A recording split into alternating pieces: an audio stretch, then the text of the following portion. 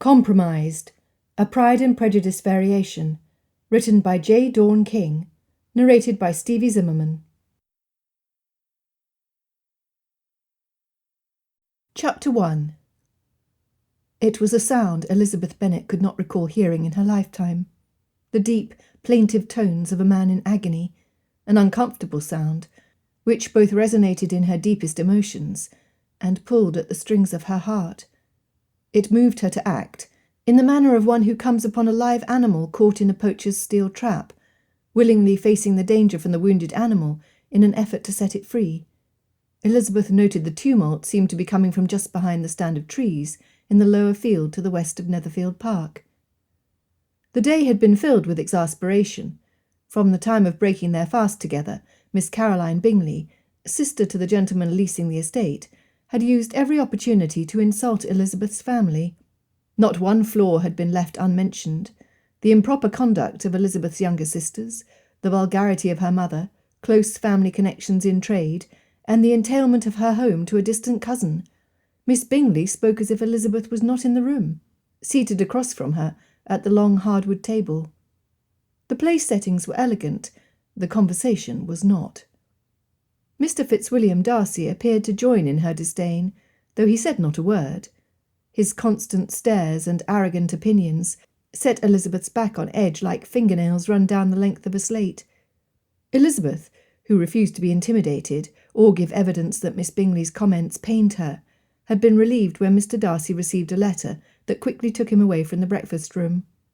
Miss Bingley's longing to follow him, not unlike a puppy who nips at your heels, was shown in her gaze following his withdrawal from the room. Elizabeth wondered what she saw in him. Certainly, he was a great man in England. From Elizabeth's perspective, it could only be his wealth and possessions that held any attraction for the woman, for he was a miserable man to have in company. Elizabeth's eldest sister Jane had fallen ill soon after her arrival for tea at Miss Bingley's invitation 3 days prior, and Elizabeth had followed her to the Bingley residence to assist in her care. Jane had shown consistent improvement, but was still worn from her illness. She had drifted off to sleep, so Elizabeth sought refuge away from the turmoil of the house and her own thoughts. She loved the countryside, finding solace in the autumnal colours, the crisp October air, and the crunch of fallen leaves under her walking boots. Elizabeth moved closer to the trees and the source of the outcry. As she approached, she was better able to discern specific phrases that repeated themselves in a chant. "Dear Lord, no. Please, no. What am I to do?" She peeked around the gnarled trunk of an old oak tree and was shocked to see Mr. Darcy. In front of her was a man broken. He must have left the estate immediately after receiving his missive, as he stood in the glen with no greatcoat, hat, or gloves to protect him from the cold. His head was raised to the heavens, with his eyes tightly shut, as if supplicating for help. His jaw was clenched tightly, and his hands were fisted at his sides. In his left hand was a crumpled letter, so tightly held that it seemed an extension of that appendage. She watched as a tear trickled down his cheek, and a rush of hurt filled her own heart at his agony. Propriety, and the fact that he had never, in their short acquaintance, shown her one morsel of consideration, demanded that she leave him to his pain. Human kindness begged her to offer whatever assistance she could provide. Kindness prevailed. So as not to startle him, she moved quietly in front of him, whispering his name softly. "Mr. Darcy?" She paused to see if he would respond. "Mr. Darcy, might I be of some assistance?" He held himself stiffly, as if any movement might cause him to crumble. There was no indication that he had heard her. She spoke a bit louder. "Mr. Darcy?" Again she waited, stepping even closer. "Mr. Darcy, can I call someone to come to your aid?" She thought of his valet, a man who would know Darcy more than any other, but could not recall if she had ever heard his name mentioned. Possibly Mr. Bingley might be the person most likely to offer help. Their close friendship was a puzzle to Elizabeth, a case of light being attracted to darkness. Mr. Bingley was the most amiable man of Elizabeth's knowledge. She was unsurprised that Jane was emotionally attached after so short an acquaintance. Jane was all that was good. She deserved a man who would treat her with that same level of goodness. By then, she was standing directly in front of him. When she called Darcy's name again, and he still did not respond, she reached out her hand and touched his right arm. He flinched in fright as he realized he was no longer alone. She watched him quickly open his eyes, and knew the moment he registered it was her. Was that a look of relief that passed over his features? "Elizabeth." It was said with not unwelcomed wonder. Never in her lifetime of dreams would she have imagined what happened next. Darcy reached out with both arms and pulled her tightly to his chest. Her own astonishment kept her from immediately reacting. By the time she did, he had bowed his head and rested his cheek on the top of her curls. She felt his body start shaking and heard his first sob, his arms tightening in an uncontrolled reaction. Elizabeth dropped the bonnet she had been holding by the ribbons to the ground and wrapped her arms around his waist, settling the side of her face over his drumming heartbeat. It was not an embrace of passion. It was succour, comfort, and ease. Neither was aware of how much time passed, or of the soft words Elizabeth whispered in an effort to calm the man. He was tall, with broad shoulders and muscled arms. He smelled of sandalwood and citrus. At one point, she felt the weight of him swaying towards her, and realized he was on the point of collapse. She would never be able to bear his weight.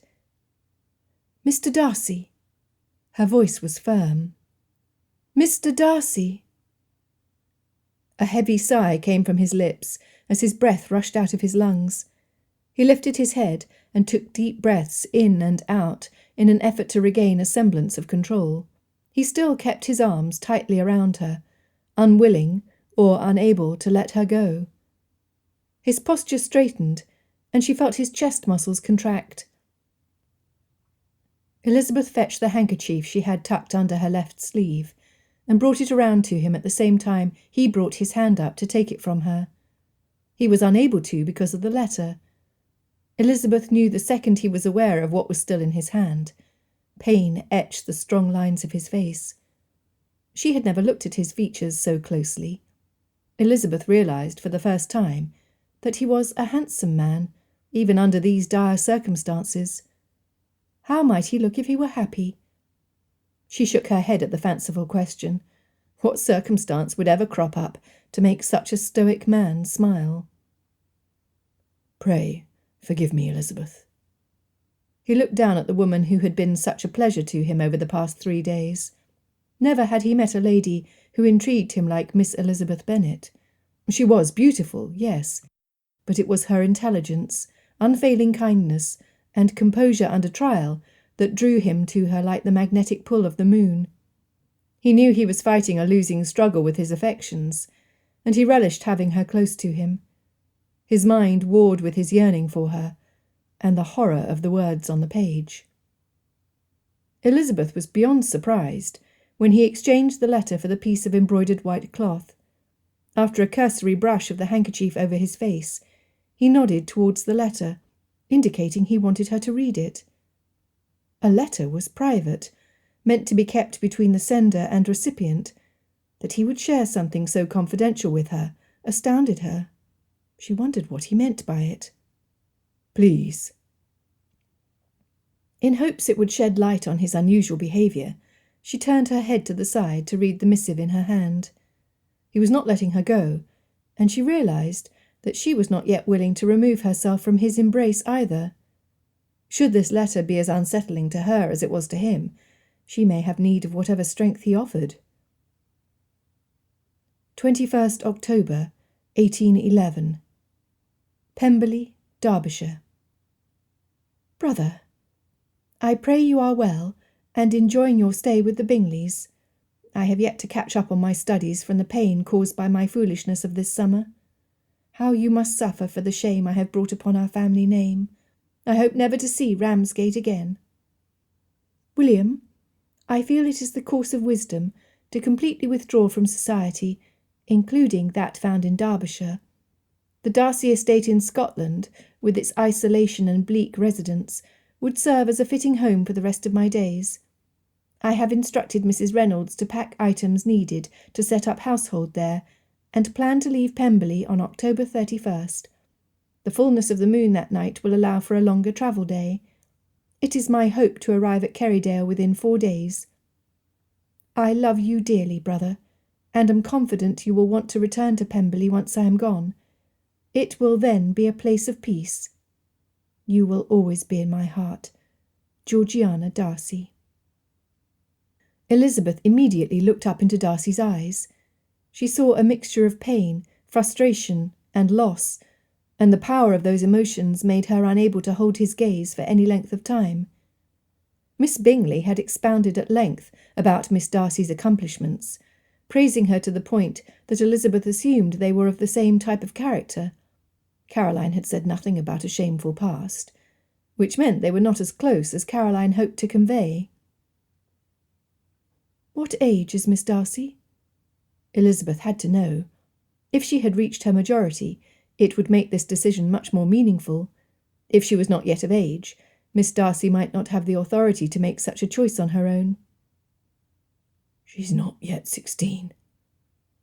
The words came out a whisper, his voice hoarse from his sorrow. Elizabeth looked up to see Darcy staring down at her, in a look she was familiar with.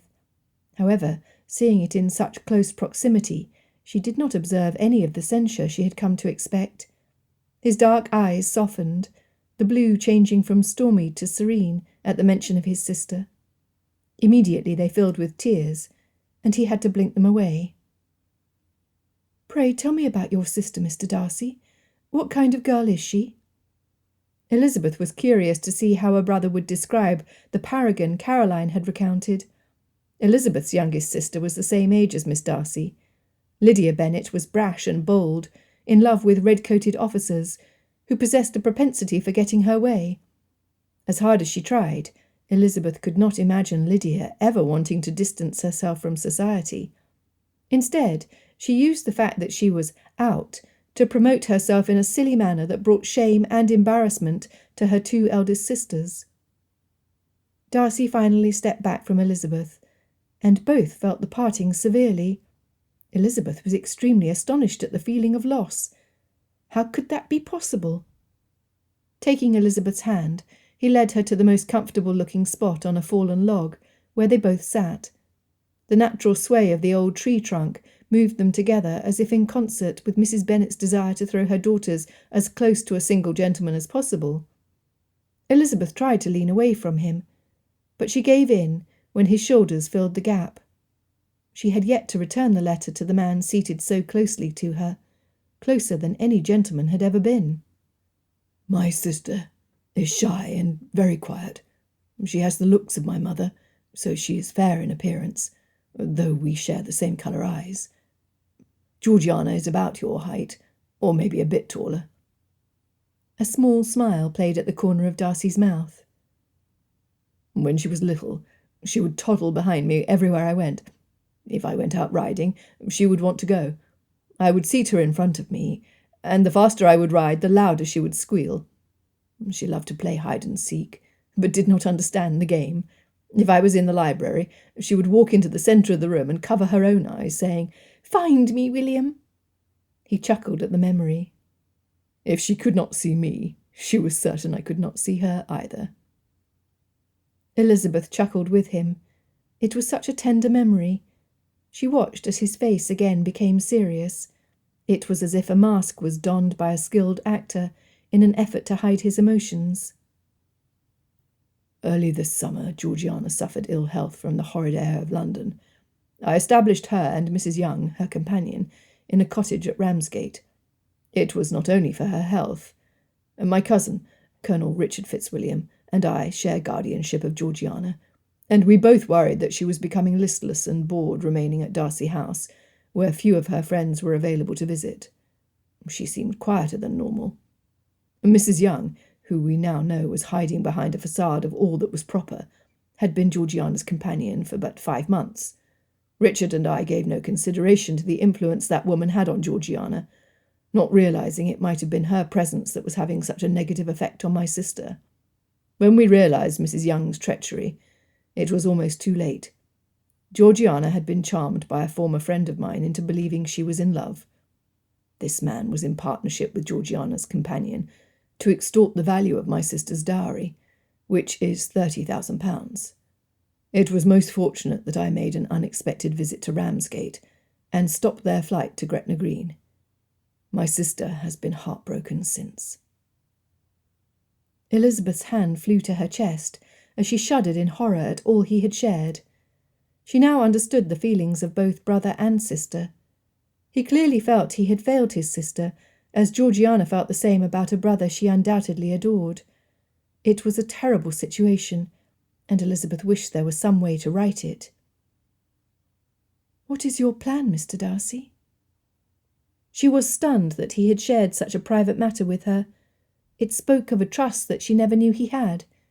She knew that nothing about what they discussed would pass her lips, but he could not possibly know that. Darcy bowed his head and clenched his hands together between his knees. "She told me before I came to Netherfield Park with Bingley that she felt her recovery would be smoother if I was not there as a constant reminder." "And how did you feel about that? Did you feel that to be true, Mr. Darcy?" These were intimate questions, and Elizabeth held her breath, waiting to see if he would answer or remind her she had overstepped. "Truthfully, Miss Elizabeth, I was devastated." It was the first time he had addressed her properly since her arrival in the glen, but she doubted he was aware of his lapse. "What do I possibly know about raising a girl? Who do I ask?" Frustration dripped from his tongue. She knew his questions were rhetorical, so she waited for him to resume. "My aunts, Lady Catherine and Lady Matlock, are only interested in using my sister as a means to draw attention to themselves and play upon the Darcy name and reputation. I would never trust either of them to put Georgiana ahead of their own interests." Elizabeth could hear his disgust. "We are a small family, with few extended family members. There is only one person I trust to look out for my sister's welfare, and that is Richard. Unfortunately, he is like me in that he, too, is unwed and is likely to remain so for the foreseeable future." "There is always Miss Bingley," she suggested, and he immediately scoffed, looking at her like she had grown an extra eye or nose. Then he grinned. "No, there will never be a Miss Bingley as mistress of Pemberley. Never." Elizabeth wondered that Miss Bingley was so completely unaware. "Mr. Darcy, a sudden thought just occurred to me." It was not her place to make any suggestions under these circumstances, yet she felt the need to try to help. She did not want him to get the idea that she was pursuing him in any way, for that would not have been the truth. For some reason, it was embarrassing her to continue. At his pleading look, she finally blurted it out. "Mr. Darcy, did you find comfort in my embrace?" That was the last question he was expecting. Certainly he had found comfort. Had she been willing, he would have gathered her even closer to his side and wrapped her in his arms, never letting her go. In her embrace, he had found a peace he did not know if he had ever felt. "Yes, Miss Elizabeth, I most certainly did." It was simply spoken, but it was said with vigour. "Then might Miss Darcy get the same benefit from yours?" As she asked, she looked him square in the eye, her right eyebrow raised in question. "I do not know. I have not held her since our father died 5 years ago. I do not know whether it would be welcomed."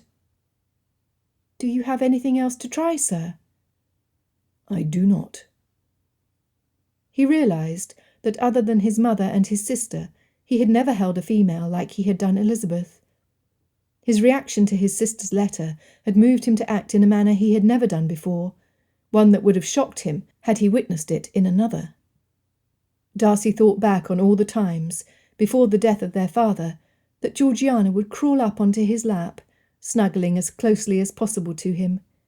He thought of the times he would pick her up and twirl her around and around, so he could see and hear her joy. She had always been affectionate. Might she miss the close contact they once had? He stood suddenly, not realizing it would unbalance the woman seated next to him. Reaching back, he helped right her on the log. "You are correct, Miss Elizabeth. Rather than withdrawing from my sister, I need to spend time with her. She needs to realize she is still as important to me as she has always been." He started pacing as his thinking became clear. "I will return to Pemberley and travel with her to Scotland. If I stay in Derbyshire, business will consume me, and we will have little time together. The winter months farther north will be harsh. Nevertheless, it will allow plenty of opportunity to draw close and learn to have confidence in each other." The faster he talked, the faster he walked, back and forth, back and forth. Suddenly, he stopped in front of Elizabeth and turned to her. "Miss Elizabeth," he began, his voice firm.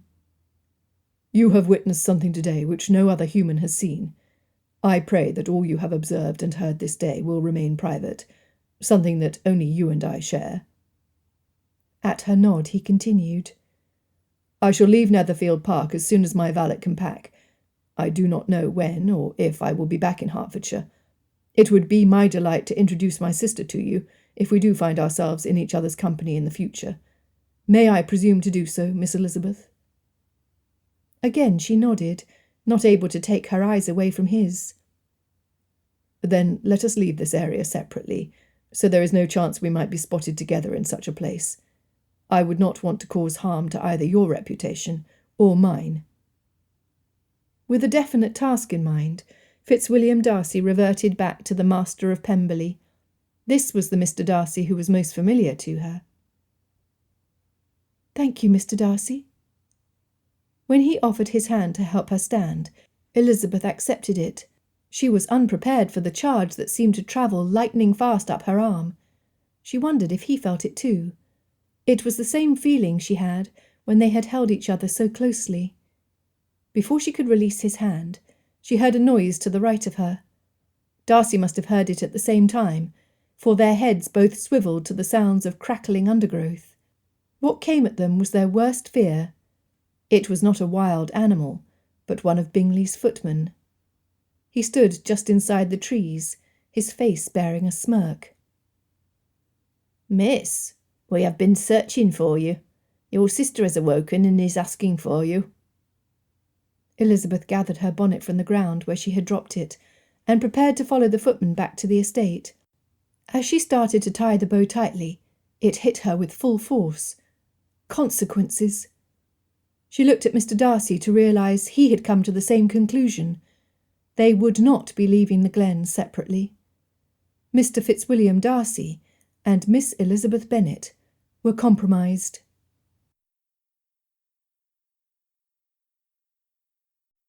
Chapter 2. As Darcy and Elizabeth walked behind the footman, they were both appalled at the events of the past few minutes. Both knew the importance of reputation. With what had occurred at Ramsgate, Darcy had to be especially aware of the consequences of just one break in propriety. Elizabeth imagined he had spent years avoiding the machinations of scheming debutantes, grasping widows, and unscrupulous mothers, and had felt confident in his ability to ferret out schemes to compromise him. His arrogance in company on the first night at the Meryton Assembly convinced Elizabeth that he was rather proud of his abilities in keeping himself separate from those he felt undeserving. That he had allowed himself to go that far with her in the glen was a testimony to his emotional state upon receiving his sister's letter. That she had allowed it testified to her putting kindness ahead of propriety. It was a decision she feared she would regret. As they drew closer to the house, Darcy reached over and touched her arm, stopping her. Miss Elizabeth, as you are most likely aware, the circumstances in which we were found do not look good for either of us. I am wearing no coat, hat, or gloves. Your bonnet was on the ground. You have my letter in your hand. We were in a secluded part of the forest for a considerable length of time. We were standing much too close, and the evidence of emotional turmoil could easily be misconstrued as passion. She immediately thrust the letter back at him, as if that would remove the compromise. How ridiculous! Too little, too late. Passion? Just the thought made her stomach start to churn. Instinctively, she covered her middle with her forearm. She knew he was right. If only there was a way out of such an arrangement. Though she did not particularly like Mr. Darcy, she knew him to be honourable. He would offer marriage rather than have his name damaged in the eyes of the ton. Elizabeth wondered at her own actions. In the glen, she had softened in her opinion of Darcy. To see him so vulnerable and pained caused her to think of him differently. Gone was the arrogance, the pride. In its place was a man who desperately needed a friend. Now she wanted to remove herself from him, to go back to an earlier time when she resented his very presence. Was there a way out that she could grasp in her small hands? Perhaps the footman could be worked on, Mr. Darcy. If he is loyal to the Bingleys, especially to Miss Bingley, it would be in his best interest to say nothing at all. Elizabeth felt hope rise in her heart. While she no longer loathed the man, she did not believe there was any possibility of felicity with him either. The thought of being forced to marry Mr. Darcy completely robbed her of her natural joy, and made her angry. Yes, she knew when she chose to go into that glen that propriety demanded she remain far away from Mr. Darcy. She also knew she could not blame him for her decision, though in the secret person of her heart Elizabeth longed to place full responsibility at his door. She was angry with herself. At 20 years of age, she too was aware of men who would try to marry themselves to a gentleman's daughter to move themselves up the social ladder. It had not happened to any of her sisters, but her friend Mary King had received that type of attention when she inherited a large sum from her uncle. Men flocked to her as they had never done prior to receiving her large dowry. If it happened to someone of Miss King's social standing, Elizabeth knew it would happen to Mr. Darcy. Would he think she was that type of woman? "I hate to be the bearer of bad tidings, Miss Elizabeth, but Bingley did not have enough household staff for his townhouse in London, so took on extra help when he moved here. The first time I set eyes on this particular footman was when I arrived at Netherfield Park. I do not imagine he is loyal to anyone, except to himself at this point. It would be highly unusual if he were." He exhaled loudly after speaking. Darcy admitted to himself that his feelings towards Elizabeth Bennet had overridden his inbred training.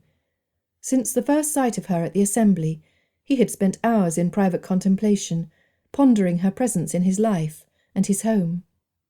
By the time she arrived at Netherfield Park to care for her sister, he knew himself to be in danger of being entrapped by her fine eyes.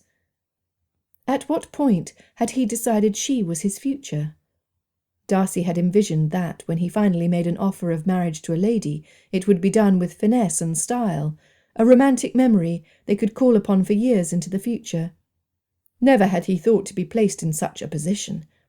It burdened his heart that he could offer such a worthy woman so little romance under the circumstances. Elizabeth looked at him and caught his eyes. They held a fierce look of resignation and then determination. She was, at that point, unsurprised when he knelt before her, balancing on his right knee. Taking her right hand in both of his, he breathed deeply before he asked, "Miss Elizabeth Bennet, would you do me the honour of accepting my hand in marriage?" "Before I give you my answer, Mr. Darcy, I have one question that I beg you to answer." "Certainly, Miss Elizabeth." She could tell he was not being condescending. His eyes never wavered from hers. "Do you believe there is any possibility for future happiness between us, Mr. Darcy?" He did not hesitate. "I do. We are both committed to the care of our family, and we enjoy spirited debates on a variety of topics. Your liveliness will help me overcome my dislike of and discomfort in social situations, and I can provide security for your family when your father no longer can. I do believe many marriages have less than that to build on, Miss Elizabeth." "Then I accept." It was done. Darcy leaned forward and kissed the back of her hand, before rising and putting her fingers on his arm. The footman had stopped just ahead of them and witnessed the proposal. Elizabeth knew he would have much to share below stairs that night. She sighed heavily as they started walking back to Netherfield Park. She had much to share with Jane as well. As soon as they arrived back at the manor house, Elizabeth went upstairs to her sister, while Darcy requested his horse be saddled for the trip to Longbourn. Elizabeth knew her father would be shocked and disappointed in her. She had long been his favourite, and he knew to expect exceptional behaviour from his two eldest. That he could not say the same about the three youngest was a matter of contention between Elizabeth and her beloved parent. She only hoped he would listen to Darcy, and realised their compromise was a matter of circumstance rather than a lack of moral character. It might have been better for her to accompany Mr. Darcy, yet he had not asked it of her. Elizabeth refused to fret over what she did not know. When would the wedding be? What would her new sister think when she heard her brother was to take a wife outside their circle of society? What of the two aunts he had mentioned? She could not believe they would be pleased with the circumstances. Would they still travel to Scotland? Would she make a fitting mistress of Pemberley? Would they find happiness, or, at the least, contentment in their marriage? So many questions. No answers would be forthcoming until Darcy returned from her home. "Mr. Darcy offered for you? You have accepted him?" Jane was flummoxed. From the first night at the Meryton Assembly, she knew Lizzie's feelings towards the gentleman. When her sister had told her of Mr. Darcy's comments about her being only tolerable and not handsome enough to tempt him, Jane had wished the words unsaid. She dearly loved Lizzie, and did not understand why Mr. Darcy had not as well. "Yes, Jane." Elizabeth was seated on the side of Jane's bed, and had just finished relating the goings-on of the past hour. "He has gone to Papa to request his blessing." Elizabeth sighed. This was not how she imagined her great romance would be. She had imagined long exchanges of ideas, and devoted looks, tender caresses, and time to rejoice in the process of courtship and an engagement. She would recite beautiful poetry, and she would stitch his initials on large linen handkerchiefs. They would plan their life together, and talk of their future with longing. Joy would fill their house, along with the happy sound of children. The reality of her situation was that Mr. Darcy would need an heir. What great man did not? As unfamiliar with the process as most maidens were, she knew it involved a closeness that would be shocking to her girlish sensibilities.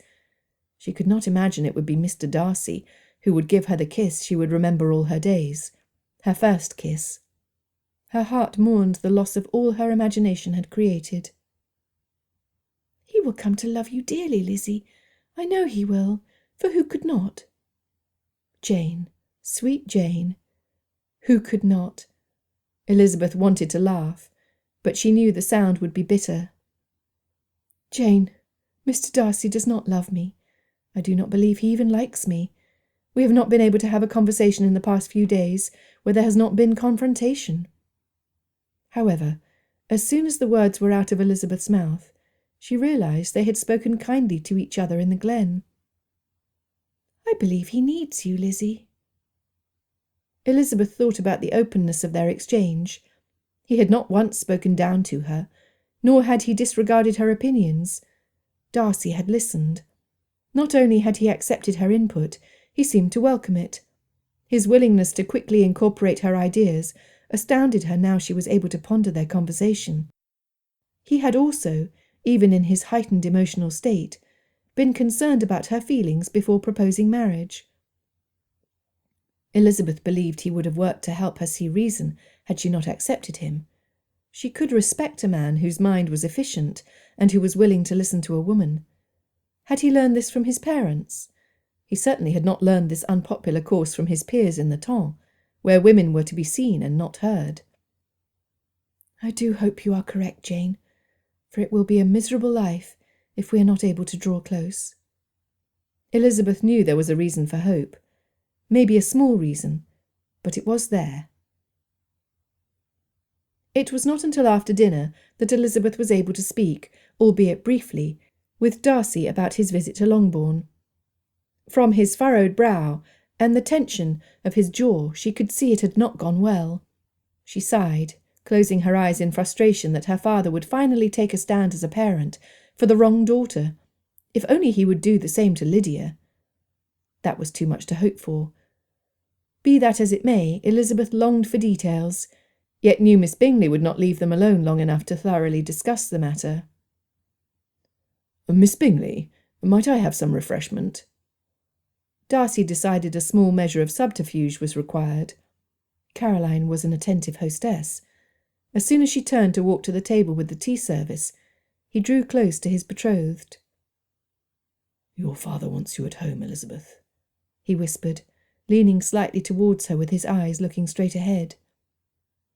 "Surely not?" "When I explained that Miss Bennet still needed care, he offered Miss Mary as your replacement." Darcy took a breath. "I refused." Elizabeth looked at Darcy closely, knowing all that had happened today, and her heart was moved. "I am sorry, Mr. Darcy," she whispered. He leaned closer to her, his deep baritone voice soft enough she had to lean towards him as well. "You have nothing to be sorry about, Elizabeth. In the end he gave his permission, though we do not have his blessing. It is enough."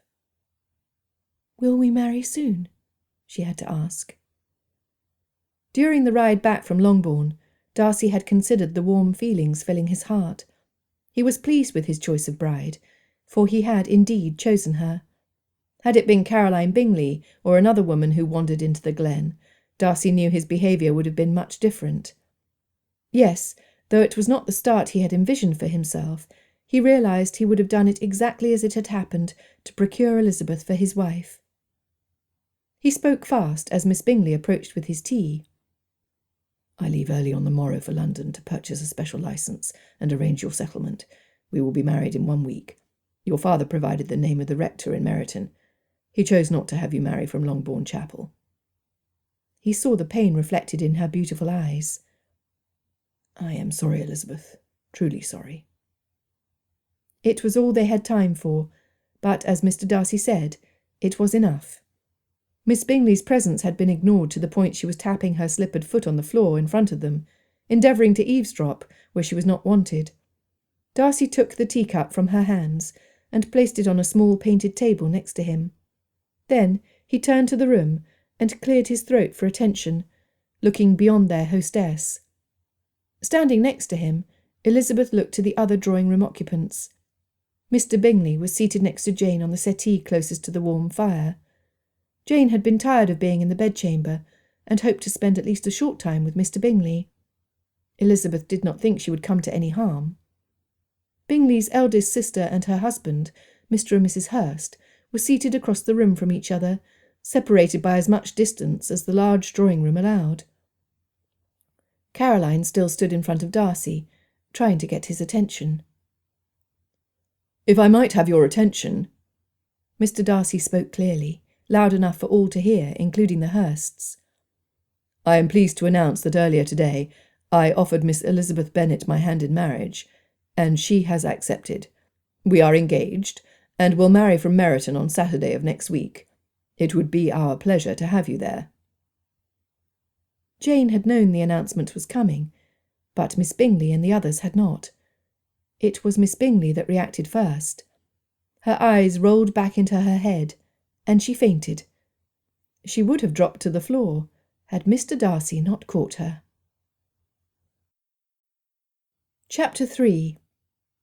The turmoil in Elizabeth's mind kept her awake during most of the night. She had slept in Jane's room, though her sister's health was much improved. As the dawn broke over the eastern sky, Elizabeth gazed out the window to freedom. Freedom from her thoughts, and freedom from circumstances that left her feeling decidedly unsettled. Once the countryside beckoned with the siren's call, Elizabeth soon had her coat pulled firmly around her and her gloves tight on her hands. The morning was holding on to the cold of the night with a fierceness that flaunted the ineffectiveness of the sun's rays.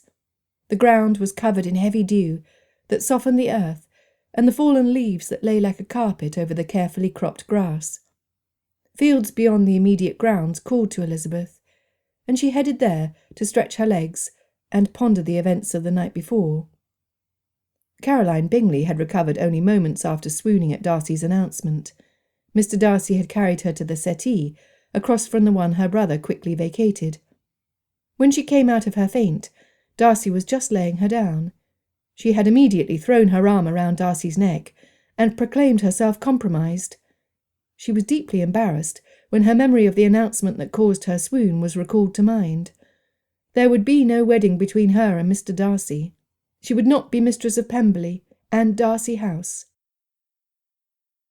Elizabeth chuckled as she remembered the look on Miss Bingley's face as Mrs. Hurst and Mr. Bingley tried to console her.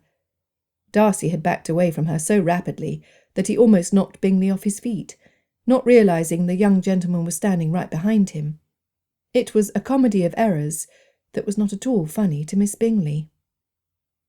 Elizabeth wondered if Mr. Darcy had spent his night in restful slumber. Hearing a noise behind her, Elizabeth looked back to see him approaching. When he came close, she no longer wondered. Dark circles were under his eyes, his cravat was barely tied, and the waves of his hair were already curling tighter in the damp air. He looked wild, unkempt. It was the most attractive she had ever seen him. "Mr. Darcy?" She gave him a small curtsy to his bow. "Elizabeth." He came alongside her and offered his arm. "I was hoping to walk with you this morning. We have much to discuss." As she took his arm, Elizabeth nodded in agreement. "I believe we both spent much time in thought during the night, Mr. Darcy." "We are engaged to be married, Elizabeth. Might you call me Fitzwilliam, or William, as Georgiana does?" His comment was short, like he was upset that she had not assumed she had the right. Elizabeth looked at him more closely and could see a small muscle flexing above his jaw.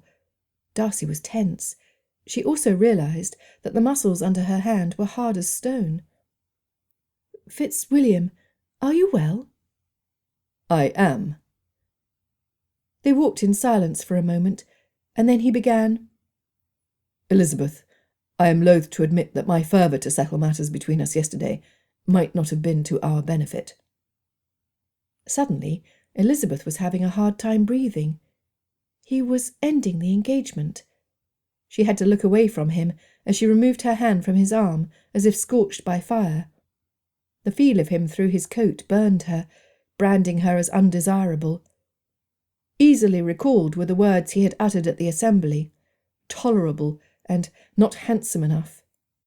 Fanny Bennet had long proclaimed her second daughter as far less pretty than Jane or Lydia, that a gentleman would never be prevailed upon to offer for her because of her intelligent mind and lack of good looks. As her mother's least favourite daughter, Elizabeth had assumed, apparently incorrectly, that it was an insult meant to hurt rather than reflect accurate truth. Now she was unsure, and the thought hit her like a blow to the midsection, knocking the air completely from her. Tears of disgust at her own arrogance pooled in her eyes as she turned away from him. Elizabeth bent at the waist, certain she would be sick. What was she to do? Her reputation would be in tatters if the footman gossiped with the rest of the staff. Word of a maiden's ruin at the hands of a gentleman was the thing novels were written about. It titillated the senses and fired speculation of the worst sort. Unless she left Hertfordshire, it would affect the ability of her sisters to remain in local society. Mr. Bingley would not offer for Jane, which would make her responsible for the heartbreak of a most beloved sister. "Elizabeth!" Darcy looked on in horror. He rethought his words and could not understand her reaction. Surely she must have thought on matters as he had and come to the same conclusion. Besides her sparkling eyes, it was her intelligence, her cleverness, which had made her so appealing to Darcy, like no other woman of his acquaintance.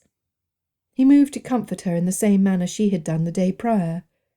Wrapping his long arms around her trembling body, he held her tightly against his chest, whispering soft words of endearment to her, words he did not even know he knew how to use. "Pray, Elizabeth, tell me how I can help you. What has happened to cause you such distress? I will do all within my power to vanquish our enemy. Was it Miss Bingley? Did she continue with her unkind words? Just one word from you and I will cut her forever. She will never be welcomed into our homes, never." The conviction of his utterance finally penetrated her turbulent fears, and the offer of his protection was the sweetest melody to her heart. Our enemy, our Holmes. He was not breaking the engagement. She let out a gasp and grabbed him tightly around his waist, pulling herself to him. When had the idea of marrying him become something she desired? She had to be sure of his intentions. William? Yes, dearest. The phrase now flowed easily off his tongue. Do you still want to marry me? The sound of her voice was soft. She was unaware they held a pleading tone, like a child hesitant to ask for another sweet, confident it would be denied. For a certainty I do. He was bewildered. Elizabeth, what is this about? She could feel him pulling back from her to look at her face, to see her as she answered. Elizabeth, rarely without words, kept her face buried in his chest. She shook her head back and forth, as far as she was able, without relinquishing her hold. Elizabeth? Could it be? Did you think I had changed my mind about our marriage? She quickly nodded her head up and down, causing her bonnet to tangle in the top button of his coat. Elizabeth felt his hand fumble under her chin for the ribbons. Feeling a gentle tug, her ribbons were freed, and so was her bonnet. She was grateful. My dear, I only meant to discuss the date of the wedding, not whether or not it would take place. Oh! It came out a squeak. It was that noise that brought Elizabeth to her senses. She was not her mother, though it sounded like it. Taking a deep breath in and letting it out slowly, she asked, What is your reasoning for a delay, Fitzwilliam? When she looked up at him, Elizabeth saw the small smile that appeared as she uttered his name. It was a good beginning to their conversation. My thinking was that rushing to the altar would give confirmation to the speculators that our compromise was much more,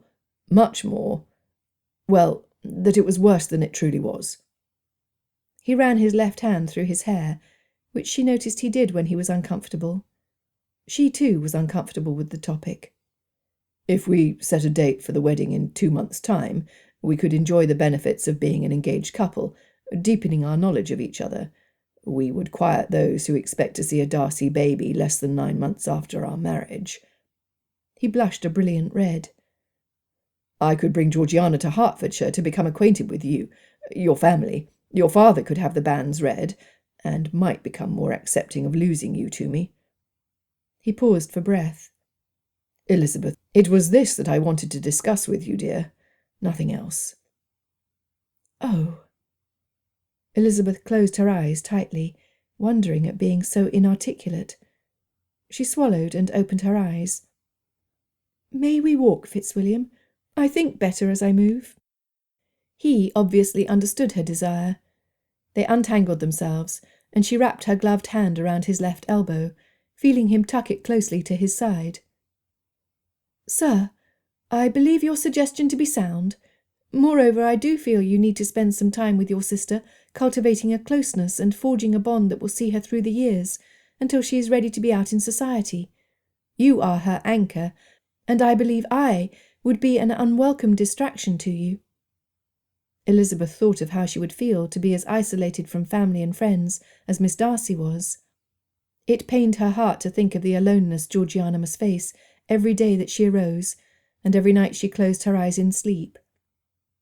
Please, say you will make the effort to do this. This stopped Darcy in his tracks. He knew little about the desires and habits of an engaged woman. What he did know was it was looked upon as an opportunity to be squired by her betrothed to social occasions, to plan for the future, and to become more knowledgeable about her future home and responsibilities. That Elizabeth would sacrifice this time for a young lady she had never met warmed his heart and increased his confidence in his decision. You would allow this, Elizabeth? The intensity of his eyes reflected the depth of his feelings. She was mesmerized at the sight. How could she not have known he was a gentle man, one who would respect her opinions? Elizabeth had long been proud of her ability to read people, to study characters, and be confident in her first impressions. Yet with this man she had been wrong. So very wrong. Yes, Fitzwilliam, this I will allow. She gifted him with a smile, so he would know this came from the heart, that there was no hesitation in her agreement. He responded with a wide smile of his own. Dimples. Elizabeth. He breathed her name before he stepped closer. Reaching towards her with his right hand, she again moved into his embrace. Lifting her chin to be able to gaze into the crystal-clear blue of his eyes, she sank into their depths as he lowered his mouth to hers. Her first kiss. Magnificent.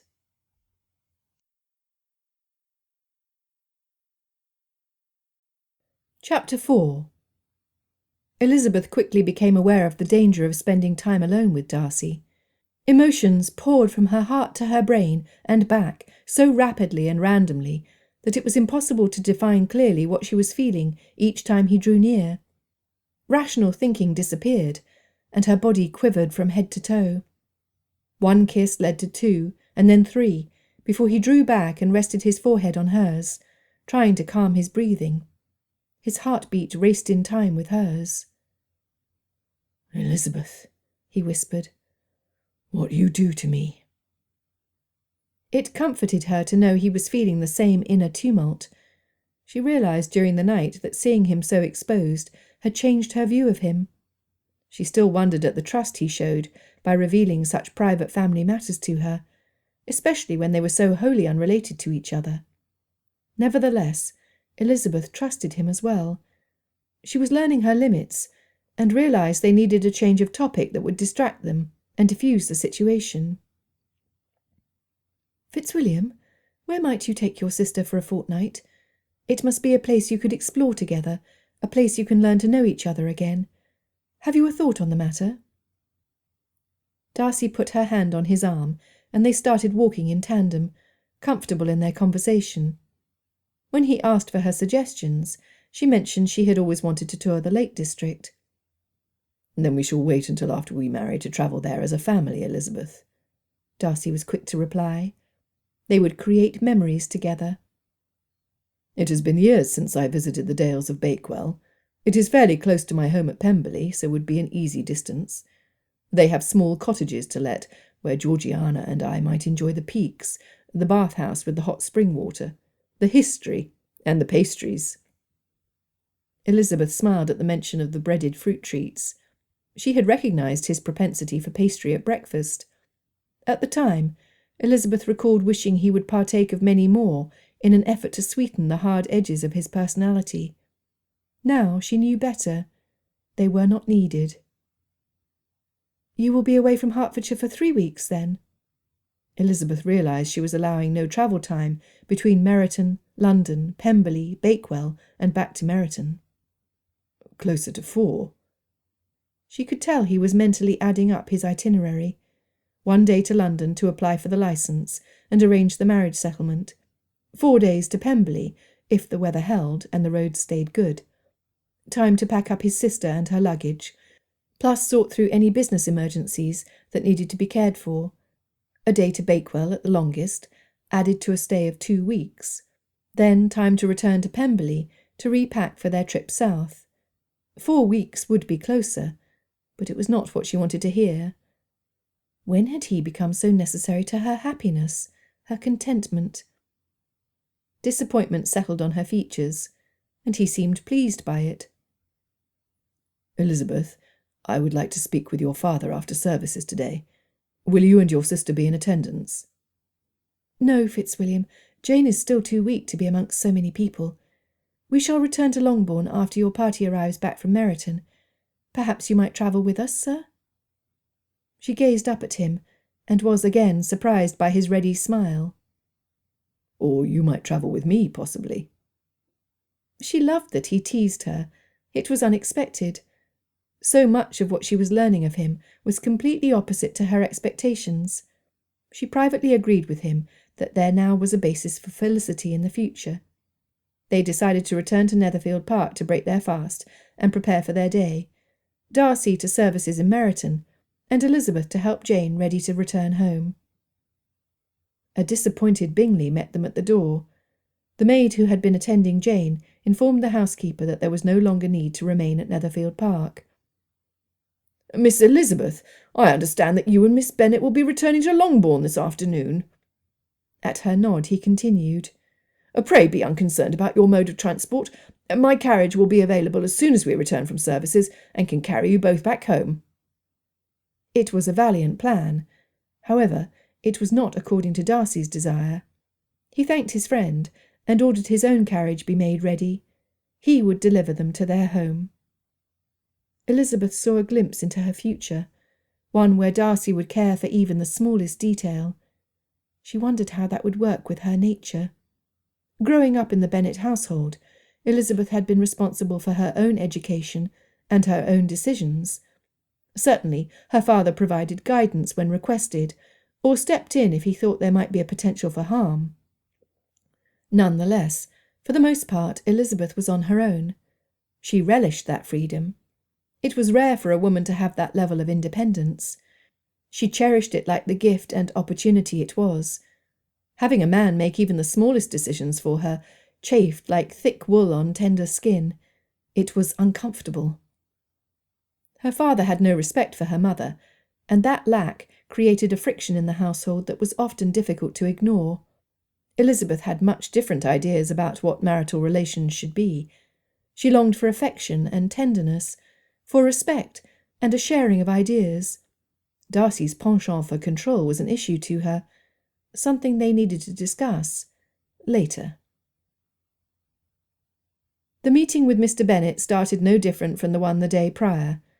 Mr. Bennet was angry that such a man had taken advantage of his Lizzie, and he was unwilling to extend forgiveness, especially in view of the fact that it had not been sought. Elizabeth stood outside her father's study, easily able to hear the rumble of deep voices from within. Neither man was willing to budge or to listen. Elizabeth balled her fists at her sides as she paced back and forth in front of the door, frustrated that two such intelligent gentlemen were acting out of pride and stubbornness. Without thinking of the consequences, she opened the door and walked in. Her father was seated in his worn leather chair behind the desk, looking out the window, his back turned to the door. Darcy rested his arm against the fireplace mantel, his appearance deceptively relaxed. Elizabeth noted his breathing was shallow, and realized he was striving to contain his ire. She rolled her eyes at the two men she most admired. "Father, Mr. Darcy, might I be involved with your negotiations?" She rarely addressed her father by so formal an appellation. He raised his eyebrow at her as soon as the word left her mouth. Mr. Bennet cleared his throat, but he said nothing. There would be no negotiations where silence reigned. At least he turned back from the window and faced her. Mr. Darcy had moved to stand at her side as soon as she entered the room. A look of displeasure crossed her father's face. Elizabeth knew that look, though it had rarely been given to her. Elizabeth moved around the desk and knelt at her father's feet. She knew he loved her. He was not one for outright expressions of his feelings, yet he demonstrated it in so many subtle ways. She was unsurprised when he sat forward and caressed her cheek with his large hand. "Papa!" Elizabeth gazed up at him, undistracted by the familiar wiry grey and white eyebrows that stuck up at every angle. "Papa, what would you have me do?"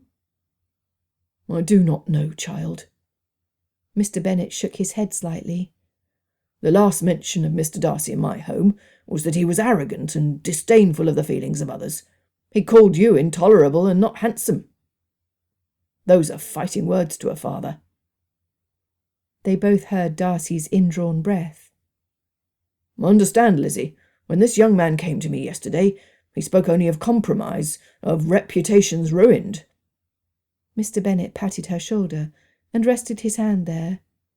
"Dear girl, how could it not anger me and hurt my heart to know you would be tied to such a man for a lifetime?" He patted her shoulder again. "I understand his wealth and power, Lizzie. It often gives young men leave to arrogantly believe the universe centres around only them. You have been my world, child. To give you, willingly, to a man like Mr. Darcy is unconscionable.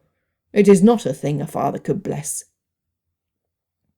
Elizabeth looked quickly to see Darcy's reaction to the harsh words. His mask had reappeared, and was firmly settled on his face. She understood her father, as she herself had those same feelings about the man only 2 days prior. However, so much had changed. He was not the man he presented himself to be. The man behind the mask was wonderful. "Papa, I understand why you speak so." She heard a sound from Darcy similar to the one she heard in the glen, and realised the pain her words caused him.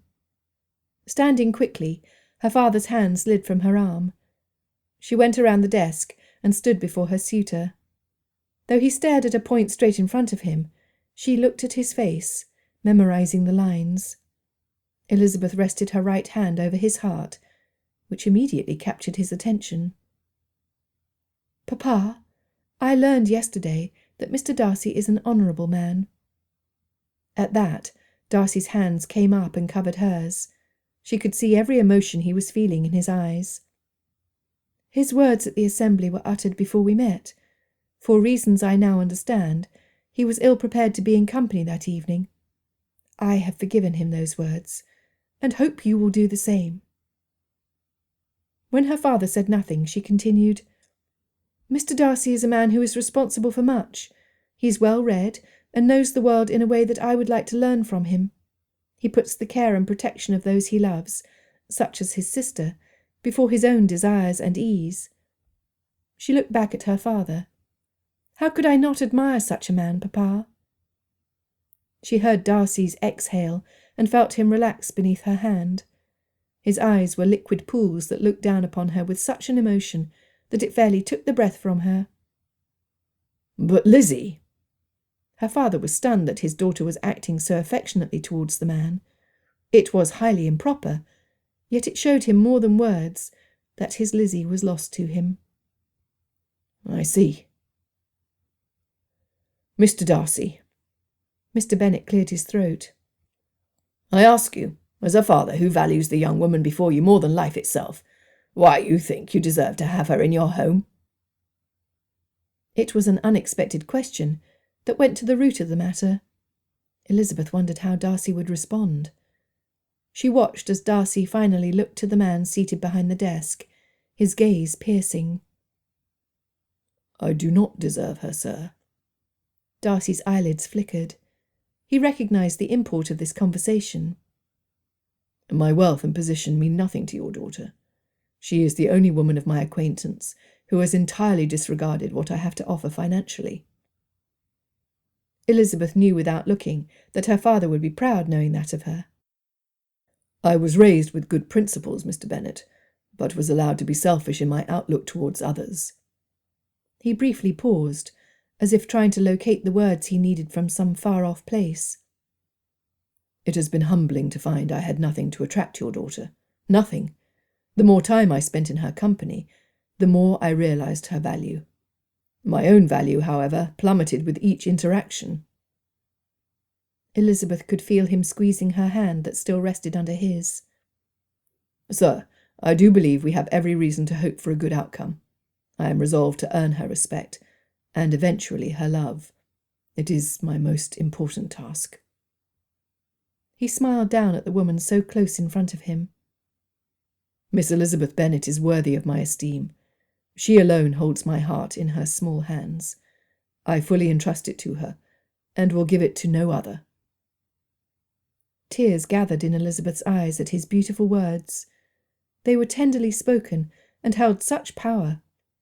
Stepping closer, no longer remembering her own father was in the room, she wrapped her arms around Darcy's waist and laid her cheek where her hand had just been. The steady beat of his heart was a welcome rhythm as she closed her eyes and thought deeply on his expressions. "Fitzwilliam," she sighed. Mr. Bennet knew his Lizzie to be a young woman of strong passions. Until this moment they had been channelled to learning all she could of the world. As a father, his greatest pleasure had been guiding her and helping her along. To see the young couple thus, flagrantly flaunting every rule of propriety to find comfort in each other's arms, spoke of a devotion unknown to him, that portended their future happiness. "I give you my blessing," You may wed in 2 months' time. What else was a father to do?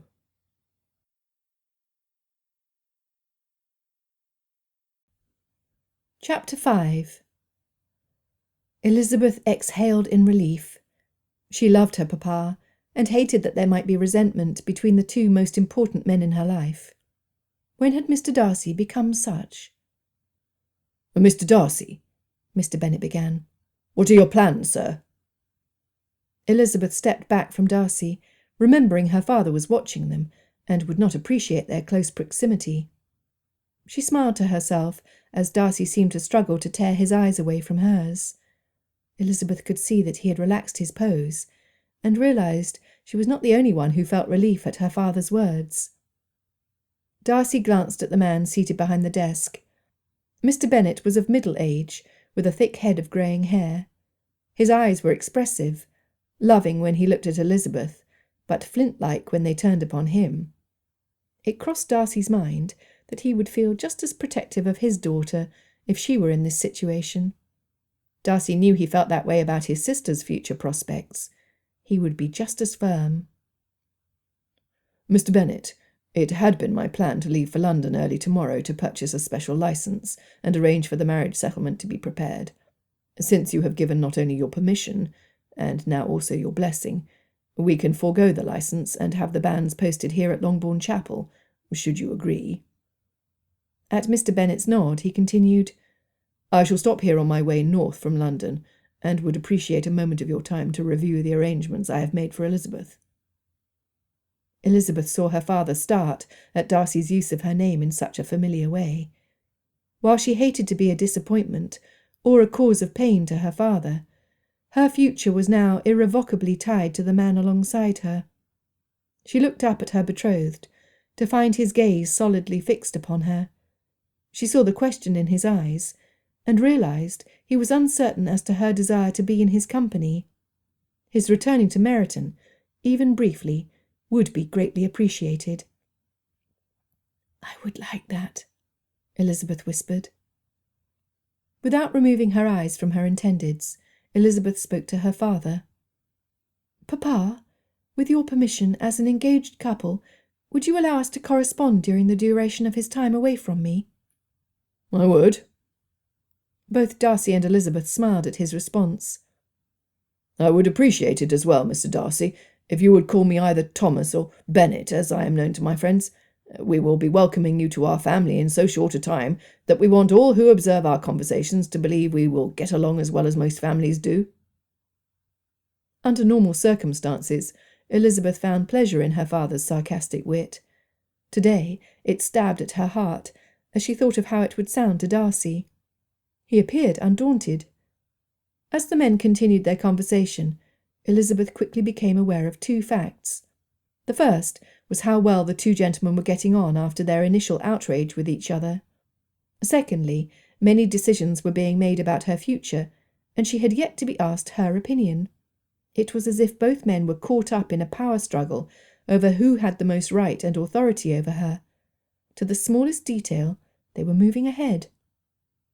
Elizabeth had noticed Darcy's propensity to issue orders and his expectations of immediate obedience. It was exasperating her more and more the longer she listened to the two men. Thomas Bennet had known since her infancy that Elizabeth did not like to be told what to do. It often took little explanation to adjust her thinking or move her to action. When pushed, obedience came first, but an explanation always quickly followed.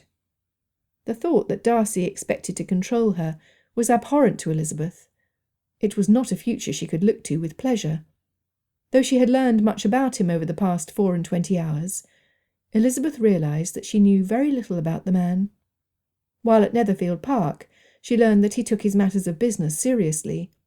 He also displayed loyalty to his close friend, Mr. Bingley. Darcy did not welcome the attentions of Miss Bingley, not flirting or including her in private conversations. What she did not know was how he went about making business decisions, and what motivated him in his choice of friends. The more thought she gave to Mr. Fitzwilliam Darcy, the more her anger started to simmer. Elizabeth? Lizzie? The men's voices interrupted her thoughts. Suddenly, she became aware that the men had stopped their conversation, and both were looking at her in question. "Pray forgive me. My mind wandered." She looked to her father, not wanting to face the man she was upset with. "How may I be of service?" Mr. Bennet was easily able to read the expressions that had crossed his daughter's face. He knew she was worked up over something. What it was, he could not tell. "Darcy and I were discussing your wedding clothes. We were attempting to decide whether the fabric and lace could be procured in Meryton or would require travel to London." "Lace!" Elizabeth was horrified. She could not keep her voice from rising, and felt the flush of red creeping up her neck. "You gentlemen were discussing lace?" Darcy was puzzled. He had thought Elizabeth would be grateful when so many of the wedding arrangements could be made without the interference of Mrs. Bennet. It was no hardship to imagine Elizabeth's mother fluttering about, unable to come to any firm decisions. He thought to save his betrothed unnecessary anxiety. He could hear her breath hissing in and out between her clenched teeth. When her hands moved to her hips, he recognised a stance his mother had used when he had done something wrong as a child. Certainly, it was not he who erred. Poor Mr. Bennet! It looked as if he was in for a tongue-lashing. His relief that her anger was not directed at him was temporary. "Pray, help me to understand." Elizabeth glared first at her father and then her husband-to-be. "You were discussing my trousseau for what purpose?" Darcy pulled at his collar, which had quickly tightened to the point of discomfort. When Elizabeth did not break eye contact with him, he swallowed, trying to buy time. If he were completely honest with her, there was a great risk she would be angered at his assumptions he had made about her mother. It was her mother, after all. If he was less than honest, he had a strong feeling she would find out somehow, and her ire would grow exponentially. His own honour would not allow anything other than the truth. However, before he could speak, Mr. Bennet did. "Lizzie, why are you upset?" She could see that her father was truly puzzled. "Darcy and I were endeavouring to make your way easier." He shrugged as he finished, resigned. "I will tell you, father." She looked to both men, completely frustrated. "Mr. Darcy will be gone from Hertfordshire for at least the next 4 weeks. During that time I will have plenty of opportunity to plan the wedding of my dreams. I will hire a white carriage with 4 white horses, have a gown spun of golden thread, and find a travelling band of gypsies to play lutes and drums as I walk down the aisle. I will have 8 ladies in waiting, with 6 young girls walking ahead of us, carrying baskets filled with pink rose petals to scatter in front of me. I will arrive at the chapel on the back of a silver unicorn, with a bridle made of sunbeams. We will serve the fattest hens, the plumpest fish, and the ripest fruits at my wedding breakfast. And when it is over, I will dance until my shoes are merely threads, and I have imbibed freely of champagne to the point that I completely forget that I will be Mrs. Fitzwilliam Darcy for the rest of my life." The looks of horror were plain on both their faces, until they were able to absorb her words. Mr. Bennet realised his daughter was making a point, letting them know they had overstepped. Darcy had no such understanding. He could not discern whether or not she was serious about such fanciful plans. A white carriage and horses could most likely be procured for a large sum of money, which he had. The rest of the items were beyond his ability to obtain. Surely she was not serious. When neither man spoke, Elizabeth bobbed a curt curtsy and walked out of the room, closing the door with firmness. Marching up the stairway to her bedchamber, she closed that door as well with a resounding thud. Darcy stood in front of Bennet's desk, stunned. What had just happened? Where had those wonderful qualities gone that he had been so attracted to? Reasonableness? Intelligence? He shook his head, as if that action would clear the fog that had crept into his brain during Elizabeth's tirade. It served to make nothing clear. He was surprised when Bennet started to chuckle. "Darcy, my man!" Bennet slapped his knees and rose from his chair. "I believe we've earned a bit of brandy for surviving that assault." He poured a small amount into 2 glasses. Darcy drank, with appreciation of the quality of the liquid. French. You might as well run along, Darcy. I sincerely doubt my daughter will show her face until she settles down, which might take a while." Bennet patted him on the shoulder as he came alongside him. "We were put in our place, were we not? Lizzie's right. We had no business involving ourselves into what are traditionally the responsibilities of the ladies of the household." Darcy finished his drink. He hesitated to ask what was on his mind. Nonetheless, he felt he had to know. "Do you believe she was serious about the horses and carriage? Is that something I should look for while I am in town?" Bennet slapped him again on the shoulder and laughed aloud. "Son, you have a lot to learn about women. A lot to learn." Darcy indeed left Longbourn without seeing Elizabeth. He was surprised at his level of disappointment. Before he climbed into his carriage, he looked up to the floors above, in the hopes of catching a glimpse of his betrothed in one of the windows. Again he was disappointed. Tapping the roof of the coach, it slowly pulled away from the Bennet estate. Darcy wondered what he could do to heal the breach that his clumsy attempts to help Elizabeth had caused. He could think of nothing. He certainly would not ask Miss Bingley or Mrs. Hurst. For the first time in a long time, he wished his mother was seated across from him. He needed her wisdom and her care. It was not to be, no matter how hard he wished it. Blowing out a puff of air, the carriage pulled onto the main street of Meryton on its way to Netherfield Park. Darcy was lost in his thoughts, and did not see the man standing in the doorway of the pub. George Wickham recognised the Darcy crest, and wondered what his old friend and nemesis was doing in Hertfordshire, and who he had been visiting at Longbourn village. Wickham decided it was the course of wisdom to find out.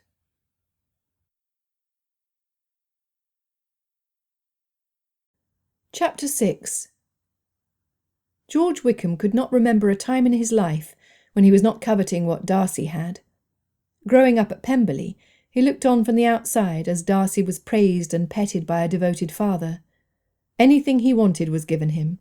At least, that was how it seemed to Wickham. What George Wickham chose to overlook were the many tasks young Darcy had responsibility for, the high standards he had to strive to reach. Mr. Darcy, Fitzwilliam's father, had encouraged friendship between the two boys as they were the same age. He felt George's outgoing personality would help his quiet son to be less reticent. It was during the early adolescent years when Wickham began to feel the disparity between their stations. Wickham was the son of Pemberley's steward. Darcy was the heir. Wickham had a comfortable life. Darcy's life was luxurious in comparison.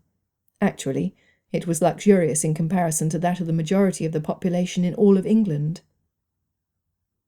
"Why are you looking so hard at that coach, Lieutenant?" Mr. Denny had been acquainted with Wickham for fewer than 2 days. He recognised the newest enlisted officer had charm, and decided almost immediately upon introduction to attach himself to him.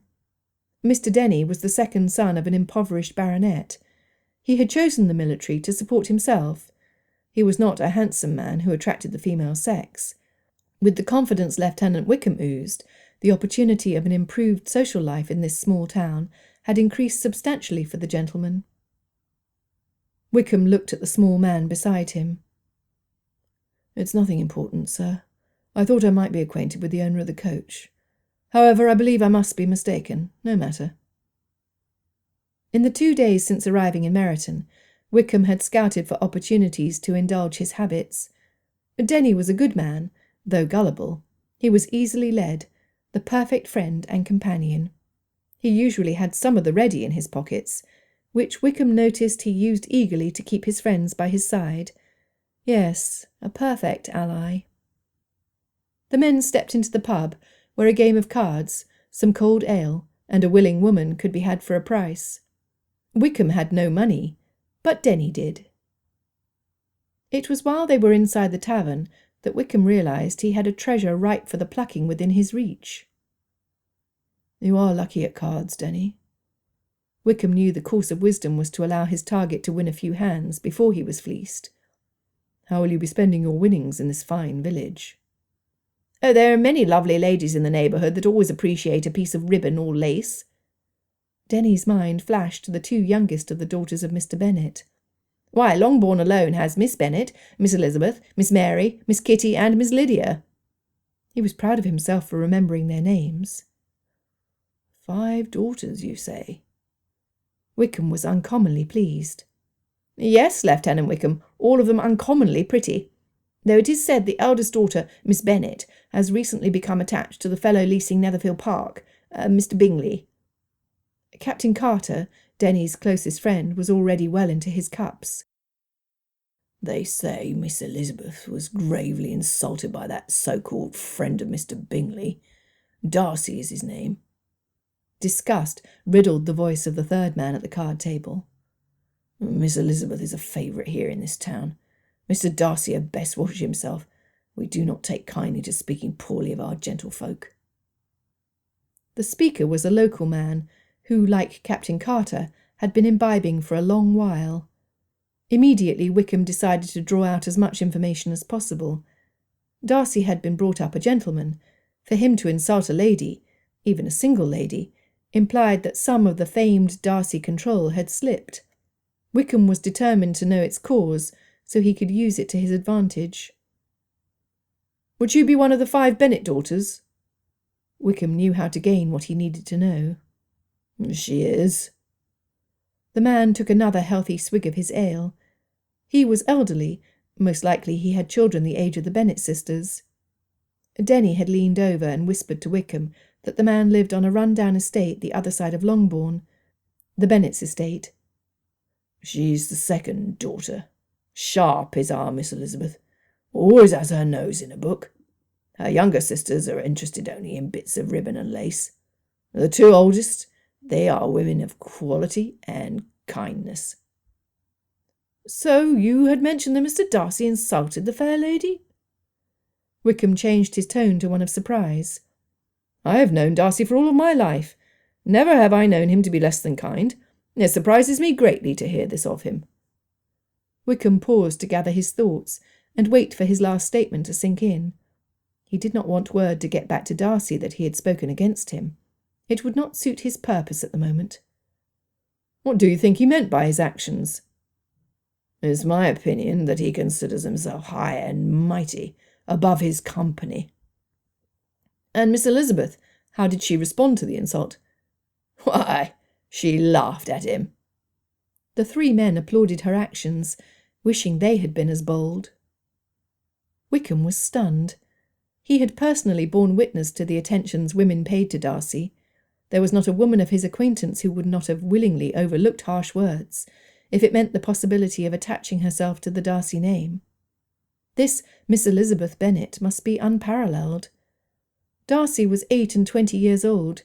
Surely he was looking for a mistress for his properties. A young woman, gently born, possessing beauty, poise, and intelligence would appeal to Darcy, especially one who did not fawn over him. Wickham chuckled to himself. He knew that above all things, Darcy welcomed a challenge. A woman like that, well, Darcy would see it as a dare, as throwing down the gauntlet, demanding action. He may not have been in close company with him since Darcy's father died. Nevertheless, he knew his old friend. He also understood that what Darcy would not welcome was finding out George Wickham was in Meryton, and that George Wickham had every intention of befriending Miss Elizabeth Bennet. Elizabeth remained in her room for almost an hour after Darcy departed Longbourn. Her mind battled between anger and disappointment with both her future husband and her father. Lace! Females had little, if any, control over their lives, yet Elizabeth had been allowed to make many decisions for herself. Thinking through the blessings of this freedom, she also realized it was a malediction. Knowing her own nature, she realized how easily discontentment with her circumstances would grow under the control of a domineering man. Yet Darcy had proved that he was willing to listen to her concerns and worries, and that he would take into consideration her opinions. Elizabeth suddenly realized she was being ridiculous. While she was upset with Darcy for making decisions for her, she recalled the multitude of times she had wished her father would take control of his household, making decisions and holding firm to them. Was there a happy medium? It was not long before Elizabeth heard her mother's voice raised to such a high pitch that the safety of the windows was threatened. Apparently she had just been informed of the engagement. Elizabeth smiled. For the first time in many years, Mrs. Fanny Bennet would be pleased with her second daughter. Well, since Papa and Darcy would not be designing her wedding clothes, she ought to allow her mother to get started. Elizabeth smirked to herself at the thought of the fastidious Mr. Darcy sharing opinions with her mother about fabrics and trim. By the time she walked into the drawing-room, Elizabeth's smile reached from ear to ear. Fitzwilliam Darcy had never wanted a meek woman by his side. He certainly would not describe Miss Elizabeth Bennet as reticent, not in any sense of the word. As the carriage proceeded to Netherfield Park, he chuckled to himself, considering the future would be filled with opportunities to learn about each other and from each other. His intended was a young woman of decided opinions. Certainly, he wished he had more of an understanding of how females attain certain ideas. It frustrated him that he did not. If he could understand the way a woman's mind worked, it would not only help in his marriage, it would assist him in his care of Georgiana. It unsettled him to remember how quickly Elizabeth had gone from offering him tender comfort to wanting no part of him. He was still unsure what exactly had happened. In fact, he was completely confused. He honestly thought it would please her for him to help lighten her load. Darcy rubbed his hand over his face and huffed out his breath. Even though many years had passed, he recalled seeing his father walking away from his mother, shaking his head. With unerring certainty, Darcy knew in his heart that his own mother and father had been in exactly the same position. What had worked for his father? Darcy racked his brain. Nothing. If and how his parents had found the solution to their misunderstandings, Darcy was completely unaware. By the time he arrived at Netherfield Park, he had made a decision. Briefly greeting Bingley, he begged forgiveness for retreating to his rooms, and bypassed the others in the household. He had a letter to write. The next evening, Elizabeth and the rest of her family gathered at her uncle and Aunt Philip's house for an evening of cards and music. Having received Darcy's missive late the evening before, she was in a much better mood.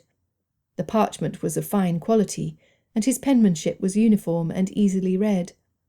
Elizabeth smiled as she pondered the time he must have spent deciding exactly which words to use to clearly express his feelings.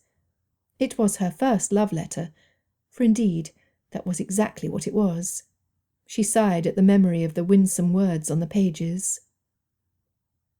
My dearest Elizabeth, if you are angered still, if I have in some way hurt you, I beg your pardon. It was my intention of being of service to you.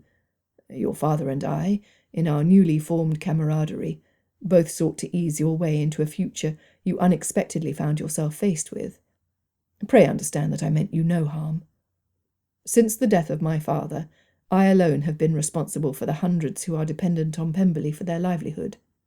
My own beloved father rarely delegated to others, and I realize today that I have followed in his footsteps a bit more closely than I had thought. My excellent father was a good, though not perfect man. He had failings like every being, including myself. I shared my greatest failing with you the morning I asked for your hand. The blame for the calamity that befell my sister rests solely on my shoulders. In no way do I excuse myself for that failing. With time, effort, and your loving assistance, Elizabeth, I will endeavour to be moulded into a husband you will long to have by your side each day of the rest of your life. I commit my whole heart and soul to your happiness.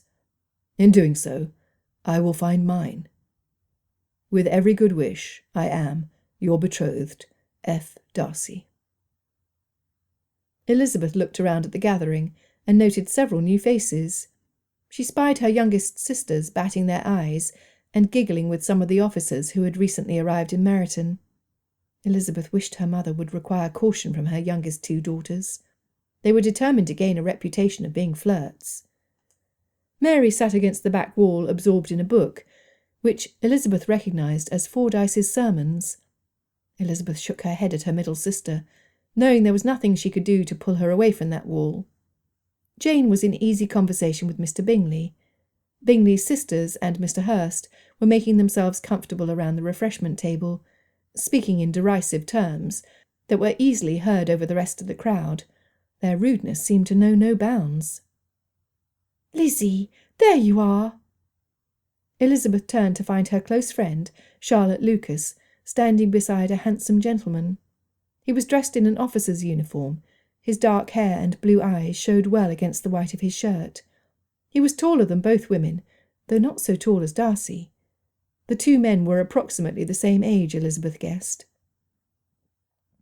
"Miss Elizabeth Bennet, I would like to introduce you to Lieutenant George Wickham, lately of Derbyshire, and currently an officer in the militia encamped in Meryton." Charlotte turned to the man at her side. "Lieutenant Wickham, this is my dearest, closest friend, Miss Elizabeth Bennet." Wickham bowed to her curtsy. "It is a pleasure, Miss Elizabeth." So this is the woman that Darcy insulted. She is a beauty, though not as pretty as her elder sister. "I was led to believe that an old friend of mine might be here this evening. Perhaps you know what might have detained him?" Elizabeth looked at him more closely. His eyes were the colour of the clear sky and were rimmed with dark eyelashes. His brows were finely sculpted, and his chin had a cleft in it. Lieutenant Wickham's hair was cropped shorter than Darcy's, and was straight compared to Darcy's curls. Yes, he was indeed a handsome man, yet he left her completely unaffected. He paled next to Mr. Fitzwilliam Darcy of London and Derbyshire. "By chance are you referring to Mr. Darcy of Pemberley?" Elizabeth asked. She was reassured by Wickham's ready smile that he was a friend, not a foe. Remembering that the man who sought to harm Miss Darcy was a long-time friend of the family, she realised that even though Mr. Darcy had not mentioned the man's name, it could not possibly be the officer in front of her. He was too pleasant, and had not responded with discomfort when the Darcy name was mentioned. "Indeed I am, Miss Elizabeth." Wickham's smile grew even broader as he answered, the smile reaching his eyes. "When I heard upon my arrival that Darcy was at Netherfield Park with some friends, I thought to arrange to spend time with him, catching up on the years we have been without contact. He's been so busy managing his estate since the loss of his good father, while I have pursued my career. It is a disappointment to me that he is not in attendance this evening." "No, Lieutenant Wickham. Mr. Darcy is caring for business in London. We do expect his return within the week." Wickham easily discerned there was no longer animosity between Darcy and the woman before him. He saw what Darcy saw in her. Her eyes sparkled with intelligence and amiability. Her hair was rich and lush, fighting against the pins that restrained it at the crown of her head. Her form was exquisite. Wickham felt a desire for her that he had not felt in a long time. He wanted her. The fact that she had Darcy's interest made him want her even more. Would he always desire what Darcy had? Yes. Before he could continue the conversation, the man he recognised as Elizabeth's father cleared his throat to make an announcement to the room. He chose to step closer to Elizabeth, with a plan of action firmly in mind. "Friends, neighbours," Mr. Bennet began, "it gives me great pleasure to announce the engagement of my daughter Elizabeth to Mr. Fitzwilliam Darcy of Pemberley. The young man was in such a hurry to get the marriage settlement that he could not be here for his announcement." His comment was met with chuckles from the men and titters from the women. "The wedding will take place in 2 months, and please join me in wishing the young couple well." Congratulations were shouted, and Elizabeth wished with all her heart that Darcy was standing next to her. Both Charlotte and Jane rushed to her and embraced her as the rest of the room settled down. Elizabeth caught the eye of Caroline Bingley and saw hatred and resentment pouring from her. One of the books in her father's library had a drawing of an active volcano with lava spewing from the top. Elizabeth peered at Caroline to see if steam wafted up from above the feathers of her hat. None was visible. "Miss Elizabeth, I am pleased beyond measure that you are to marry Darcy. He's the most fortunate of men." Elizabeth was happy with Wickham's sincerity. He might be a good resource for learning of Pemberley and her life to come. She was resolved to spend as much time as possible in conversation with this man, so she could learn all she could about her husband-to-be.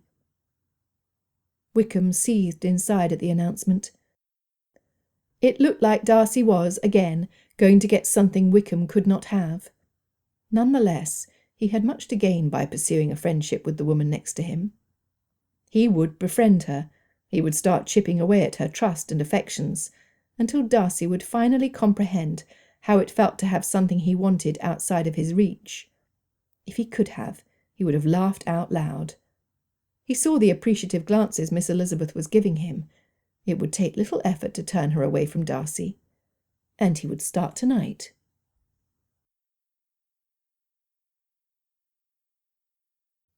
Darcy picked up the letter and smiled.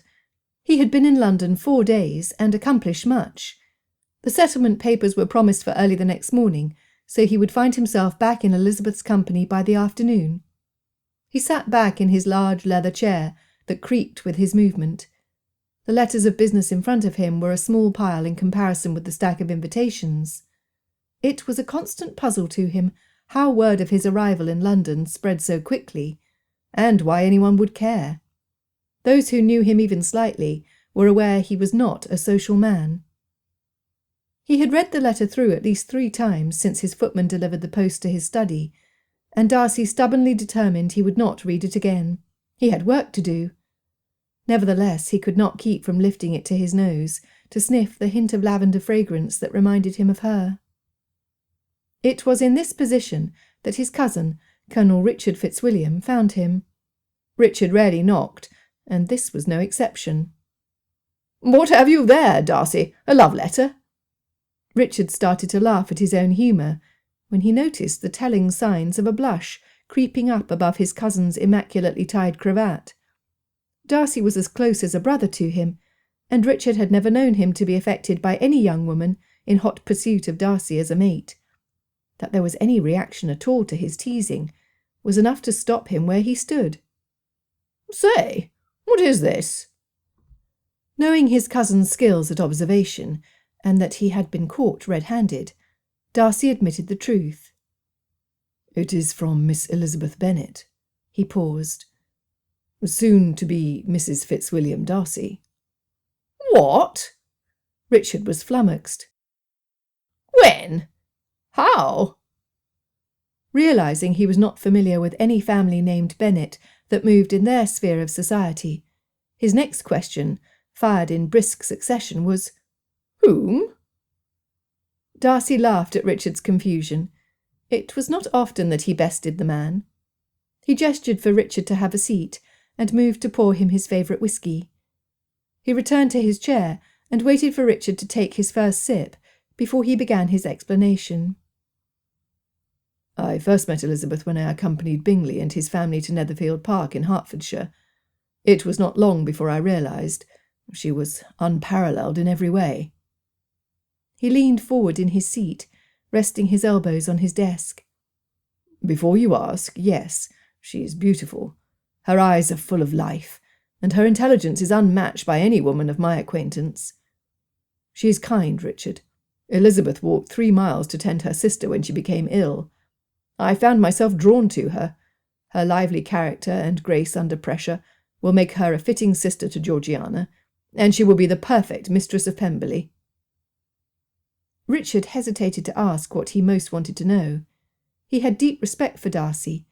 The man had a tremendous load of responsibility on his shoulders, which he wore like a well-tailored greatcoat. He did not want to inadvertently add to his burden. "You have known her how long?" Richard inquired, not asking the question he wanted to ask. "We met the evening of October the 2nd at an assembly in Meryton." It had been 4 weeks, just 29 days since he first noticed her. To his shame, Darcy recalled the insult. There was no need to share that information with his cousin. "So she pursued you immediately, Darcy. I am truly surprised you fell for those arts. Others have tried it before." Darcy slapped his hand on the desk, the sound reverberating around the study. His reaction eased the Colonel's mind somewhat. "Never again will you speak in such a way about my betrothed, Richard."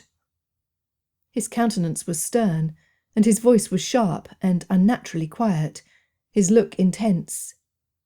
I will not tolerate even a hint that she might be a fortune hunter. She's not. Elizabeth is a lady in every sense of the word. She has my respect and my esteem." The colonel raised both of his hands in surrender.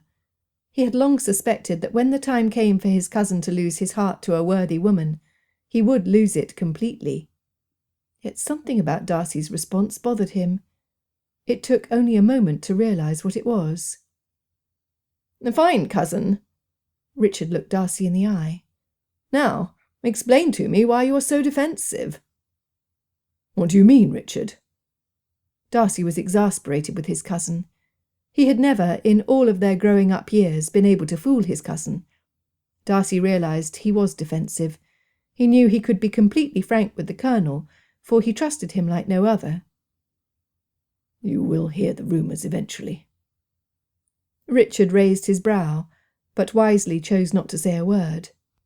"It was a compromise." Darcy spoke quietly. "What?"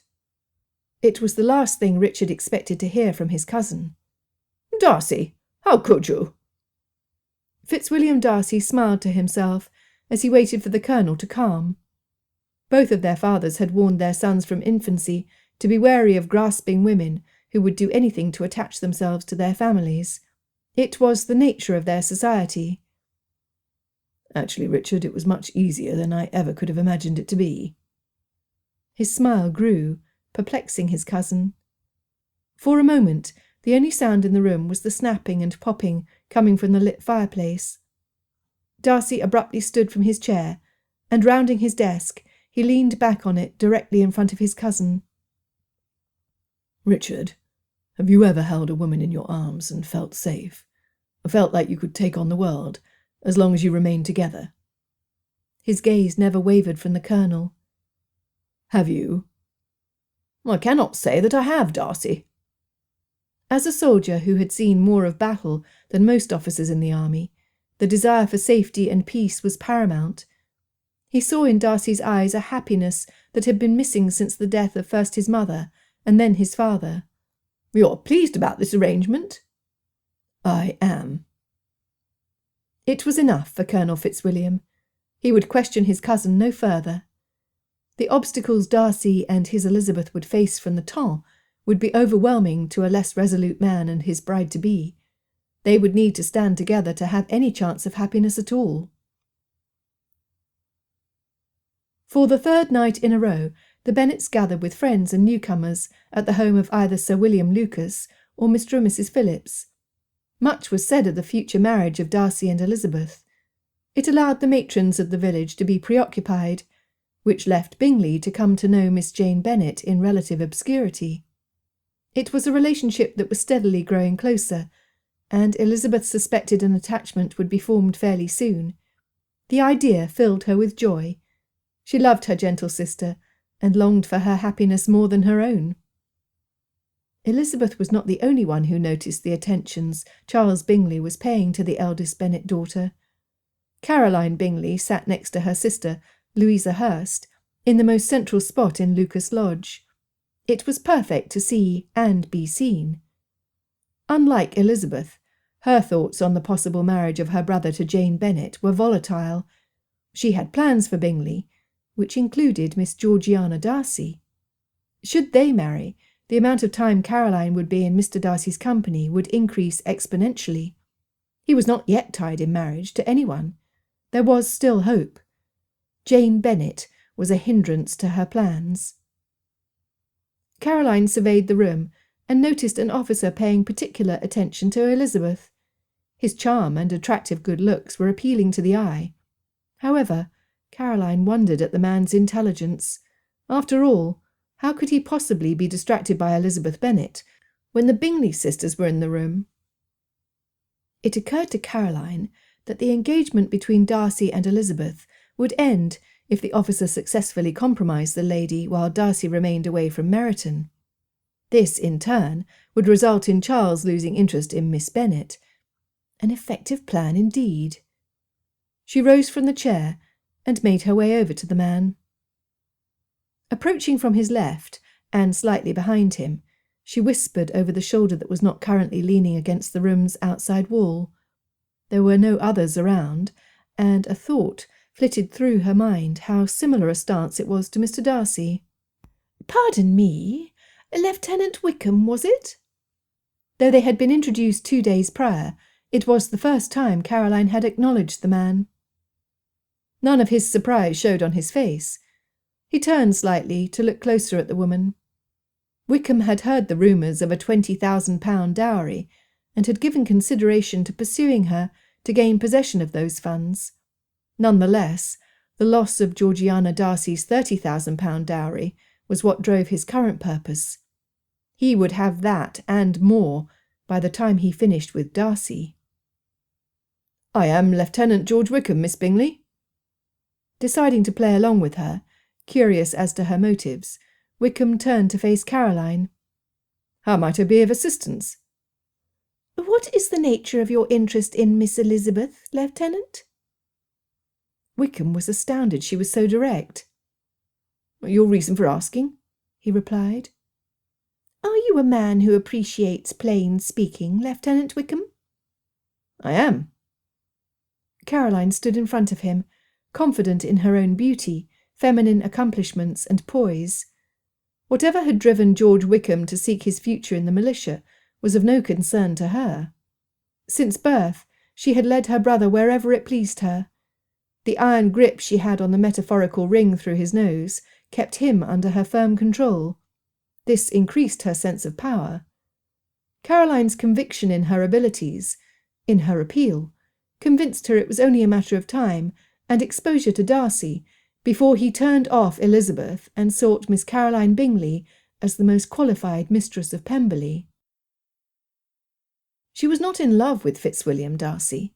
It was being Mrs. Darcy, the wife of one of the wealthiest and most pursued gentlemen in England, that she loved. The name Bingley was still tied to trade. The name Darcy was well established, with the respect and prominence desired by peers of the realm. Caroline craved position, and Darcy was her means to having what she wanted. She had always got what she wanted before. There was no reason for her to assume she would not meet with success. "Do you know of Mr. Fitzwilliam Darcy of Pemberley in Derbyshire?" "I do." Wickham was intrigued. "He's the betrothed of Miss Elizabeth, is he not?" "For now." The words almost purred as they came out of Caroline's mouth. "I want him, Lieutenant Wickham, and I will not be foiled by a country upstart who does not know her place." Wickham, known for his ability to keep his facial features neutral during a challenging game of cards, could not help but respond. He let his breath out in a low whistle. This was plain speaking at its finest. "Miss Bingley, I have but 2 questions for you." She raised her brow. "The first, what are you thinking I might possibly do to help you gain Mr. Darcy?" He leaned closer until his mouth brushed the curls covering her ears. "And second, what would I gain from helping you?" As soon as Richard left for the night, Darcy once again took up Elizabeth's letter. He was proud of himself for his patience and self-control. It had been almost 4 hours since the last time he absorbed her words. Of course, having his cousin as a distraction made it impossible to actually peruse the missive. After a quick sniff of the stationery, his eyes scanned the page. Her script was beautifully curved, like her. Darcy closed his eyes and dropped the hand containing the letter to the arm of the chair. Tipping his head back slightly, he pictured Elizabeth in his mind. The Elizabeth from the glen. Her eyes, those gorgeous, gorgeous orbs, drew him in until he was her captive. Dark and sparkling, with black lashes so long and thick that he wondered how her lids remained open with their weight. And her form. His arms ached with a longing he had not thought possible. Having held her closely several times, they currently felt an emptiness that pained him. Enough! He would see her tomorrow. Opening his eyes, he reread his first love letter, for that is what he considered it to be. Dear Fitzwilliam, I wish I had words to convince you how much your letter meant to me. Your explanation gave me enlightenment into what our future might be, and I rejoice in the possibilities. Pray allow me to offer my apology for my actions when we were last together. I now know I was hasty in my judgment. It would not surprise me to learn that my father informed you of my propensity to loathe being told what to do. It is a quality I'm not proud of. I beg for your patience. Are you accomplishing all you set out to do in London? Are you excessively diverted while there? We have been out each evening since your departure, and are often in company with Mr. Bingley, Miss Bingley, and Mr. and Mrs. Hurst. Mr. Bingley continues to delight the neighbourhood with his amiability. I will not speak of the others. The militia has arrived in Meryton, and with them came officers in their bright red uniforms, with their polite manners and attentions to all of the available ladies. Mothers are promoting matches with their unmarried daughters, while fathers are looking with scorn on those same men. One gentleman in particular claims a close acquaintance with the Darcy family. He is very personable, and speaks of your parents and your person with great fondness. I have concluded he is a second son, for he has had to select a means of providing himself with an income. My younger sisters are quite attached to him, and he appears to enjoy their company as well. Fitzwilliam, I long to see you again. It is my hope the weather will cooperate, and we can walk arm in arm over the countryside, accumulating at least 6 inches in mud on my hems and your boots. We can then proclaim ourselves kindred spirits. Sir, I am quite shocked at how much I yearn for you. Please be well. I can only add, God bless, Elizabeth. Darcy could not contain the sigh that burst from his chest. He chuckled aloud, the sound echoing in the stillness of the room. Elizabeth, what you do to me. Her making no mention of Caroline and the Hursts was telling. Caroline Bingley was a shrew, who made no attempt to hide her condescension towards the Bennets. He would have to speak with Bingley about gaining control of her before they would be invited again to Pemberley. Elizabeth's place was at his side, not Caroline Bingley. Darcy shuddered at the thought.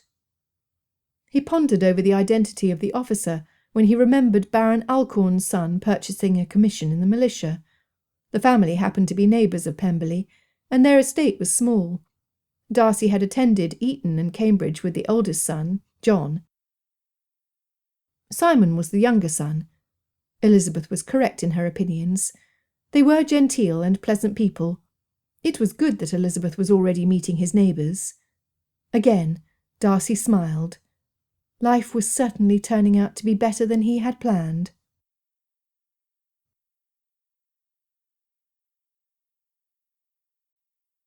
Chapter 8.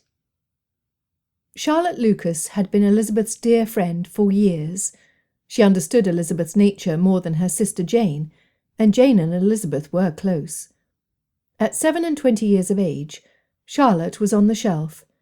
Her features were plain, though Elizabeth told her often she was pretty. Since no gentleman, or tradesman for that matter, had ever shown her interest, Charlotte realised Elizabeth looked at her with eyes blinded by affection. For years, Charlotte Lucas had proclaimed herself as unromantic. However, a passionate heart beat in her bosom, and she secretly longed to experience her first kiss before she reached 28, in 4 more days. Having the militia in Meryton would possibly increase her opportunity, though none of the officers had sought her out so far. She watched Elizabeth move through the crowded room and realised Lieutenant Wickham had started following her, appearing to eavesdrop on all of her conversations. Earlier, Charlotte had noticed him tight in conversation with Miss Bingley. That conversation appeared to stir emotions in both of them. Charlotte never would have imagined Caroline seeking out such a man. However, Wickham was strikingly handsome. Charlotte glanced over to where Caroline stood against the wall. She had not moved since the lieutenant had left her side. The angry glare Caroline was now shooting at Elizabeth was filled with bitterness and hatred. Elizabeth, who Charlotte knew prided herself on her ability to understand all that went on around her, was completely unaware. After watching Lieutenant Wickham shadow Elizabeth, she was surprised to see him suddenly return to Caroline, where they immediately entered into another deep, intense discussion. Charlotte moved closer to determine if she could ascertain their intentions. It was with horror that she overheard them. Within seconds, she knew the course of action she should take. It would take courage. Elizabeth, completely oblivious to the drama unfolding behind her, searched the crowded room for Jane. She was not surprised in the least to spy her sister seated next to Mr. Bingley, heads bent together, with not a word being spoken between them. Elizabeth's mind went to her own budding romance with Mr. Darcy. She wished he was in attendance. Spotting her middle sister Mary, seated in an alcove with a book in her hand, Elizabeth decided she needed the distraction and comfort of her most serious sister. "Mary, are you enjoying your evening?" Elizabeth asked, as she approached, her voice filled with laughter. She loved her sisters, in spite of their foibles, as she knew they loved her. Mary was often overlooked by their parents and neighbours, as she lacked the beauty and wit of her older siblings, and the vivacity of her younger sisters. Yet she was tender at heart. Mary looked over as Elizabeth sat next to her.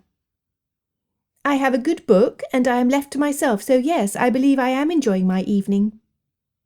Mary closed her copy of Fordyce's Sermons, slipping the novel she had tucked inside it into her pocket before it was seen by anyone other than Elizabeth.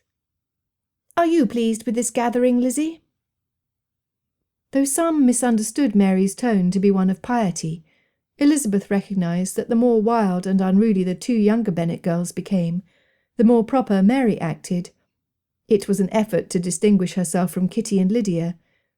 Like Elizabeth, Mary prided herself on being a keen observer of human nature. The eyeglasses she wore were to help her see the small print on the books she read. Her eyesight across a room was excellent. Elizabeth sighed. "In truth, I would be happier if Mr. Darcy were here." She reached over and patted the back of the hand holding the book of sermons. "With that said, dear sister, I am wondering if any of the officers have caught your interest.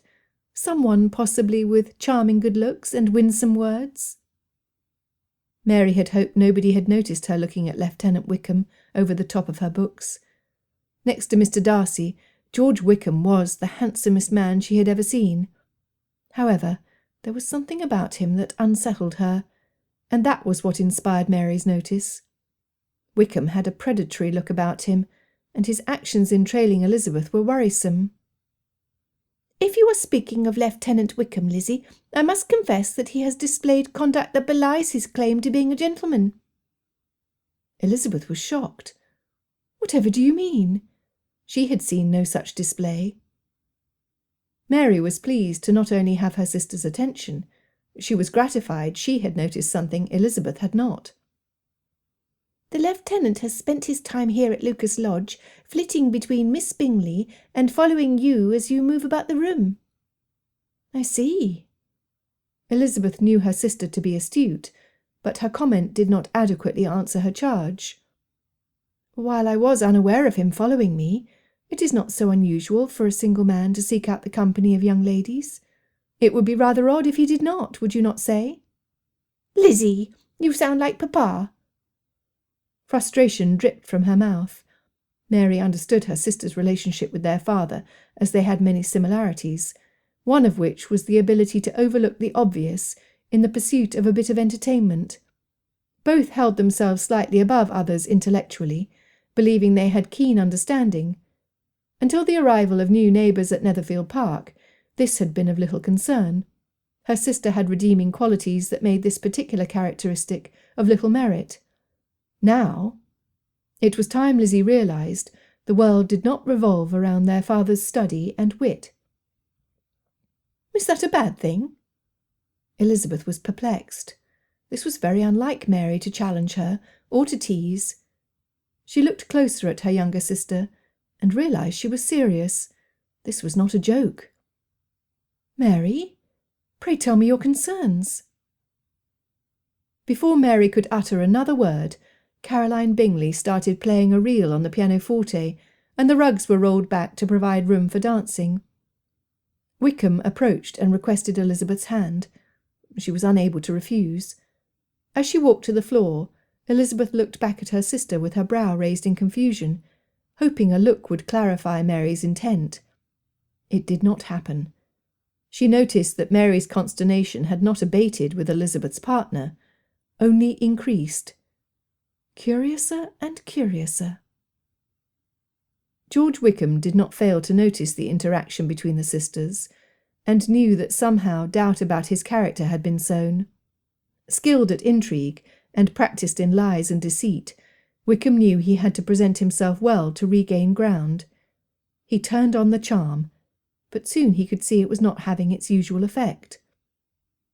As the introduction to the dance began, Wickham bluntly stated, "Miss Elizabeth, there is a matter of grave concern I need to discuss with you." He waited for her reaction, knowing he had piqued her curiosity. "You are aware, I'm sure, that Miss Bingley has a long-standing friendship with Miss Georgiana Darcy, the sister of your betrothed."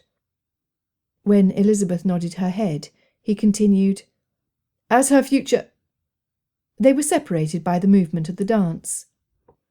Wickham could not be more pleased. It was like giving a nibble of food to a starving dog. He calculated that he needed to share a few more tidbits of conversation, and Elizabeth would eat right out of his hand. When he saw they were coming together again, he put on his most anxious look, and continued, "As her future sister, you must know that to protect Miss Darcy—" Again they were separated. He saw Elizabeth's steps falter. Moments passed, and he watched her bite her lip as her eyes widened. Anxiety oozed from her. The dance would bring them together for a longer period. As she finally drew close, she grasped his hand and held on. "Please, you must tell me how to protect Miss Darcy." Elizabeth was frantic. Mary must have noticed something during the lieutenant's discussion with Miss Bingley that put him on alert. He himself was not a threat. Wickham must have been disturbed and worried about a family he long cared about. It was the act of friendship that caused him to act out of character. Elizabeth wondered how much he knew about the events of Ramsgate. Surely, as a friend of the Darcy family, he would be acquainted with the villain that attempted to cause Georgiana Darcy harm. "Miss Elizabeth, we must speak in private." Elizabeth nodded her head in quick agreement. She wanted to get to the bottom of the situation and give assistance to Darcy's family in any way she could. Georgiana had already suffered much harm. "As soon as the music ends, I will escort you to the doorway by the refreshment table. Surely there is a library or a small parlour down the hall we can take advantage of. It will take but a few moments to share the needed information with you." When he saw he had Elizabeth's assent, he continued, "I will station a trusted friend outside the room, so we will not be disturbed, and there will be no talk from us having this conversation. I would never do anything to harm the interests of my best friend." Elizabeth's appreciation for his care of her reputation knew no bounds. The rest of the dance dragged on. Finally, the music ceased, and she took Wickham's arm and walked to the doorway. She waited, as they agreed, until he had been gone a few minutes, and then followed. Mary Bennet knew what happened. While she did not hear the exact words between Lieutenant Wickham and Elizabeth, she recognised when Wickham had her sister's acceptance of whatever plan he proposed. Watching Wickham stroll down the hallway, away from the gathering, she saw her sister poised to follow. Mary jumped to her feet, and moving quickly through the throng, followed Wickham. Elizabeth waited the 5 minutes that Wickham had requested, then walked down the hallway. It was well lit from the sconces lining the walls. From many years of association with the Lucas family, she knew the library was the second door on the left. Outside the door stood Mr. Denny, Lieutenant Wickham's closest companion. "Mr. Wickham?" Elizabeth whispered as she stepped inside. She heard movement, but could not see him. "Are you here?" "Pray wait by the door until I get this candle lit, Miss Elizabeth." She heard approaching footsteps, and wondered why Wickham was walking closer instead of trying to provide light. She could barely see directly in front of her. From outside the door she heard a ruckus. "Mr. Wickham, what is the meaning—" Elizabeth got no further. The door was flung open. Caroline Bingley and Mr. Denny were framed in the light. They saw a man and woman locked in a passionate embrace. "Compromise!" they both exclaimed loudly.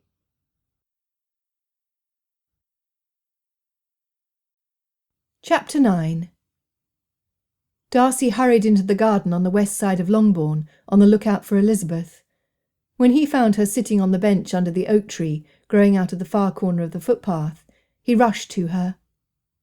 "Elizabeth!" He saw her lift her head at his voice, and immediately started wiping the tears from her cheeks with her small hands. His heart broke at what she must have had to face since the events of the night before. His brief meeting with Mr. Bennet gave him only the barest details. Before he could reach her, she was off the bench and running into his arms. He held on tightly, his head raised to the heavens, begging for divine guidance. How could he comfort her?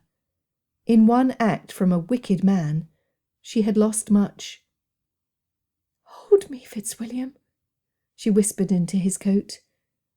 He heard it as clearly as if she had screamed the command, rather than quietly pled with him for succour. As he held her, he rocked her gently from side to side, the movement bringing calm to both of them. Eventually he was able to lead her back to the bench, where he sat beside her, his arms never leaving his Elizabeth. "Dear one, pray tell me what happened. Share with me your troubles to lessen this burden you are carrying." He placed a kiss on her forehead and one in her hair, holding his lips to the chocolate mass, and breathing in the fragrance that was uniquely hers. "Oh, Fitzwilliam, things are in such a muddle." Elizabeth took several deep breaths and pulled back to look in his eyes. She saw no condemnation in them. She was grateful. "Elizabeth, your father told me the basic events of last night. Please know that I understand, and know the fault lies with the young man." If it was Simon Alcorn, he would personally skewer him with his foil. "I am a foolish woman, sir." Elizabeth bravely held his gaze. He admired her courage greatly. "Foolish or not, Elizabeth Bennet, I will have no other for my wife." Oh, how she needed that reassurance. It gave her the courage to continue. "My sister Mary noticed that something was not right with the gentleman. She also noticed and mentioned to me her concern about a conversation he had with Miss Bingley just prior to asking me to dance." Elizabeth swallowed. "In my arrogance I chose to disregard her warning, as Lieutenant Wickham expressed concern over your sister, Miss Darcy." "What? Who?" Shock did not begin to describe the emotions that shot through Darcy. A lightning bolt would have had less effect. "The man who claimed to be a close family friend of the Darcys, Lieutenant George Wickham?" Elizabeth looked at him puzzled. She had written about him only that week. Surely he received her letter? "Believe me, Elizabeth, George Wickham is no friend of my family." He spat the name out like it was filthy and disgusting to the taste. Darcy was puzzled, but no more than Elizabeth. "I assumed you were speaking of Lord Alcorn's son, Simon. He was everything you described in your letter." Elizabeth was shaking her head back and forth. "No, I know of no Simon Alcorn. I spoke of Lieutenant Wickham." "But I told you of him that day in the glen. It was he who tried to talk Georgiana into eloping. Do you not remember?" To say she was horrified would have been an understatement. "No, you did not mention his name." Elizabeth pulled him closer and wrapped her arms tighter around Darcy. "What a terrible mess we have made by not putting a name to that villain." "Pray forgive me, Elizabeth." Darcy's brain was spinning with this information. His guilt at not protecting Elizabeth from such a man threatened to overwhelm him. His natural reticence put her in danger. "No, Fitzwilliam, we both need to set aside blame from the actions of the other and for ourselves. We were both worked on by a man that appears to have incredible skills in deception. We also need to remember that he had partners last night. Miss Caroline Bingley bears blame, as well as Wickham and Mr. Denny." "You are correct, my heart." Sudden clarity came to Darcy. He squeezed Elizabeth again and then sat back from her, not able to manage the distraction of having her in his arms and making balanced decisions as to what needed to be done. "Please, continue with the events of last night." "As I mentioned, Mary warned me against Lieutenant Wickham because of his conversation with Miss Bingley. What I did not know at the time was that Charlotte Lucas had overheard their conversation. She too realised I was in danger. Apparently, they were planning a compromise for the purpose of driving you away from me." "Never," he quickly reassured Elizabeth. He loved the small smile she returned to him. "When I walked into the library, it was dark. Lieutenant Wickham told me to stand still as he was trying to light a candle. I felt someone brush against me. I thought it was him." Darcy clenched his jaw, gritting his teeth, and exercised restraint to keep from punching the air. It was not what Elizabeth needed, and he did not want her to fear that he was violent. "Do continue." "I did not know the door had closed behind me until it was thrust open. At the same time that Mr. Denny and Miss Bingley yelled 'Compromise,' light was let into the room. There in front of me was poor Charlotte being thoroughly kissed by Lieutenant Wickham. It was she who had brushed against me. My best friend ruined herself to protect me." When Mr. Bennet had told Darcy of the events, his first concern was that it was Elizabeth who had been caught in a compromising situation. His relief was palpable. However, he knew how close his betrothed was to Miss Lucas. This had to devastate her. Immediately behind Mr. Denny and Miss Bingley came Sir William Lucas, Charlotte's father. Apparently Mary had brought him along. He herded all of the parties into the library and closed the door. The music from the dancing had drowned out the cries of compromise. That was a fortunate circumstance for all concerned. Darcy nodded his head in agreement. The potential for damage to her reputation grew as the matter became known. Once Lieutenant Wickham, Miss Bingley and Mr. Denny realised their plans had been overthrown by Charlotte, stepping in to save me, they angrily started accusing each other, admitting their wrongdoing. The only other persons in the room were Mary and myself. "And this morning?" Darcy asked, speculating at the resolution of events. "Sir William learned that Lieutenant Wickham, who has been in Meryton for a short time, has already accumulated debts more than what he could pay on his militia earnings. There are other rumours, which Charlotte's father refused to share with the ladies. He will not make them marry." "Poor Miss Lucas." Darcy was sincerely saddened at the outcome. "If she is not married, it will ruin her reputation, and that of her siblings. And that is a high price to pay to be of assistance to a friend." "Yes, my dearest friend will suffer because of my foolishness." Tears started falling again, streaking down Elizabeth's pale cheeks. "Had I listened to Mary, and not relied on my own intuition, I never would have gone to the library with him. I would not have trusted he had information about your sister that you were not already aware of. I am sorry, Fitzwilliam, truly sorry." The pain Darcy felt in his heart was real to the point he found himself unconsciously rubbing at his chest. "Have you spoken to Miss Lucas yet, my love?" "I have not. Sir William explained that she has not left her room, and will accept no visitors, not even me." As Elizabeth spoke, her voice got softer, until Darcy had to lean close to hear. "Elizabeth, do you know, has Miss Lucas a desire to marry?" "She has long told me that she would like her own household, though claimed to not be romantic. She is excellent with young children, and thought to look for a position as a governess, since she has had no offers for her hand." "Her age, Elizabeth?" "She is 27. "I believe I may have a situation that would serve a good purpose for her, and protect the reputation of her young sister." Elizabeth's eyes immediately filled with hope. The look she gave him was as if he was a saviour. It thrilled him, and caused trepidation at the same time. He wanted to marry her today. He needed her as his wife. The settlement papers were done and had been signed earlier by Mr. Bennet. A special licence had been purchased while he was in town. Darcy did not want to let Elizabeth go. "What have you in mind, my love?" Darcy sucked in his breath at her words. "Am I your love?" he quietly asked. Elizabeth blushed. "You are." Those 2 words demanded a kiss of affection that quickly turned to one of desire. The meeting between Darcy, Mr. Bennet and Mr. Lucas seemed to go on forever.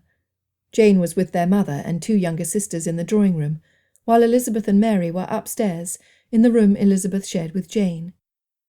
"Mary, I am horrified that I did not give your words the serious attention they needed. Had I done so, this situation could have been avoided." Elizabeth hugged her middle sister and felt Mary start at the affectionate display. Was it so rare that she received an embrace that she shied away? How sad. "Lizzie, you have always been so confident. I envy you that." Mary nervously twisted one of the curls that rested at the side of her face. "Nevertheless, I see where that quickness in being convinced of a matter can be dangerous. Mr. Darcy seems the type to ponder matters before making a decision. That will both be good for you and bad for you, I believe." "When did you get so wise, sister?" Elizabeth hugged her again. This time Mary accepted it willingly.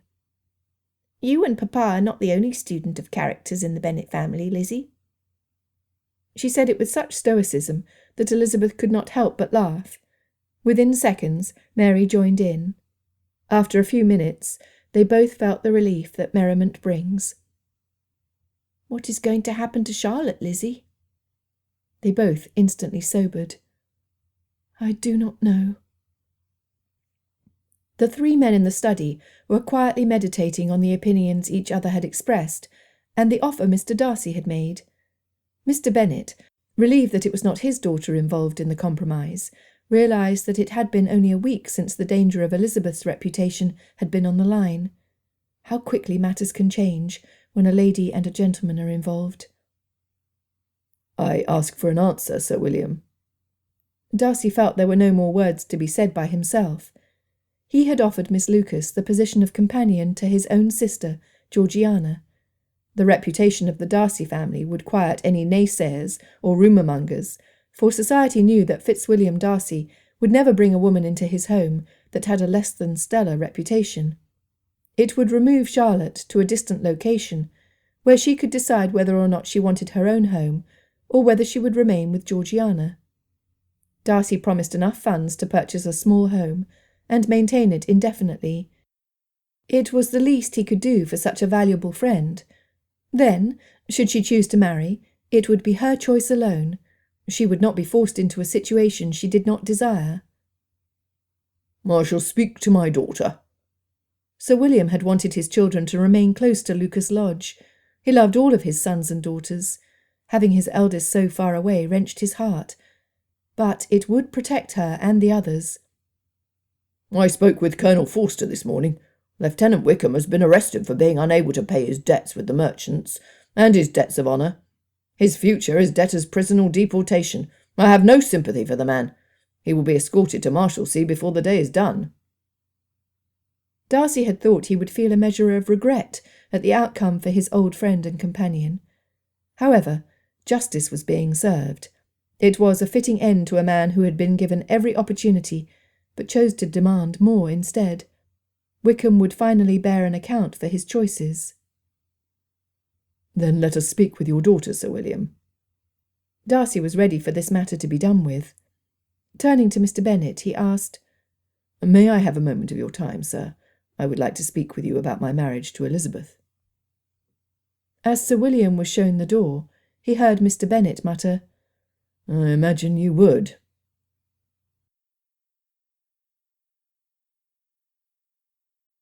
Chapter 10. Elizabeth was falling head over heels in love with her betrothed. Minute by minute, her esteem rose as she observed him taking in facts and opinions, weighing them, and consulting with others before making a final decision. She had not expected that of him.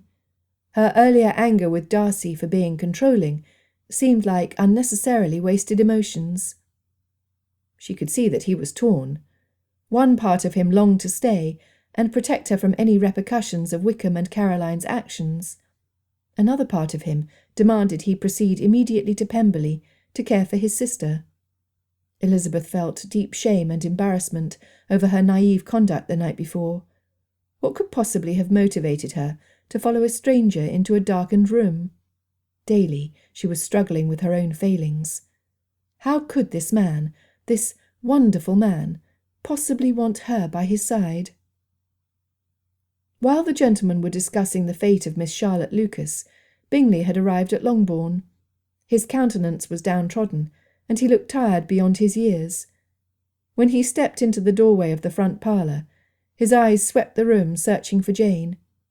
As soon as he spotted her, his shoulders and hands dropped as if it had been an intense battle to keep them taut. Without greeting any of the room's other inhabitants, he walked up to his angel, who had risen at her first sight of him. "Caroline is gone." Elizabeth had just entered the room before his arrival, and knew Bingley needed privacy with her sister. Though Mrs. Bennet recognised how fragile the reputation of a single female could be, her innate desire to have her daughters well wed warred within her, so she could no longer see where societal lines of propriety had been drawn. "Mamma?" Elizabeth sought to gain her mother's attention, discerning she needed to distract her. "I am feeling distressed over the length of time Mr. Darcy and Papa are sequestered together. To relieve my mind, might I accompany Jane and Mr. Bingley outside to stroll the garden paths?" Mrs. Bennet looked at Elizabeth and wondered what it was about her that had interested Mr. Darcy. Then she turned to admire her eldest, marvelling at her beauty. It had been a surprise to her when Mr. Darcy sought the attentions of Elizabeth, her least favoured child. Jane had the looks and calm composure to elevate her as mistress of a large estate. With Darcy's income being more than twice that of Bingley's, he was the better prospect for Jane. Even Lydia, though young, was a better match for Mr. Darcy than Lizzie. The Tom would be enamoured with Lydia's liveliness and good looks. Mrs. Bennet could envision the highest circles seeking Lydia out, inviting her to all their festive occasions, as one who brought joy and delight to all she came in contact with. Elizabeth? Even as a mother, she despaired of understanding her second daughter. But in this, she agreed that Bingley and Jane needed to be thrown together, or a proposal would never come. "Most certainly, Lizzie." Mrs. Bennet rose, and in a shooing motion encouraged the three to the entrance hall to gather their outer clothes. Elizabeth walked ahead of the couple, allowing them a moment of privacy. However, her curiosity upon hearing his statement about his sister was burning in her mind. What had been done? Had Bingley taken a stand? Finally, she could no longer be gainsaid. She stopped at the bench she had been seated upon earlier when Darcy had entered the garden. "Mr. Bingley, might I inquire as to your sister?" Bingley's face shone red as a cherry. It had been the most difficult night of his 23 years. Had their parents still been living, they would have been ashamed of him for the lack of oversight their only son had over his sister. "She's gone, Miss Elizabeth, and the Hursts have travelled with her." Bingley wondered how much he should reveal of the events of the prior evening, then realised he owed Elizabeth a full explanation. It had been Caroline's screaming that had put the young women in harm's way. "Apparently, Miss Mary not only notified Sir William Lucas about Mr. Wickham's plans against you, she also approached my brother-in-law, Mr. Hurst. If you recall, Hurst arrived at the library soon after Caroline and Mr. Denny made their assertion." Speech had always come easily for Bingley. It was one of the characteristics that had drawn Darcy as his friend. Yet to admit that he did not have control of his own family appalled him. He feared Jane would turn away from him once she knew. "It was just moments after the events in the library last night, before our party removed to Netherfield Park. There, Caroline was confronted with her actions." Bingley paused in thought. "You must know that she felt a prior claim to Darcy's affections, and it was her intention to become his wife. I believe it was her bitter disappointment that drove her to such a drastic outburst. When he noticed Elizabeth's raised brow, it dawned on him that it must have sounded like he was excusing his sister's behaviour. Before he could continue, Darcy joined them. "Yes, Bingley." He moved to stand at Elizabeth's side. "Please explain what happened after you left Lucas Lodge." Darcy had not meant his tone to sound sarcastic. Nevertheless, he was frustrated. Mr. Bennet would not allow Elizabeth to travel with him and Miss Lucas to Pemberley, not unless they were married. Even though the thought of being married quickly was most pleasing to him, Darcy knew the reasons for waiting the 2 months were valid. He stepped closer to his betrothed. "Well, as I was saying—" Bingley struggled to find the words. He looked pleadingly at Jane. Caroline explained that Mr. Wickham had approached her with the request that she help Miss Elizabeth. To Mr. Wickham, Miss Elizabeth appeared distressed, and he thought a woman of Caroline's breeding would help. He told Caroline he would escort Miss Elizabeth to the library, whereupon Caroline could follow and provide assistance." "Is that right, Bingley?" "Yes, Darcy. That is exactly what my sister told me." Bingley was starting to realise that he might have been duped. "She arrived in the doorway at the same time as Mr. Denny. Caroline said the shock of seeing the couple in such a passionate display caused her to make such a loud declaration." Bingley walked closer to Darcy and Elizabeth. "She felt that her actions in proclaiming a compromise was deserving of shame. Caroline left this morning, along with the Hursts, for London. She said she could not face the Bennet family after what she'd done. She meant no harm." "Is that right, Bingley?" Darcy could see the direction the wind was blowing, and he did not like it one bit. "Just before their departure this morning, Caroline reminded me that the Bingley name is now besmirched in Hertfordshire, and that I should close up Netherfield Park and retire along with the rest of my family." He looked longingly back at Jane.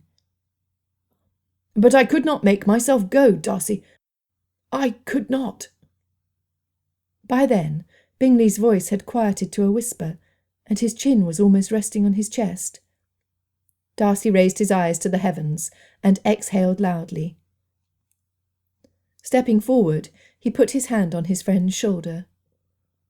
"Bingley, my man." He waited until the young man looked up. "That is an extraordinarily large crock of porridge." Bingley was surprised at his friend's statement. "Why do you speak thus, Darcy?" "Because several witnesses saw your sister approach Wickham, not the other way around. They were in deep discussion for a considerable length of time before Wickham put the steps into motion." Darcy was not comfortable with this discussion. "Caroline has lied to you, in an effort to gain your sympathy and obedience to her desires. She wants you separated from Miss Bennet, and wants to separate Elizabeth and me as well. Her actions were not born of goodwill towards my intended. It was her plan to distance both you and me from Longbourn forever." "I suppose you're right." Charles Bingley was not lean of understanding, but he was often blind to the conduct of his siblings. "Bingley!" Darcy was getting irritated with his friend. "Recall the comments your sister made at Netherfield Park about the Bennet family. Did she in any way give you the impression that she desired a connection with them?" "She did not." "And how has her conduct and speech been towards Elizabeth?" Bingley was starting to realise that the only one blind to his sister's conduct and purpose was himself. "She was often unkind." "Why, Bingley? Why do you think that was?" When Bingley chose not to answer, Darcy replied, "Because she allowed her jealousy to overcome any good qualities, if she even has any good qualities, Bingley. Caroline is used to getting her own way. Your sister has demanded you dance like a puppet any time she pulled your strings." The words, though harsh, were necessary. Darcy felt terrible for having to speak to his friend in such a manner, but Bingley's ignoring the goings-on in his household had affected his beloved, and nothing or no one would be allowed to bring harm to Elizabeth, not even Bingley. Bingley turned back to look at his angel, and saw her head turned away from him, her face pale. "Jane," he whispered, uncertain how she felt about him. He was uncertain how he felt about himself. Taking several deep breaths, Bingley realised he was at a crossroads. Realisation hit him squarely between the eyes. It was immediately followed by resolution. He looked directly at Darcy. "Then, for everyone concerned, including myself, it is good she is gone." He spun around and went back to the bench where Jane was seated.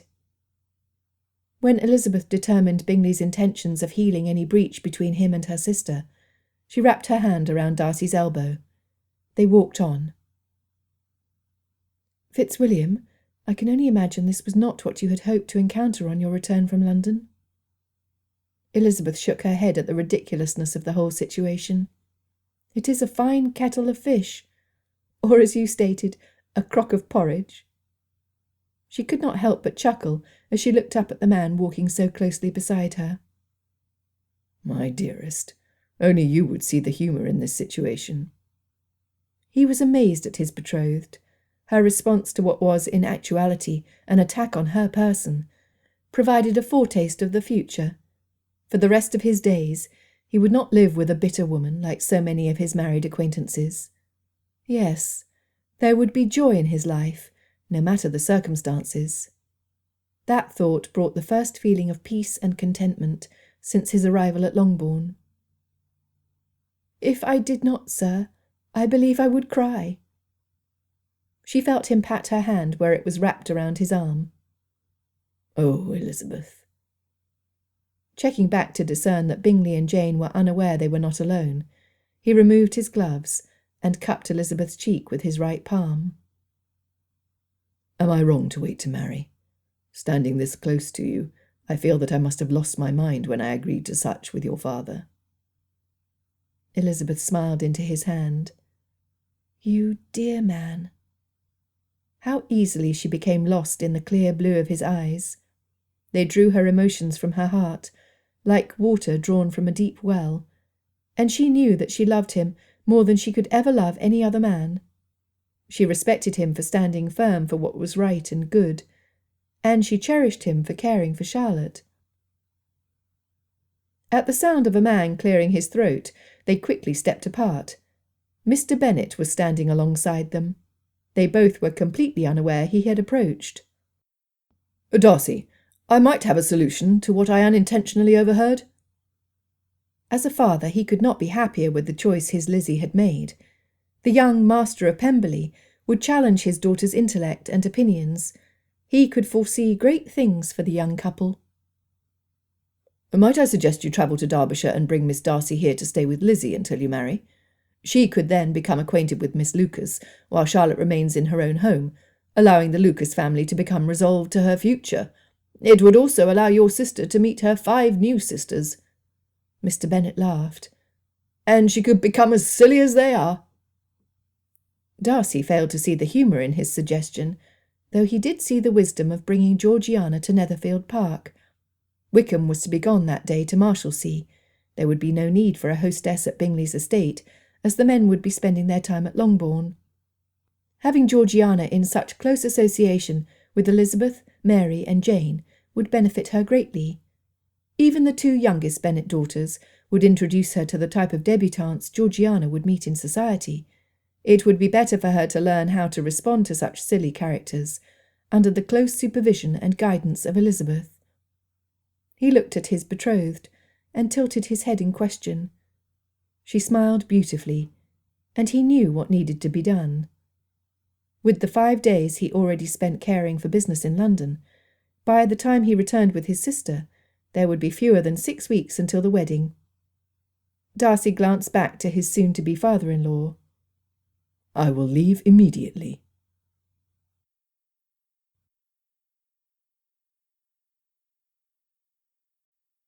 Chapter 11. Had Elizabeth looked back at her eldest sister, she would have been puzzled by the expression on her face. Normally serene, Jane looked both unsettled and unhappy. Since the beginning of their acquaintance with the gentleman from Netherfield Park, Jane had been impressed by Charles Bingley. He was always finely dressed and groomed. His face was handsome and welcoming. He was exceedingly polite and pleasant. Jane, then, looked at Mr. Darcy. Here was a man that was taller, handsomer, better dressed, and wealthier. She envied Lizzie none of that. To Jane, nothing she listed mentally carried nearly the value that his maturity and protective nature held. Darcy was a man who bore the weight of responsibility comfortably, as if created to care for others. Jane was genuinely happy for Lizzie, and she could tell that Darcy valued her sister highly. They would work and grow together until they became, as the scripture says, one flesh. Would that happen to her, if Mr. Bingley offered for her as their mother hoped? Charles Bingley watched the couple walk away, and knew with confidence that Darcy would have figured out Caroline's motives immediately. How long was he going to act the schoolboy? In front of him sat the most beautiful woman he had met, a woman who was no longer looking him in the eye. His heart dropped to the bottom of his stomach. It seemed to him that no matter how many times he decided he was going to act like Darcy, he failed. Jane finally turned to the man in front of her. He was broken. She wondered if she had the power and the knowledge to fix him as was her inclination. Looking towards the house, Jane watched her father as he observed Lizzie. Pride radiated from him. Did he feel the same way about his eldest? It was something to ponder. Her gentle nature moved her to help Bingley along. "Mr. Bingley, sir?" she quietly inquired, waiting for him to raise his head. "Might I ask a favour of you?" He was quick to respond in the affirmative, as she suspected it was his nature to do. "Might you sit next to me and keep me company? I find I need to share with you a matter of some importance." Before she could finish the sentence, he was seated beside her on the bench. "Mr. Bingley," Jane again waited, "I need to express how much I appreciate you arranging for your sister to be gone from Netherfield Park." "I did nothing." It shamed him to admit his failing. "But, sir, that is not true, is it?" Jane refused to back down. "Did you not arrange for the staff to ready Miss Bingley for departure last night? Did you not arrange for transport to London this morning? Did you not make sure she was in the carriage and on her way?" "I did." Bingley was feeling better by the minute. "And think, Mr. Bingley, what more could you do for Miss Bingley?" Jane prodded him along. "You know your sister better than anyone else. Will she be inclined to gossip about the events of last night while she is in London? Will she be tempted to spread malicious rumours about Mr. Darcy and Lizzie in hopes of garnering sympathy? Or will she quietly consider her actions and strive to improve herself? What think you, Mr. Bingley?" Bingley knew with clarity what his sister would do. She would use every opportunity to cause dissension between Darcy and Elizabeth. If he did not immediately take steps, the damage to his friendship would cause a breach that might never mend. Caroline had become bitter and manipulative. "Something needs done, Miss Bennet." Bingley slapped his open palm on his knee. "And I know just the thing." Jane watched Bingley as his excitement grew. He was formulating decisions, and she was proud to watch him mature in front of her eyes. She could not help the smile that emanated from her lips. Bingley noticed. He reached over and tenderly caressed her hand in his. With Jane Bennet he had his answer. "Miss Bennet, the perfect solution to help Caroline find her place in my household, and in society, is for me to marry and bring a wife into my home. Under the tutelage of my spouse, Caroline will understand that she no longer makes the rules. Rather, she will need to abide by them." He was proud he had arrived at the answer so quickly. Bingley patted Jane's hand. So absorbed was he in metaphorically patting himself on the back, he missed the look of horror on her face. "With you by my side, Miss Bennet, your gentle nature would be an example for Caroline to imitate. Our home would be filled with peace." Before he could slide off the bench, landing on his right knee, Jane forestalled him. She pulled her hand away from his and stood. "Sir!" Jane took a step back. "You presume too much." Bingley was perplexed. "Were you not expecting my address, Miss Bennet?" He had overheard mention many times by Mrs. Bennet that an attachment was anticipated and would be welcomed. "Mr. Bingley, sir." Jane's tender nature balked at causing hurt. Nevertheless, she did not want to leave him with false hopes. "I pray you do not ask me to be that wife. Your sister and I could spend a lifetime together, and we would never have peace. That you would demand your wife to rein in your sister because you have failed to do so is unjust.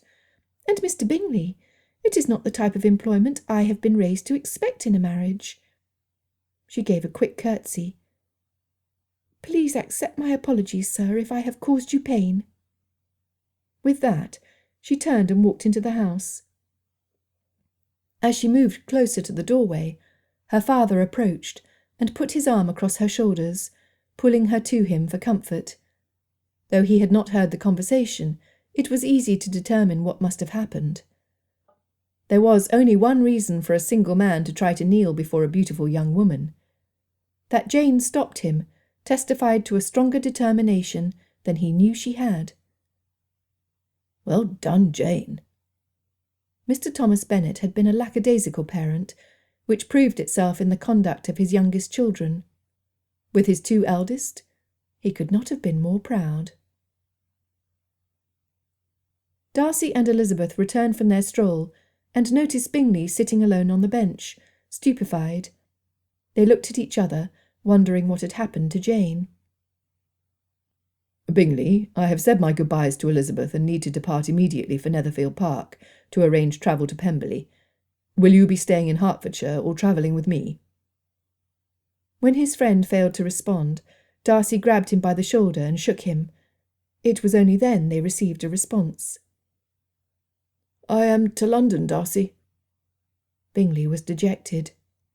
"A decision needs to be made about the future of my unmarried sister." Nothing further was said until they arrived at Bingley's carriage. The groom was in place and a footman waited at the open door. Darcy's horse was tied to the back. All was ready for departure. Bingley hurried into the carriage interior, while Darcy took advantage of Mr. Bennet's absence to say a proper farewell. "My Elizabeth, I have yet to leave, and am already longing for my return." His voice was a whisper. He took her hands in his and softly kissed the backs of each. "I need to know before I leave. Are you pleased we will marry?" "You are my heart, Fitzwilliam Darcy." Elizabeth's love was reflected in the brightness of her eyes. Tears pooled but did not fall. "I beg of you to travel safely and return soon. Pray, consider your reasons carefully for delaying our nuptials, and I will do the same." "Then, may I ask, Elizabeth?" Darcy bent his head to whisper in her ear. "Do you desire to wed soon?" "Yes," she whispered back. "It is my desire." He kissed her, uncaring if her father were watching or not. Caroline Bingley had used her hours since arriving in London to her own advantage. Her first priority was an express sent to Rosings Park in Kent. Lady Catherine de Bourgh, Darcy's aunt, needed to know that her wayward nephew had been taken in by Eliza Bennet. Before Caroline's luggage was unpacked, she demanded a change of clothes to her most fashionable day dress. It was time to make calls. Her purpose? To share the sad tale of the fall of Mr. Darcy to a country chit with no prospects, no connections, and no appeal. Elizabeth's heart dropped to her toes as she stood and watched Bingley's carriage depart Longbourn. She waved until it was completely out of sight. It would take 2 to 3 days to reach Derbyshire, and at least a day to prepare for returning to Meryton. Travelling back with a young sister would be different from being alone. Darcy would not be able to push the limits of his horse's tolerance with Georgiana in the carriage.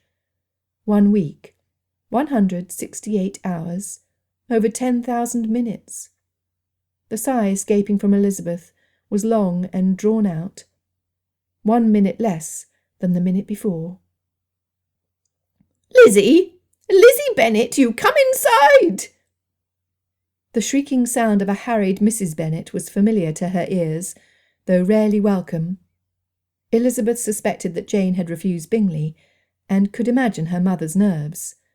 Knowing what awaited her should she go inside, she turned away from Longbourn and walked to Lucas Lodge. Charlotte Lucas allowed Elizabeth entrance to her bedchamber. Elizabeth was wary, not quite knowing the temperament of her friend. The older woman scooted towards the headboard of the bed, allowing room for Elizabeth to sit beside her. "You have come," Charlotte bluntly stated. Then she smiled. "I had hoped you would." "Charlotte?" Elizabeth was slightly bemused at the calmness that radiated from her friend. "Are you well?" A full-bodied laugh came from the 27-year-old. "Why would I not be, Lizzie?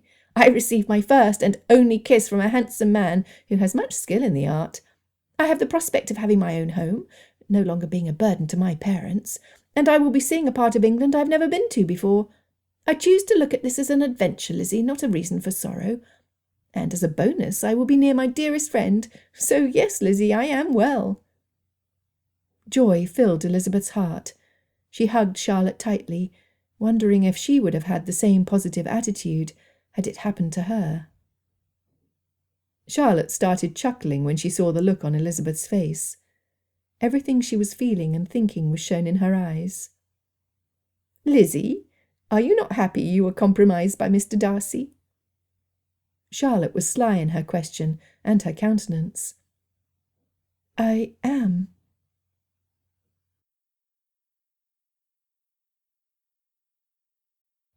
Chapter 12. The emotions of the day finally settled on Elizabeth, just prior to knocking on Jane's bedchamber door. She stood in the upper hallway of her family home, leaning her shoulder against the wall. Tension stiffened her neck, and she needed both hands to rub the ache from the tightened muscles. It had been encouraging to hear Charlotte speak of travelling to Pemberley. Her friend's plan was to remain as Georgiana's companion until a place could be established of her own. There was a light to Charlotte's eyes that Elizabeth had never before observed. Was it from having a home of her own, or from experiencing her first embrace?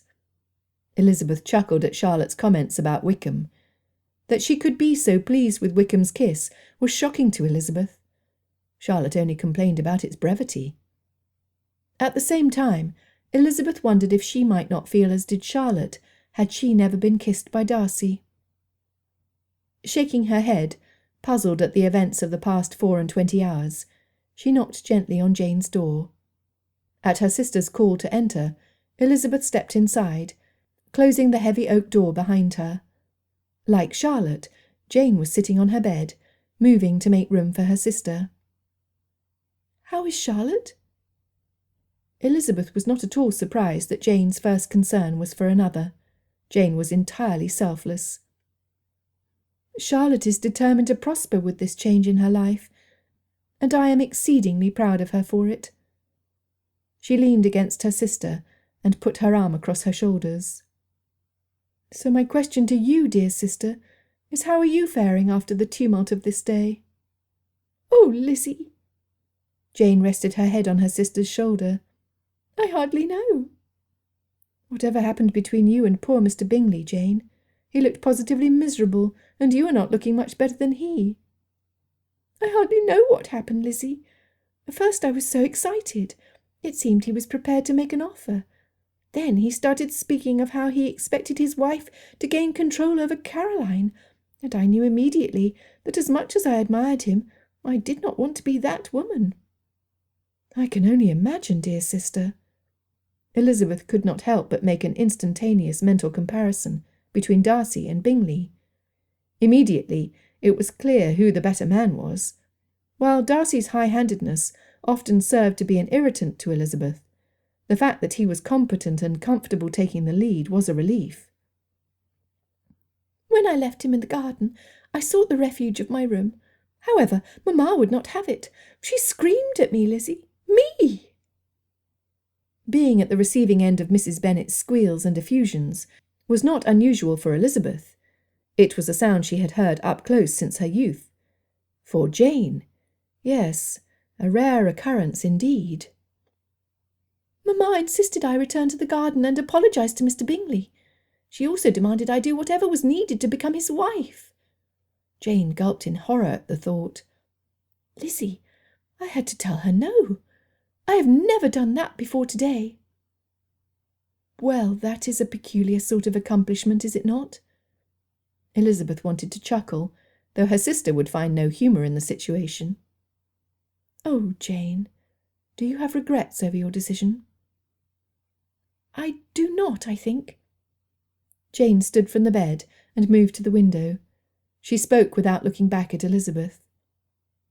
I am 22 years old with no prospects, Lizzie. She twisted a lone curl that rested on the side of her neck, her only evidence of nerves. I am not like Charlotte.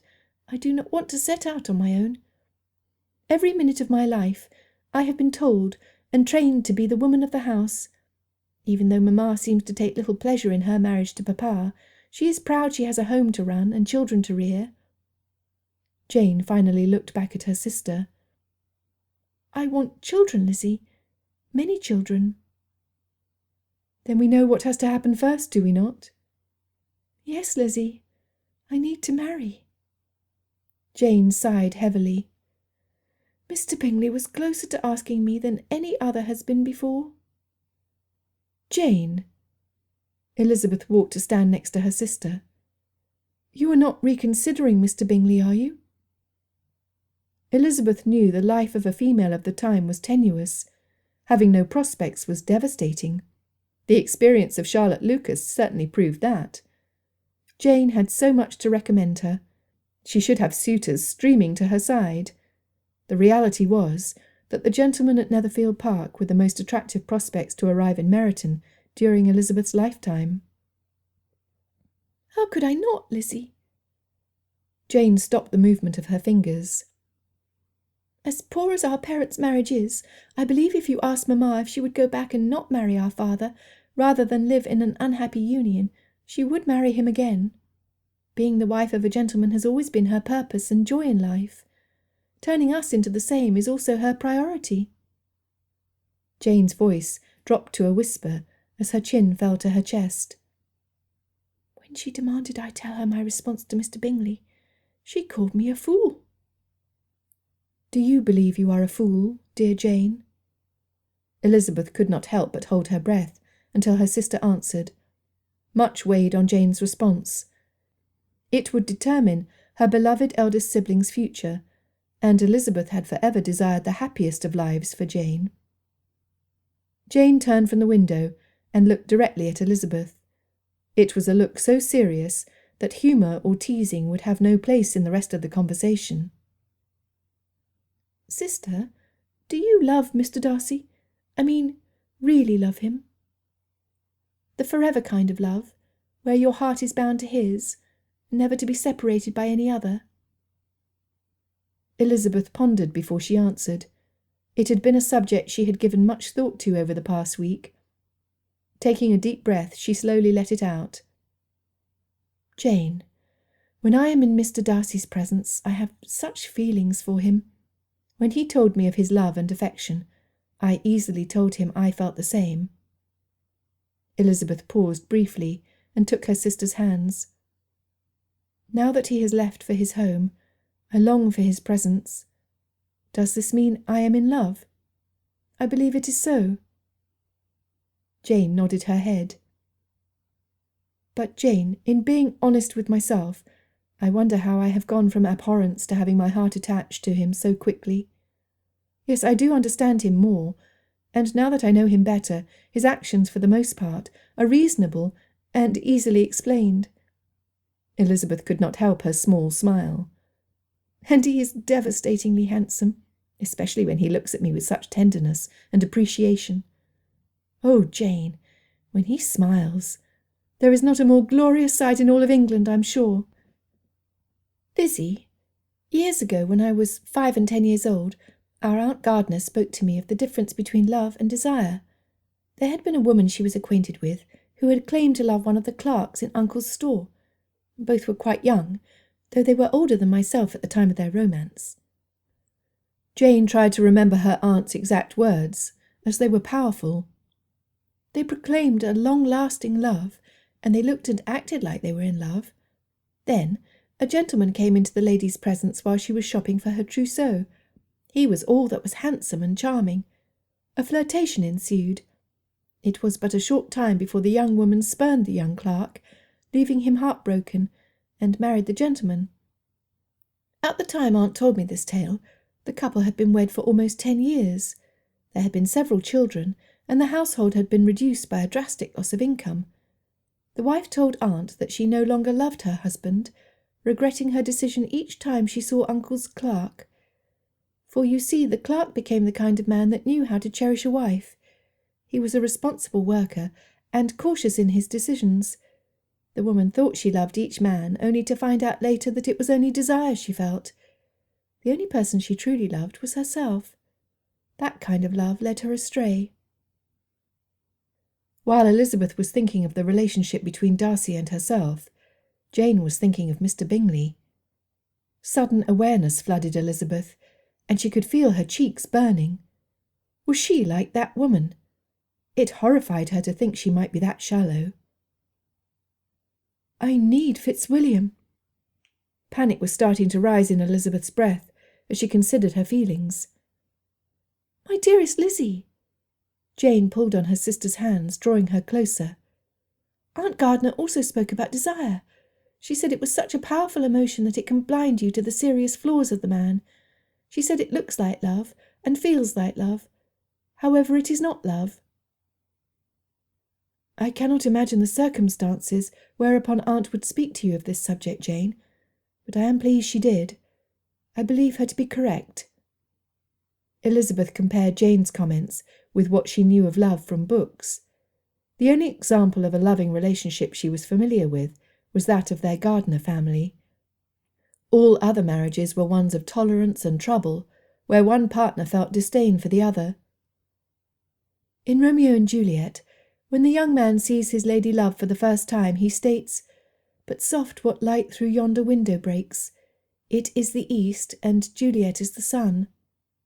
They proclaim their undying love after their initial meeting. Sadly, that love dies with them. Was it love, Lizzie, or was it desire? Jane squeezed Elizabeth's hands. How could it be true love if they knew nothing of each other? How does the story end? Not well for the young lovers. Elizabeth was not comfortable any longer with the discussion. She could tell that Jane was not either. They both had much to think about. Giving her sister a quick embrace, Elizabeth left Jane to her thoughts. Returning to her room, she needed to consider her own future. The carriage ride from Longbourn to Netherfield Park was silent, both men wrapped up in their own thoughts of their particular Miss Bennet. It was when they arrived at Bingley's estate that Darcy asked him what had happened. "I was hoping to find myself an engaged man, Darcy. It was not to be." Bingley refused to make eye contact with his closest friend. "She refused you?" Darcy was surprised. He knew the amount of pressure Mrs. Bennet was putting on her daughters to marry well. Gossip skipped from one event to the next about the possible attachment of Charles Bingley to Jane Bennet. Speculation as to the carriages, jewels, and pin money Miss Bennet would have followed immediately behind the words of the almost certain engagement. "She did." Finally, Bingley looked at Darcy. "Miss Bennet was kind with her words, but she clearly was not acquiescent in the least about taking control of Caroline." Bingley shook his head in an effort to clear the fog. "I never should have asked it of her. If I cannot take control of my own household, I am undeserving of a woman such as Jane Bennet for a wife." Darcy could see that Bingley was both heartbroken and resolved. "What shall you do, Bingley?" "I will follow Caroline to London, making arrangements for her to have her own household." Bingley could see Darcy was pleased with his course of action. "My friend, I would ask you that you let word out that Caroline is no longer to use the Darcy connection to obtain invitations to balls and other social occasions. She's played on your association long enough." To say Fitzwilliam Darcy was pleased would have been an understatement. "You're going to attempt to rein in the conduct of your sister, Bingley. I am exceedingly proud of you." Bingley rose to his full height as he stepped out of the carriage. "Yes, Darcy, it is time the trousers in the family are worn by me." Darcy could not help but pat him on the back. It would not be easy. However, what in life is easy if it truly is worthwhile? The path to love with Elizabeth had been fraught with problems, most of which were of his own making. As he thought of his betrothed, he hurried into the house to write a note to his cousin, Colonel Fitzwilliam, to notify him of his decision to bring Georgiana to Hertfordshire. Then he quickly wrote a note to his aunt, Lady Matlock, to let her know that Caroline was not to be associated with the Darcy name any longer. He knew it would please his aunt, as she had never approved of Bingley's sister's grasping ways. Finally, he wrote a note to Elizabeth. Before he sealed it, he read it again. "My dearest, loveliest Elizabeth, parting is such sweet sorrow. For the first time in my adult life, I am aware of the meaning of the bard's words. I will travel safely, my love, and I will push as hard as I can to return to you all the more quickly. Pray you find contentment with our plans. We have much to do, and learn of each other before we wed. That day cannot come fast enough for me, and it is my hope that you are anxiously awaiting that blessed day as well. You fill my heart. Your servant, F. Darcy." It took little time to have his valet and his luggage packed in his carriage. Before he took his leave of his host, he pressed the note into the hands of Bingley's capable butler. It would be delivered immediately.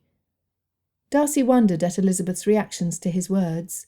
He prayed the time they would be apart would be undisturbed for them both. With one last handshake, Darcy climbed into his carriage and was off. Elizabeth closed her bedchamber door and leaned back against it. Jane had given her much to think of, and she feared she would get little sleep that night.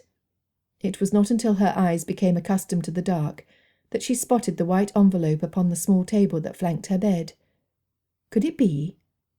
Elizabeth rushed to the table to pick up the note. Her fingers shook as she struggled to light the candle. Was it his masculine penmanship? Surely it had to be. It was. Elizabeth sat on the bed and broke the Darcy seal on the back. Unfolding the note, she held her breath as she read it. There was no possible means she could have used to stop the smile that appeared. She quickly read it again, and then again. Pressing the fine parchment to her chest, she debated with herself. Love or passion? Passion or love? It was love. Chapter 13. Darcy had not travelled 2 miles away from Netherfield Park when he realised he was being a fool. Tapping the roof, he directed the driver to return to Bingley's estate. There he found his friend in a state of confusion, trying to decide if he wanted to remove himself immediately to London or wait until the morrow. When Darcy realised it was Bingley's means of putting off confrontation with his sister, he suggested Bingley think on consequences and proceed to town the following morning. Leaving his valet and his luggage behind, Darcy jumped on the back of his horse and headed north. He would arrive much sooner, and could use the carriage he had left with Georgiana to return to Elizabeth. If Georgiana was ready to travel, and the weather held, they could conceivably be back in Meryton in under 5 days. Any tiredness was worth the effort. He arrived in Derbyshire filthy and exhausted. Fitzwilliam Darcy was hoping to see Georgiana waiting for him in the entrance hall of Pemberley. She was not there. His long-time housekeeper, Mrs. Reynolds, and her husband, the butler of the estate, greeted him with pleasure. Mrs. Reynolds had devoted much of her time and attention to the master and his sister after the loss of Lady Anne Darcy.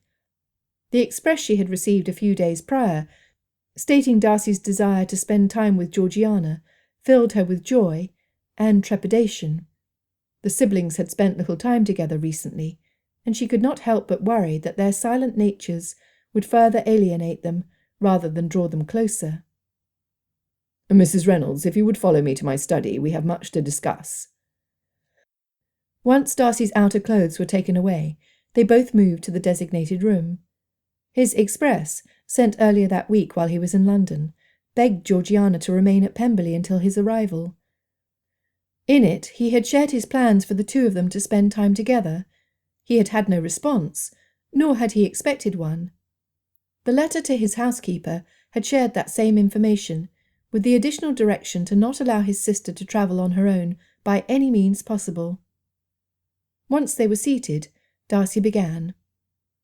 "I must ask of you, Mrs. Reynolds, how Miss Darcy responded to my letter." Kate Reynolds had been at Pemberley since the master was 4 years old. She had watched him grow into his position, and had seen him stumble occasionally under the weight. It had been her deepest desire to have him find a wife who understood the man, who would bring him comfort, and would help him feel joy. He lived his life in a state of aloneness. "Master Fitzwilliam, I do believe there was relief when she realised you did not want her away from Pemberley." Many emotions had displayed themselves on the young girl's face. Tears had poured from her eyes, once she realised she would not be banished. It made the housekeeper's heart ache to see Miss Darcy so troubled. "What you are doing will be good for your sister. Spending time together will be just what she needs. Bakewell, is it? A lovely location." "No, Mrs. Reynolds, my plans have changed. We will be travelling to Hertfordshire to stay in the home leased by Mr. Bingley." Displeasure flashed across the housekeeper's face, and Darcy knew where it originated. "Georgiana and I will be well cared for by the staff in residence." He almost chuckled at the concern he spied on her face. Darcy knew how she felt about Miss Caroline Bingley.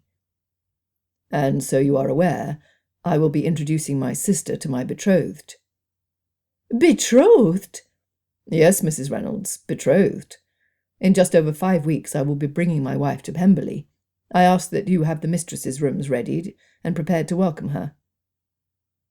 Knowing it was not her place to question the decisions of the master of the house, she fought her inclination to beg him to do everything possible to change his mind. To have Caroline Bingley as mistress would be intolerable. She would never bring happiness to Darcy, and would intimidate Georgiana until all of their lives were steeped in misery. Knowing her position, Mrs. Reynolds said nothing. From his earliest memories, Pemberley's housekeeper had been a trustworthy, caring woman.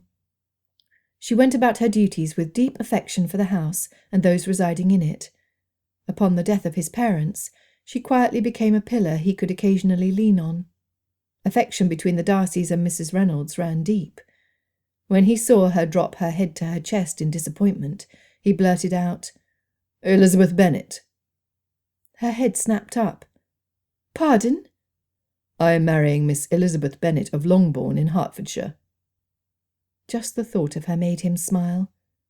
Unknown to him, it was that more than anything else that reassured Mrs. Reynolds that the joy she had hoped for would be realised at Pemberley.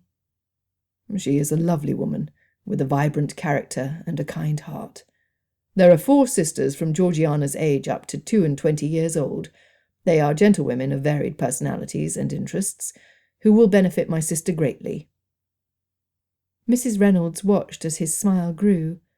Her own heart filled with appreciation for this unknown woman, to the point that tears threatened to spill from the corners of her soft brown eyes. "Master Fitzwilliam!" Mrs. Reynolds stopped herself. This marriage would change the dynamics of Pemberley.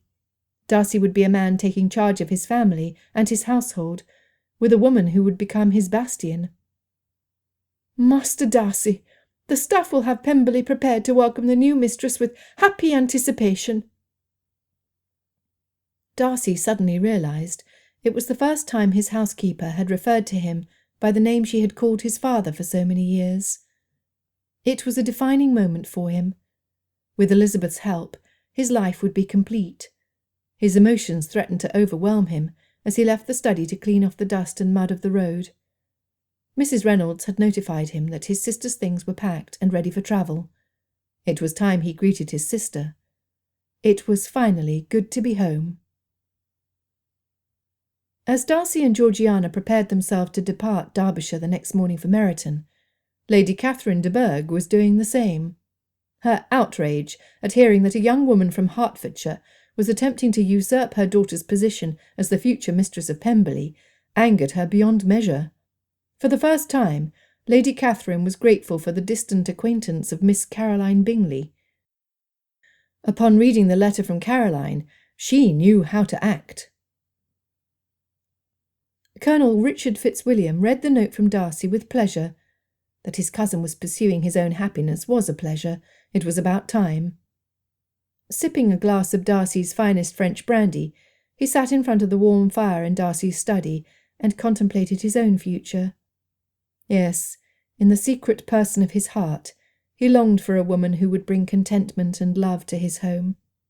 However, he had no home, just a run-down room in the officers' barracks outside of London.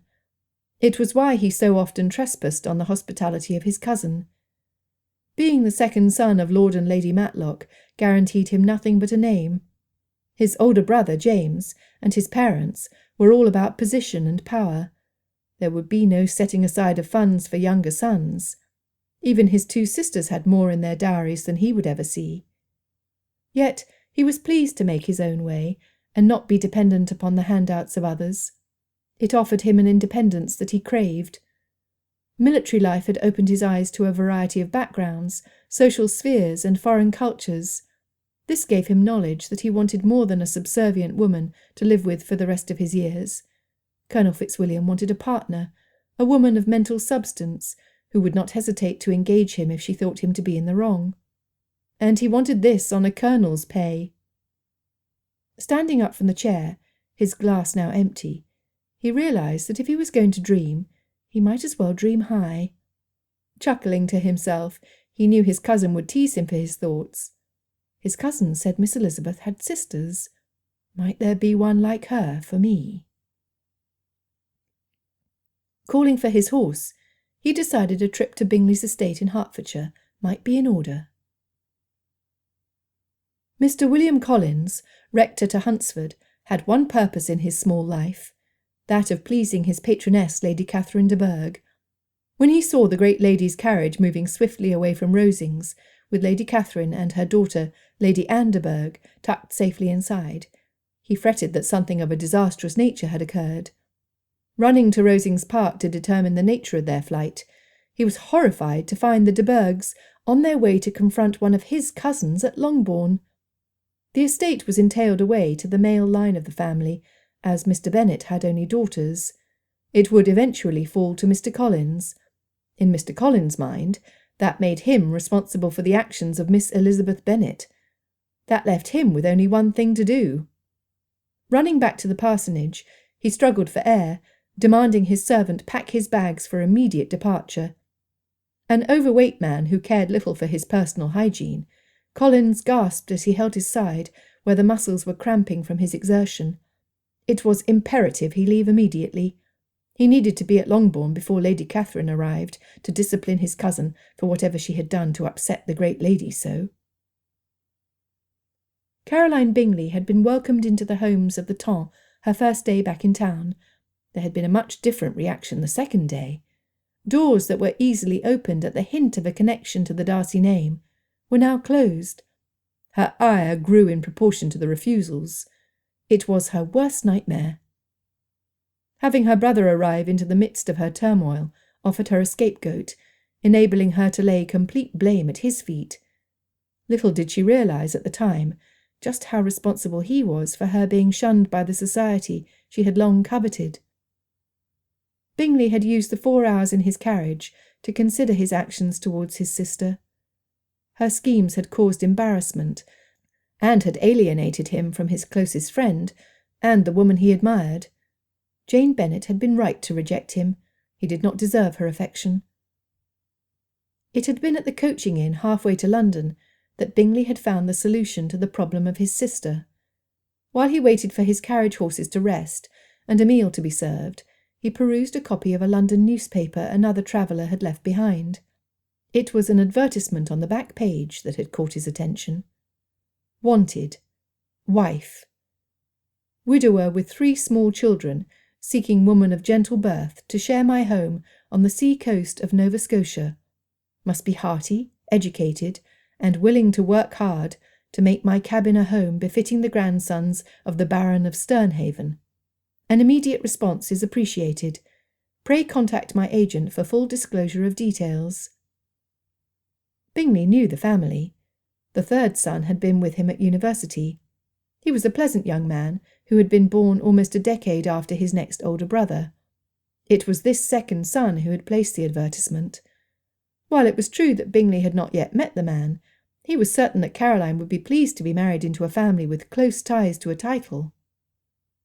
As he left the inn, he folded the paper and tucked it under his arm. For the first time since he spoke with Miss Bennet, his countenance was determined. He could not wait to get to London and arrange for his sister's future. If he hurried, he might be able to return to Netherfield Park in time to welcome the Darcys. It had been 4 days since the events in the garden. Elizabeth missed Darcy and longed for his return. The weather had cooperated, allowing her many rambles around the countryside. She could not help but take advantage of the opportunities to visit her favourite places for what could be the last time.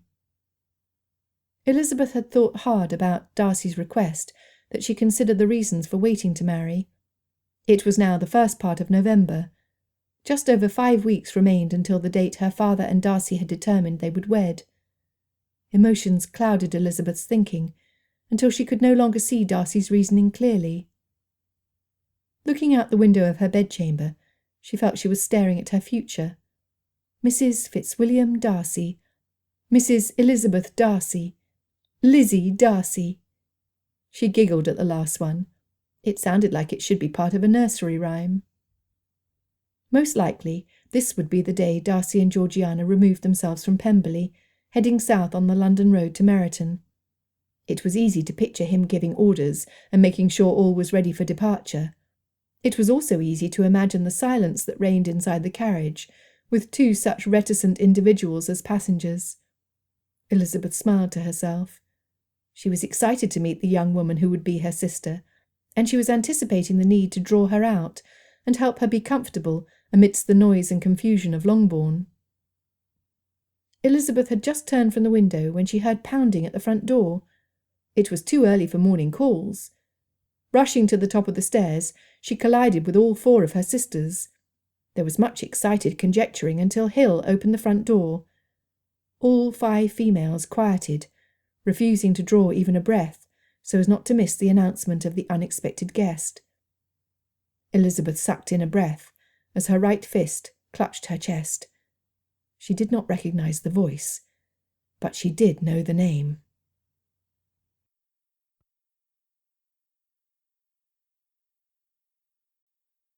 Chapter 14. Colonel Richard Fitzwilliam was an impressive figure of a man. Tall, though not so tall as Darcy, he was ruggedly handsome and authoritative in his officer's uniform. Elizabeth hurried down the stairs before her mother swooned to the floor at the sight of him standing in the entrance hall. Behind Elizabeth, as close as a shadow, came the clatter of 8 dainty feet. "Pray forgive my appearing unannounced and uninvited." Richard bowed to the swarm of ladies in front of him. "Might I be informed as to whether Mr. Fitzwilliam Darcy happens to be here?" Mrs. Bennet, Lydia and Kitty were overcome by his presence, so Elizabeth stepped forward to speak. "Colonel Fitzwilliam, I am Miss Elizabeth Bennet. To answer your question, no, Mr. Darcy has not yet returned from Derbyshire." She turned to her family, seeing that her father had emerged from the library at the commotion. Once the introductions were cared for, she again gave her full attention to the man in front of her. "Please come into the drawing-room where tea will be provided. Will you be staying in the area?" "Can he stay here, Papa?" begged Kitty, while their mother nodded in agreement. "He can have my room, and I shall sleep with Kitty," offered Lydia, who was fluttering her eyelashes so quickly it gave the appearance that she had something lodged in her eyes. "Sisters!" Jane was embarrassed at the lack of good manners her family members were displaying. It pricked her conscience for all the times she shushed Elizabeth for making similar complaints. Had she never noticed what was so obvious to others? Mr. Bennet finally stepped in and invited the Colonel and Elizabeth into his study.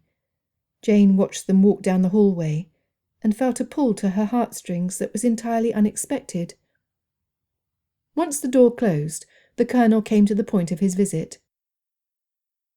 Mr. Bennet, Miss Elizabeth. He remained standing in a manner similar to Darcy. I received a note from my cousin only this morning. Apparently Darcy had sent it on Monday. I was training new recruits and did not arrive back in London until early today. Before I left town, I stopped by the home of my parents, Lord and Lady Matlock. It was there I came face to face with my aunt, Lady Catherine de Bourgh. When he paused for breath, Mr. Bennet inquired, "And this is of interest to my family because—" Elizabeth knew. Colonel Fitzwilliam was not dropping names to enhance his standing in Bennet society. It was a warning. My aunt has long proclaimed that Darcy would marry our cousin, Lady Catherine's daughter, Anne. At Elizabeth's indrawn breath, he rushed to continue. It has never been a desire of either cousin to be united in wedlock, and my parents and aunt came up with this plan before Darcy's father was laid in the ground. Their desire is to combine two large estates, to become the wealthiest family in the realm. How they plan to manipulate Darcy to their greedy desires, I have no possible idea. Nevertheless, it is their purpose. Lady Catherine is accompanied by her clergyman, Mr. William Collins, who I understand is your heir. This was a surprise to Mr. Bennet and Elizabeth. Apparently he arrived at Matlock House shortly after my aunt and cousin. What his purpose is I have no clue. Possibly you know, sir? Elizabeth's father shook his head, puzzled at the things the Colonel was saying. Are you indicating there will be objection on the part of your family towards Mr. Darcy's engagement to Lizzie? The Colonel glanced at the young woman standing alongside him. She was pretty, though not as stunning as her sister. He saw the lift of her chin and realized she was not a timid country miss. I believe that the conflicts I've seen on the continent will pale in comparison to the carnage they will attempt. Richard looked directly at Elizabeth. Darcy has in his possession what they most want. Elizabeth looked at him with confidence, her right brow raised in question. Yes, she will do. The Darcy name is one of the oldest and most respected in England. He protects it like the asset it is. If he is tied to you, they lose all claim to him. If he married Anne, he will never be rid of them. Might I ask, Colonel Fitzwilliam, where exactly your loyalties lie? Elizabeth was not shy about procuring the information she needed. If there was to be a conflict, she needed to know who her enemies would be. Darcy is closer to me than my own brother, Miss Elizabeth. There was no smile, there was no confusion in his expression, only sheer determination and a firm stance in favour of his cousin. I do not expect Mr. Darcy for at least 3 more days, Colonel. Elizabeth paused, as if concerned how to frame the question. Do you have any strategies we can put into place to protect ourselves before they arrive? It was too late. The sound of carriage horses clopping over the stones in the driveway, with the jangle of their harnesses, reached them just before Mrs. Bennet rushed into the library. "Mr. Bennet! Mr. Bennet! There are 2 fine carriages with some sort of crests on the doors. It might be the Prince Regent coming." "Might it, Mrs. Bennet?" Sarcasm dripped from her father's tongue. Elizabeth did not appreciate her father's attitude, nor did she see the humour in the situation. She directed her mother to return to the drawing-room to receive their guests. The Colonel and Elizabeth followed immediately behind. The southbound carriage was indeed silent. As tired as Darcy was the day before, he insisted they leave within the hour, knowing he could sleep in the carriage as it moved mile by mile closer to Elizabeth. Darcy examined his sister closely. He doubted she had looked up from the floor once in the past few hours. The light was fading, and they would be stopping soon. Darcy worried he was not the best person to have on this journey, and wondered what Elizabeth would do. "Georgiana, would you tell me of the book you are reading?" It was a start. "Brother, I do not believe it would be of interest.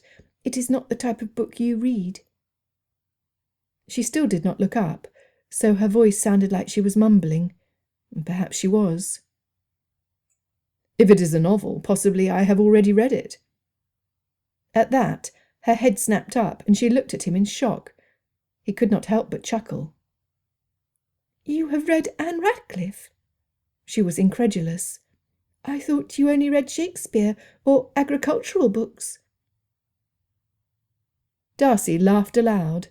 "Sister dear, I believe there is much we do not know of each other. Elizabeth has not been happy with me keeping things to myself, so I believe the three of us will be a family that learns the foibles of one another and loves one another in spite of these flaws. Or we will love one another because of these flaws." He watched as his sister absorbed his comments, visibly relaxing for the first time since his arrival at Pemberley. "For myself, I am pleased she accepts me as I am. For a certainty, I long to improve myself to be the man she wants me to be. Nevertheless, it soothes me to know we will grow closer as we make progress. Georgiana, how do you feel about that?" "These ideas are quite novel to me, William." Georgiana wondered at the man across from her. She loved him with her whole heart, and feared his displeasure. Never did she worry that he would be overly harsh. No, she feared disappointing him, and knew she had done so at Ramsgate. Certainly she was worried about William's betrothed. He had already reassured her that Elizabeth would love and welcome her. For herself, she could not begin to imagine how an intelligent woman would be able to overlook the sins committed with Wickham. After all, she had allowed him to kiss her hand. Once he even kissed the inside of her wrist. It was shockingly improper. "Pray think of them, Georgie." Darcy smiled again. "We will be a family unlike any we have known since we were with our own parents. Pemberley will be a true home for all three of us." It was such a pleasurable thought that Georgiana gave her brother a slight smile. It warmed his heart. The next day they stopped for breaks only when absolutely necessary for the horses. When Georgiana saw the longing her brother was having for his betrothed, she was willing to sacrifice any comfort for his pleasure. It was with a rested team of horses and exhausted grooms and drivers that they arrived in Meryton just 2 days later. When the team turned into the mile-long road to Longbourn, they were surprised at the heavy traffic in front of them. By the time they arrived, 2 carriages were just starting to discharge their passengers. It was Lady Catherine, her daughter Anne, Lord and Lady Matlock, and an unknown man about Darcy's age. At the same time Darcy identified the passengers, Richard and Elizabeth stepped outside Longbourn. A quick glance at the windows showed the faces of Mrs. Bennet and her youngest daughters pressed against the glass. Before the confrontation began, Darcy jumped out of his carriage and mouthed "Jane" to Elizabeth. He watched as her eyes sparkled in pleased surprise at his arrival. She then stepped back inside the house and brought her sister out. Taking Georgiana's arm, he quickly helped her from the transport and walked her to Miss Bennet, leaving his sister in her care. Jane hurried the young girl into the house and up the stairs to her bedchamber, a distance that would protect her from her angry relatives. He looked at his aunts and his uncle after turning to stand next to Elizabeth. She was flanked by Darcy and Colonel Fitzwilliam. "What is the meaning of this?" he asked calmly, though his voice was firm. He would not be on the defensive. Darcy had learned years ago from his cousin that taking the offensive tack was the only way to get to the true nature of an encounter. "I demand to know now what brings you to the home of my betrothed." Lady Catherine and Lord Matlock began speaking at once. The stranger stood just behind Lady Catherine and repeated every word she uttered as if it was his own. Unexpectedly, Anne de Bourgh moved to stand on the other side of the Colonel. This served to increase the ire of Lady Catherine and his uncle. Richard leaned down to his cousin and whispered, "Well done, Anne." She wrapped her arm inside his elbow, hanging on for strength. Tucking her hand close to his side, he vowed to protect her. He glanced down at her and was shocked at her wan appearance. The travel had weakened her to a point he had never seen. Richard could feel her shaking, and suddenly knew it was not fear. His cousin was on the verge of collapse. Lady Catherine had been rendered speechless when her daughter moved past her. However, it was only a temporary condition. As she opened her mouth to express her extreme displeasure, Darcy held up his hand with his palm out. "Silence!" He started walking towards his aunts and uncle. Elizabeth, Anne, and Richard followed as one unit. "You will return to your carriages and leave. We will speak in the morning. The inn in Meryton will keep you until the morrow. Richard and I will arrive after breaking our fast. Anne will stay with Georgiana. Only if she is strong enough to travel will we bring her with us." His gaze moved over the adults in front of him, ignoring Mr. Collins. "We will not keep you any longer." Bowing slightly out of respect for their positions, he spun on his heel and offered his arm to Elizabeth. The four of them walked to the doorway and stepped inside, not looking back.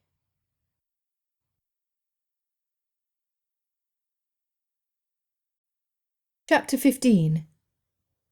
Caroline Bingley tossed the last of her perfume bottles at the fireplace hearth with a vigour and strength that surprised even her.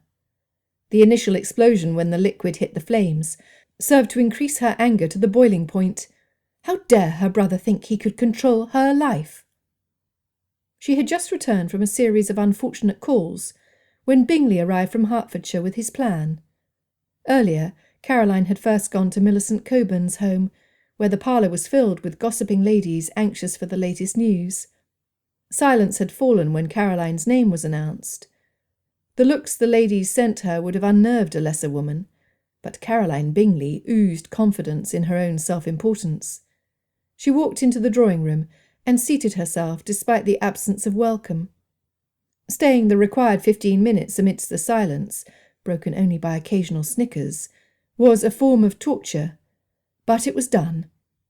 The same happened at Sally Brockminster's house and Cora Pratt's. They were fools. It was when she arrived at Abigail Thornton's door that she finally understood she was being cut by all of polite society. There, she was refused admittance altogether. Her humiliation did not lower her viewpoint or expectations of herself. It was their loss, not hers. "Caroline, I would speak with you in my study." Her brother was nervously twisting his fingers, and she wondered how he could be worked on. It was never pleasant when a conversation started in this manner, but she she always, won the moment. When they were both seated, Bingley thrust the newspaper at her and pointed at the advertisement. Caroline read it with terror at his plans. "You would not, Charles!" Canada. 3 ready-made children. Caroline was stunned that this plan of action would even cross her brother's mind. "Caroline, how was your welcome in town this afternoon?" She looked at her brother and realised he knew the answer before he even asked the question. How could he have known? What is the meaning of this? "Charles, what do you know about my calls?" The calmness of her voice belied the tumult churning inside Caroline. Both siblings had the same reddish-blonde hair and green eyes. Both had the tendency to display pink patches on their neck and jaw when they became irritated. The patch on her brother's neck was flaming red. "Before I left Hertfordshire, I asked Darcy to write to Lady Matlock with the request that you not be allowed to use the Darcy name to obtain admittance to the homes of those above our station." "You did what?" Never had her brother stood in opposition to her. Never. "Why would you do such a thing, Charles?" Bingley understood that his history of giving in to his sister was for the purpose of a peaceful existence. It made his life easier if he allowed her to do as she pleased, and then spent as little time with her as possible. This time she crossed an invisible line where he was forced to take a stand. He would not permit her to be in the presence of Elizabeth Bennet or Darcy again. "It was you who forced my hand, Caroline. Your collusion with Lieutenant Wickham was deplorable. The impact of your actions on Darcy, the Bennet family, and poor Miss Lucas will be long-lasting. It is time you reap what you have sown, dear sister." The last was not said with affection. He loved Caroline only because she was his sister. Had they not been related, he would not choose to be in her company, ever. "But Charles—" A whiny tone had unwittingly entered her voice. It was an unpleasant sound. "There has to be another way." "What would you suggest I do? You have offered no apology for the reproach you've brought upon the Bingley name. Because of you, I will no longer have the welcome I did here in town. I've been rejected by the only woman that has ever caught and held my attention, Caroline. This has become very personal to me, and I will see that you are disciplined until you realise the extent of your error." "But Charles—" The whine grew in intensity. Catching sight of her brother rolling his eyes, she decided to change her approach. "I'm not suited to live in the wilderness, and 3 small children. You know as well as I that children and I do not get on. Therefore it would not be a kindness to pursue this course." "Then again I ask, what do you suggest I do?" Bingley was ready to be done with this conversation. He longed for the isolation of the room to lick his wounds. His heart was crushed, and the person responsible for it was seated in front of him. He would not back down. Caroline got up from her chair and paced back and forth in front of him, the only noise in the room the crackling of the fire and the movement of the swish of her silk gown. It took little time to formulate her own plan. Darcy's writing to Lady Matlock solidified his rejection of her. Of a certainty, it was a degradation that he had chosen Eliza Bennet over her. It lowered the man in Caroline's esteem, and she was now pleased to not be attached to him in any way. Nevertheless, she needed to see to her future, and possibly elevate herself above the Darcys. Yes, that was it. "Brother, while at the Coburn home this morning, I overheard a bit of news that might help me in this situation. The Duke of Winston has died, leaving his son to inherit his title. The son is not married, and is currently living outside Scarborough, near the home of our Aunt Agnes."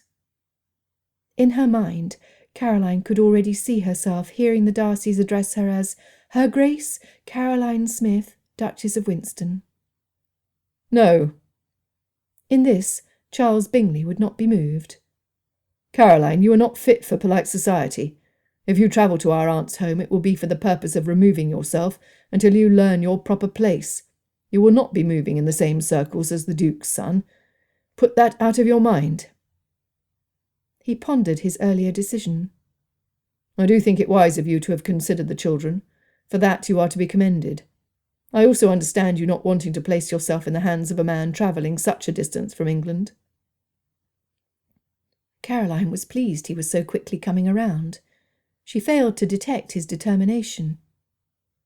"Now that you have mentioned travelling to the home of our aunt, I realise the best situation is not Aunt Agnes, but Aunt Maud Bingley." "No." The first impression their Aunt Maud left upon a new acquaintance was bitter rejection of polite society and fashion. She was a highly religious woman who lived in an isolated area on the west coast of Ireland, frugally saving her money and spending her time in constant Bible study. Her home was bleak, and luxuries were non-existent. "Please, no." Her brother held his hand up to stop her pleadings. "I will not be moved on this." At least, he hoped he would not be so moved. Standing to face her, he continued, "I will put the plans in place for your departure from London as soon as possible. Pack your bags, Caroline. To Ireland you go." Fitzwilliam Darcy sent his man to Meryton early the next morning to arrange suitable accommodations for the family meeting, a large private upstairs room at the back of the inn, preferably one that was isolated. The night before had been spent closeted with Richard in Netherfield Park's sparse library, where the memory of Elizabeth sitting and reading quietly in the days she cared for her sister kept creeping into his thoughts, distracting him from the task at hand. It was after one of these moments that his cousin started teasing him. He kept at it until Darcy inadvertently stumbled on an unexpected reaction when he mentioned Elizabeth's sisters. "What is this, Richard?" Darcy knew his cousin's circumstances and had repeatedly offered to gift Richard a small estate close to Pemberley, so he could leave his life-threatening military service behind. His offer had always been spurned and soundly refused. For him to think of a woman as more than a flirtation was unparalleled. It would mean a change would be necessary, as he could not see the colonel taking a wife to live in the barracks.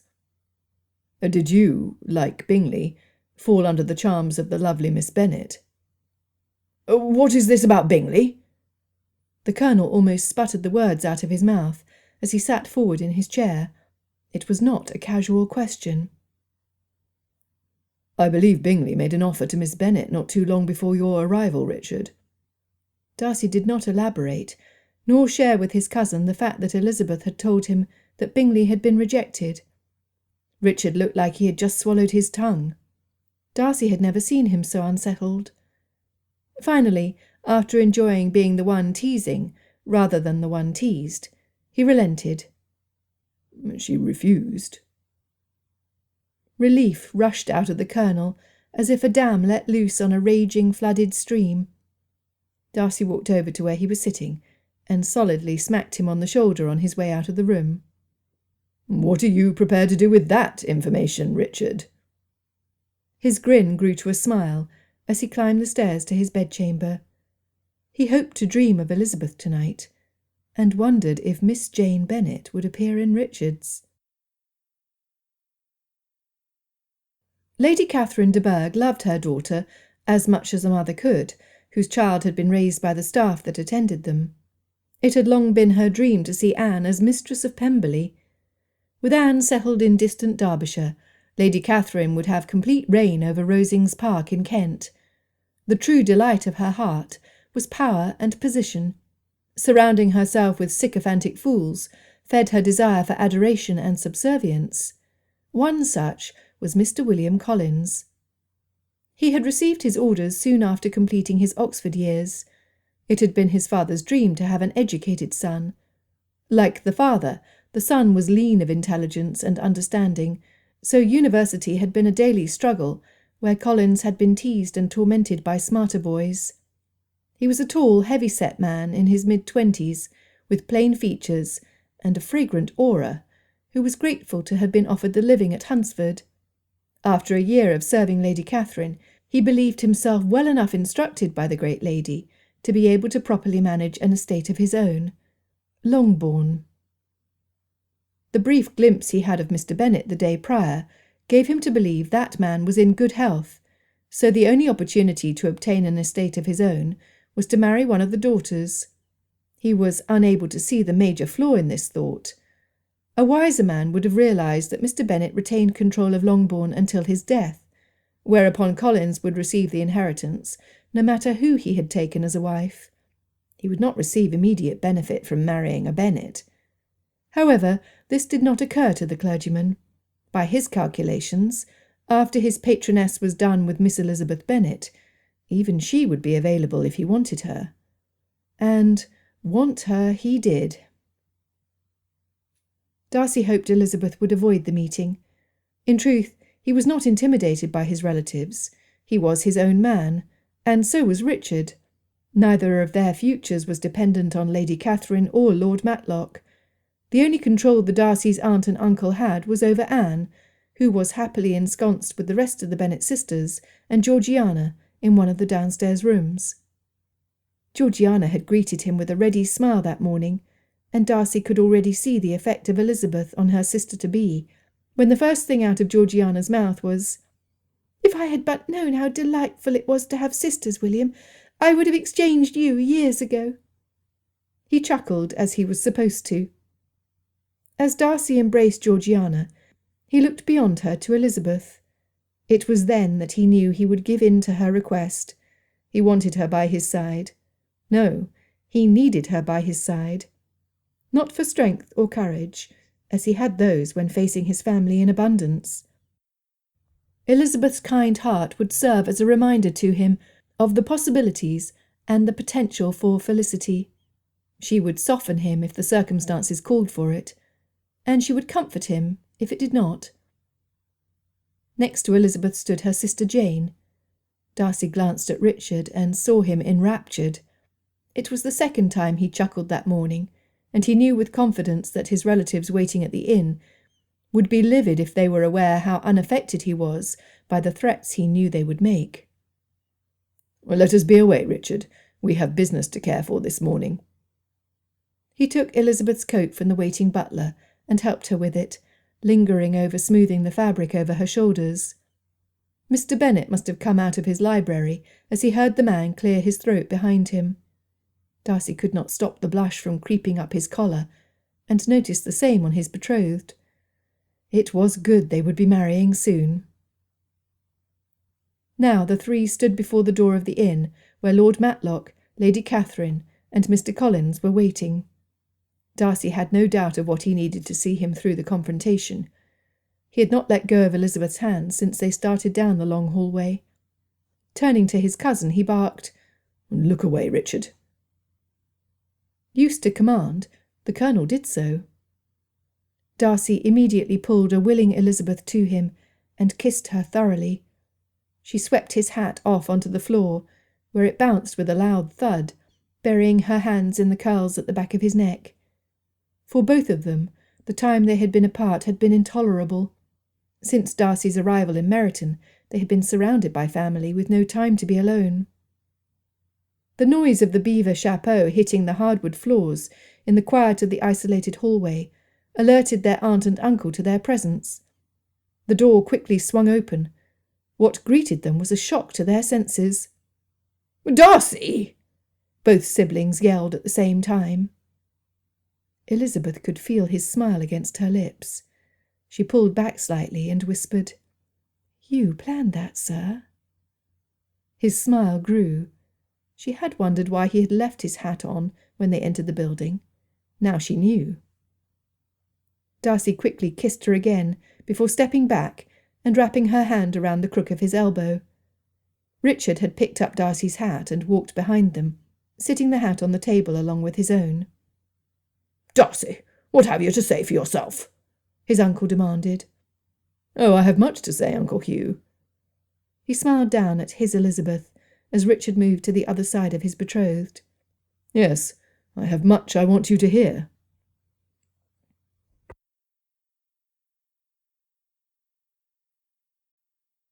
Chapter 16.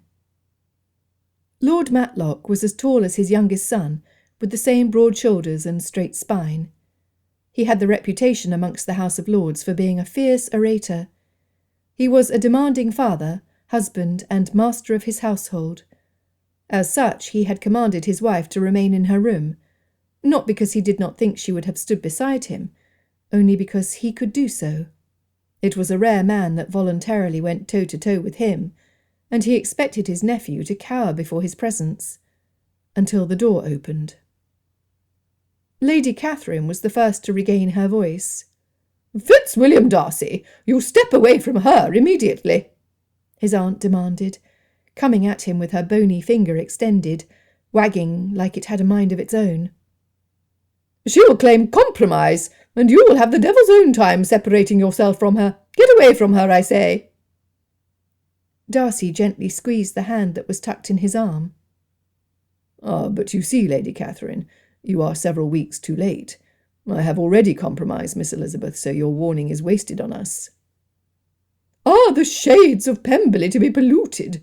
Have you no respect for the wishes of your mother? What of the demands of your family, of society, of Anne? You have treated your cousin poorly, Darcy. She will most likely not recover from this blow, and the blood guilt will be on your head, nephew." Lady Catherine's voice rose with each question, in concert with a ruddy hue about her shoulders, neck, and jaw. Her nostrils flared as her chin lifted. It was certainly not her best stance from the point of those facing her. Lord Matlock moved to stand alongside his sister, and Mr. Collins followed. Although he did not fully understand the arguments between the families, he knew from the conversation in the carriage from Matlock House in London to Meryton that the person moving them to anger was his cousin, Elizabeth Bennet. Taking advantage of a momentary silence, while the peals of Lady Catherine's proclamations reverberated to the corners of the room and back, he stepped up and spoke. My esteemed patroness, Lady Catherine de Bourgh, has determined that the source of these troubles is you, cousin Elizabeth." The greasy-haired man was pleased to be of more than tacit support to the woman he revered. Looking intently at the alluring young woman in front of him, he failed to see the reaction of both Darcy and the Colonel. His failure was to his detriment. "Your improper display just moments ago speaks of a deficit in your training that I will be pleased to step in and correct.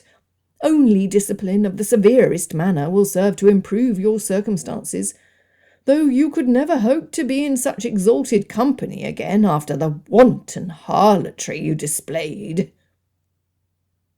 If the room had been stunned with Lady Catherine's diatribe, the response to Mr. Collins was explosive. Had he not reached out his hand to grab Elizabeth's arm, he might have been saved the pain and embarrassment of being physically cut down to size by Darcy. However, he did reach out, only to have Darcy stop him by clasping that beefy hand in his own firm grip, bending the wrist backwards until Mr. Collins dropped to the floor on his knees. "Who are you to threaten my wife? For that is what she is to me," Darcy yelled at the clergyman. He gave the man no quarter. "You will not touch her. You will not look at her. And you will not think of her. Am I understood?" Darcy's voice had dropped in volume until only a low rumble was heard. He had yet to let go of the man's hand. Mr. Collins was whimpering in fear and pain. Grateful that she fell under the protection of her beloved, Elizabeth observed that Darcy's actions were serving two purposes. First, he was soundly putting the man who claimed to be her cousin in his place, and secondly, both Lord Matlock and Lady Catherine had stepped back, anxious at the unexpected violence coming from their normally placid nephew. Realizing Darcy's purpose was served, she brushed her hand down Darcy's arm, whispering his name. Darcy's response was immediate. Turning to Elizabeth, he shook off Colin's hand, as if it was something smelly to be rid of. Elizabeth was not looking at Darcy. Her unrelenting stare was on the siblings. Once Darcy observed her, he did the same. Lord Matlock paid no attention to Collins, and neither did Lady Catherine. For the first time in their memory, they both looked at their nephew with a measure of fear. It was an uncomfortable feeling that was a bitter taste in Hugh Fitzwilliam's mouth, almost making him gag as he swallowed it down. But swallow it down he did. He was the head of the family. As the Earl of Smithton, Lord Matlock, he was the man to be respected and revered. He and he alone would make the rules. It was time to remind both his son and his nephew who was in charge. "You have shamed us by your dishonourable conduct, Darcy. Attaching yourself to such a woman has changed you, and not for the good, young man." Lord Matlock had considerable skills that he used with finesse, arguing his point in the House of Lords. He had no doubt of his success with young Darcy. "You will do your duty by Anne. It is expected." Hugh Fitzwilliam extended his arm and waved his fingers like he was swatting at a fly. "Away with her. You have had your pleasure. She can be replaced after you marry your cousin, or you can set her up under your protection once the gossip of your actions has settled down. It would be expected of a man in your position. But this," he glared at Elizabeth, "ends now." Not even the actions of George Wickham angered him to the point his uncle had. Cold fury settled in, clear to his bones, and Darcy almost shook with the intensity of his emotions. It took every effort to get the needed words out and keep his voice calm. "You have both had your say. Now I will have mine." Before he could continue, Darcy felt Elizabeth quiver next to him. When she put her fingers over her mouth, he knew his priority was removing her from the room. His course was clear. Turning his full attention to her, Darcy was shocked to see it was not tears of embarrassment, but mirth that filled her eyes. "Elizabeth?" Her reaction confused him. What could she have possibly found in this situation to cause such humour? She could not help herself. Laughter bubbled out until she leaned on Darcy to keep standing. Darcy questioned her thinking. Colonel Fitzwilliam also wondered at the woman Darcy had attached himself to. Her reaction raised the ire in both Lady Catherine and Lord Matlock. No one person gave attention to Mr. Collins, or his feelings. "Dearest Fitzwilliam." Elizabeth's right hand was tucked into the arm she was leaning on, so she put her left hand over his pounding heart. It was a gentle embrace. "They claim to be related to you, yet they know nothing of you, do they? For your uncle to advise you in such a way tells me that we will spend little time in his company after we are wed. For if he spent any time at all with you, my dear man, he would know you to be the most honourable man of his acquaintance.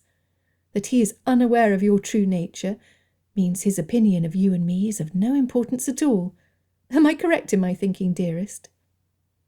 Ah, there was his Elizabeth. Shame that he had doubted her thinking nibbled at his conscience. They were still learning of each other. He should have had confidence in her. "You are correct, my heart." "Then I believe we have the upper hand, do we not?" She first looked at the Colonel, and then back at Darcy. "Both Mr. Berg and Miss Darcy are safely away from your aunt and uncle. They are now under your protection." She chuckled when she realised Darcy appreciated her use of the terms Lord Matlock had used as an insult. "My father has signed the settlement, and you have purchased a licence, though we thought it unnecessary at the time. Is this not true?" "It is." Darcy's pride in his betrothed escalated as he appreciated her intelligence. His love was growing for her by the moment. The fullness of this emotion pushed the remaining anger from him. He would make her his wife as soon as it could be arranged. Colonel Fitzwilliam watched Darcy and Elizabeth interact with each other, and could not help but admire the tender affection they so easily displayed. That he had seen his cousin calm under the gentle touch of his betrothed filled him with amazement. He finally spoke. "It has long been my desire to have you stand up with me if I ever have the circumstances and find the right woman to marry, Darcy. I would be pleased to provide the same service to you." He could see his comment angered his father further. "You will not." Lord Matlock expected fealty from his youngest. Certainly he had done nothing to provide for the Colonel, yet he was the offspring of his loins. "Your place is beside me, Richard. You are my son." "I suggest you get used to disappointment, father." Colonel Richard Fitzwilliam was every inch a man in charge. "I've been on my own too long, and have had the responsibility of command too many years to bow before a man who seeks only to please himself." A line had been drawn, and Richard stood at opposite ends from the man responsible for his birth. "Unlike you, I see who the victor is, and have chosen to support my cousin." It dawned on Darcy that for the first time since his father died, he was not alone. The feeling was so pleasurable that he was able to smile at both Elizabeth and Richard. It was when his eyes were going from one to the other that he caught sight of Mr. Collins creeping on his hands and knees to hover behind Lady Catherine. Darcy knew his course. "Lord Matlock, Lady Catherine." Darcy was ready to be done with this. "Your travel to Hertfordshire has been in vain. I will tell you this, and I will say it only once.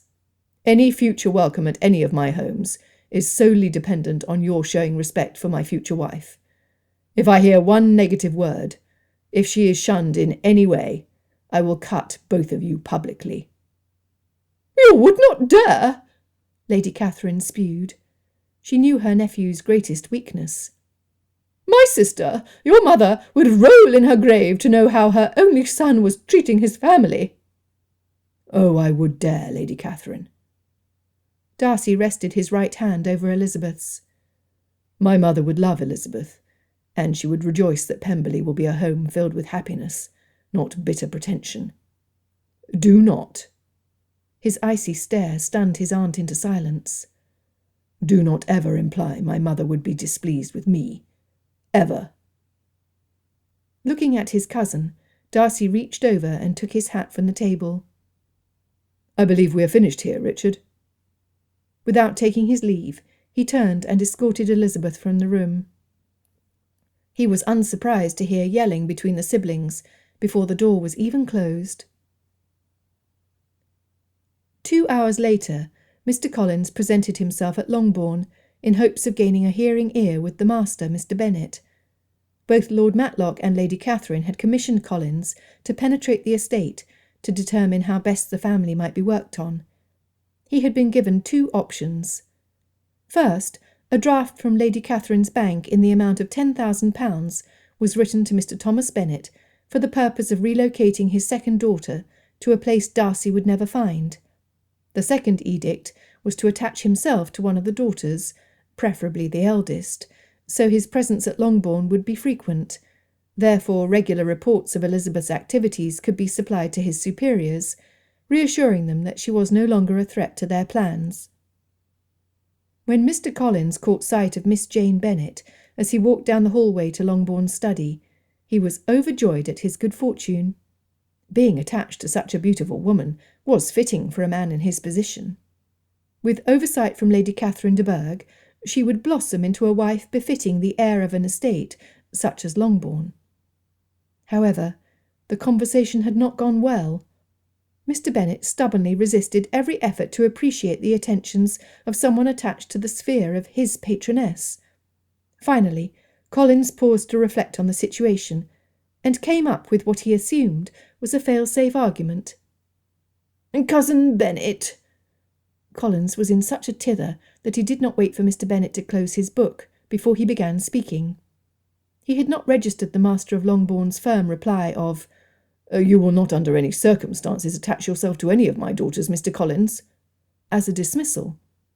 Nor had his intuition been piqued when the elder gentleman had scooted back in his large leather chair, picked up his book, opened it, settled his spectacles more firmly on his nose, and begun to read. The rector could not fathom Mr. Bennet's disinterest in a subject so important to a man of the cloth. "Cousin Bennet," he repeated, clearing his throat loudly. Mr. Bennet chose not to look up from the volume in his hands. Mr. Collins chose not to notice. "I could not help but hear Mrs. Bennet's delight at having an unattached gentleman on the premises, as I was shown to your study, cousin. With 5 unmarried daughters, you who have failed to produce a male child have put them in danger of losing their home." When he noted Mr. Bennet's rapid lift of his chin, Collins felt success was guaranteed. He had the man's full attention.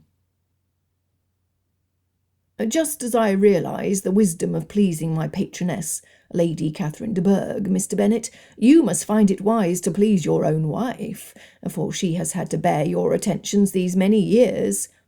With my marriage to Miss Bennet, you would have one less mouth to feed, one less future to arrange, and I would see fit to keep your wife and remaining daughters on at Longbourn after your passing.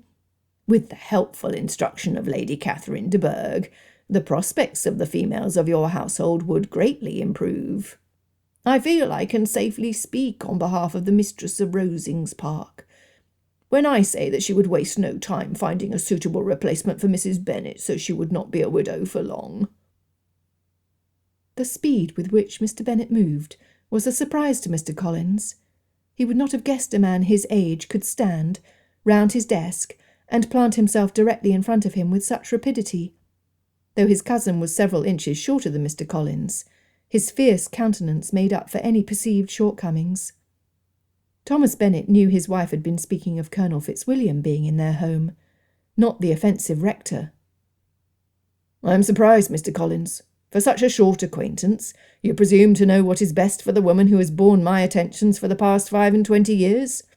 This is a point I will need to devote hours to in meditation, until I understand how that can be so." Mr. Bennet spoke softly as he pointed towards the study door. The sound would have been recognised as unnatural by any of Mr. Bennet's family or friends. Mr. Collins did not have the benefit of that knowledge. "My esteemed patroness, Lady Catherine de Bourgh, being of superior understanding, and the same elevated age as the woman who has been joined to you in holy matrimony." Mr. Bennet wanted to laugh at the man, and punch him at the same time. It was rare that such a specimen crossed his doorway that provided a tremendous amount of fodder for the ridiculous. In his lifetime, Mr. Bennet could not recall having his ire stirred from a spark to a conflagration so quickly. "Mr. Collins, as a religious man, might I ask for your opinion of a scripture that has long puzzled me?" It was a trap Mr. Bennet was setting for his unsuspecting prey. Mr. Collins almost smirked. Having been chosen by the great Lady Catherine to receive the living at Hunsford assured him of his expert theological understanding. He put his beefy hands to his chest and clutched the lapels of his jacket. He had long hours of practising a pious pose in the mirror that hung over the fireplace in his sitting-room. Mr. Collins lifted his chin, as if gazing into the heavens, and in what he perceived as his holiest voice, asked his cousin to proceed. "I appreciate your readiness, cousin." Thomas Bennet took in a deep breath and prepared to enjoy himself immensely. "When the Bible speaks of two becoming one, of whom is it speaking?" Mr. Collins wanted to gloat. The foolish man asked a question that any first-year student would know. "He is speaking of the marriage state, where the two becoming one are a husband and wife." "Thank you, Mr. Collins, for your rapid response." As he paused, he watched the man in front of him. He wanted to shake his head and his fist at someone so hypocritical. "When you marry, with whom will you be one flesh?" "Why, sir, as a devotee of the Scriptures, I would be one with my wife." "Ah, cousin, I had supposed you would answer in such a way." His pause this time was solely for effect. "If you are one flesh with the woman you marry, having her reside in your heart and your thinking, what position would your esteemed patroness, Lady Catherine de Bourgh, hold?" William Collins felt like he had been pushed into the corner with his back to the wall. If he answered his cousin by including Lady Catherine in his marital decisions, his potential father-in-law would think he was disrespecting the proper position of his daughter. If he answered that his wife would be his partner to the exclusion of Lady Catherine, he stood the chance of losing the living he desperately needed and rejoiced in. He would be unable to provide a home and sustenance for his bride. When Mr. Collins opened his mouth, and no sound came out, Mr. Bennet growled. He had had enough. "You will not marry any of my daughters. You are not to concern yourself with my wife or my family. Remove yourself from my home. You will not step foot inside Longbourn as long as I draw breath. Am I understood?" The clergyman nodded his head and left the room. As he was walked back through the same hallway he had so recently trod, Collins heard the unmistakable sound of a woman rapturously exclaiming over an upcoming dinner at Netherfield Park with the Darcys, Colonel Fitzwilliam, and the returning Mr. Charles Bingley. Collins knew that to please Lady Catherine he would have to find some way to be in attendance. He hoped that shrill voice did not belong to the eldest Miss Bennet. The relief Charles Bingley felt when his sister calmed herself was tremendous. Caroline's acquiescence had been so complete that she had suggested they travel together for his return to Hertfordshire.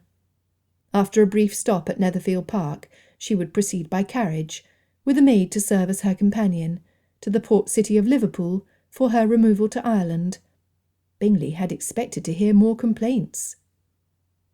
A note mentioning his arrival was sent to his housekeeper to have his rooms ready, along with directions to expect guests his first night back. He then contacted Darcy to extend an invitation to the Bennet and Lucas families for the occasion. Bingley had thought long and hard about his last contact with Jane Bennet. He knew where he had gone wrong, and resolved to be a better man. With Caroline gone to Ireland and the Hursts remaining in London, there would be nothing to distract him from pursuing Jane Bennet as his wife.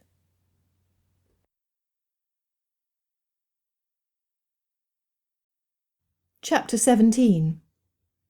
While Mr. Collins was slinking back to the Meryton Inn, Darcy, Elizabeth, Colonel Fitzwilliam and Jane were standing across the hall from Mr. Bennet's study. Darcy and Elizabeth were standing close to each other, whispering reassurances, as young lovers do. Richard could not stop himself from watching the couple. Darcy's relaxed stance was the first hint of how much his relationship with Elizabeth was doing for him. Typically, Darcy was fraught with tension after a meeting with either Lady Catherine or her brother. Her love for him had the power to soothe him and comfort him for the first time since Lady Anne had been alive. Richard rejoiced at the gift her affections were providing. His cousin's betrothed embodied everything he now knew he wanted in a wife. After the events of the morning, he desired a wife who was fiercely loyal and courageous, with the perception to understand circumstances, and a desire to be a true partner. Years of watching his father dominate his mother, only to watch her subtle rebellions, had soured him on the institution of marriage, or so he had thought. Seeing Elizabeth stand staunchly at Darcy's side, built on the longing he was already starting to feel. The Colonel was genuinely pleased for his cousin, and he was pleased with the progress just one night at Longbourn had for his female cousins as well. In his memory, he could not recall either Georgiana or Anne's pleasure at being surrounded by girlish companionship. The youngest Bennet daughter had his cousins decorating bonnets. Apparently it was a learned skill, as neither Georgiana nor Anne showed any promise at the task. There was no doubt, from the volume of the giggling, that they were highly delighted with the process.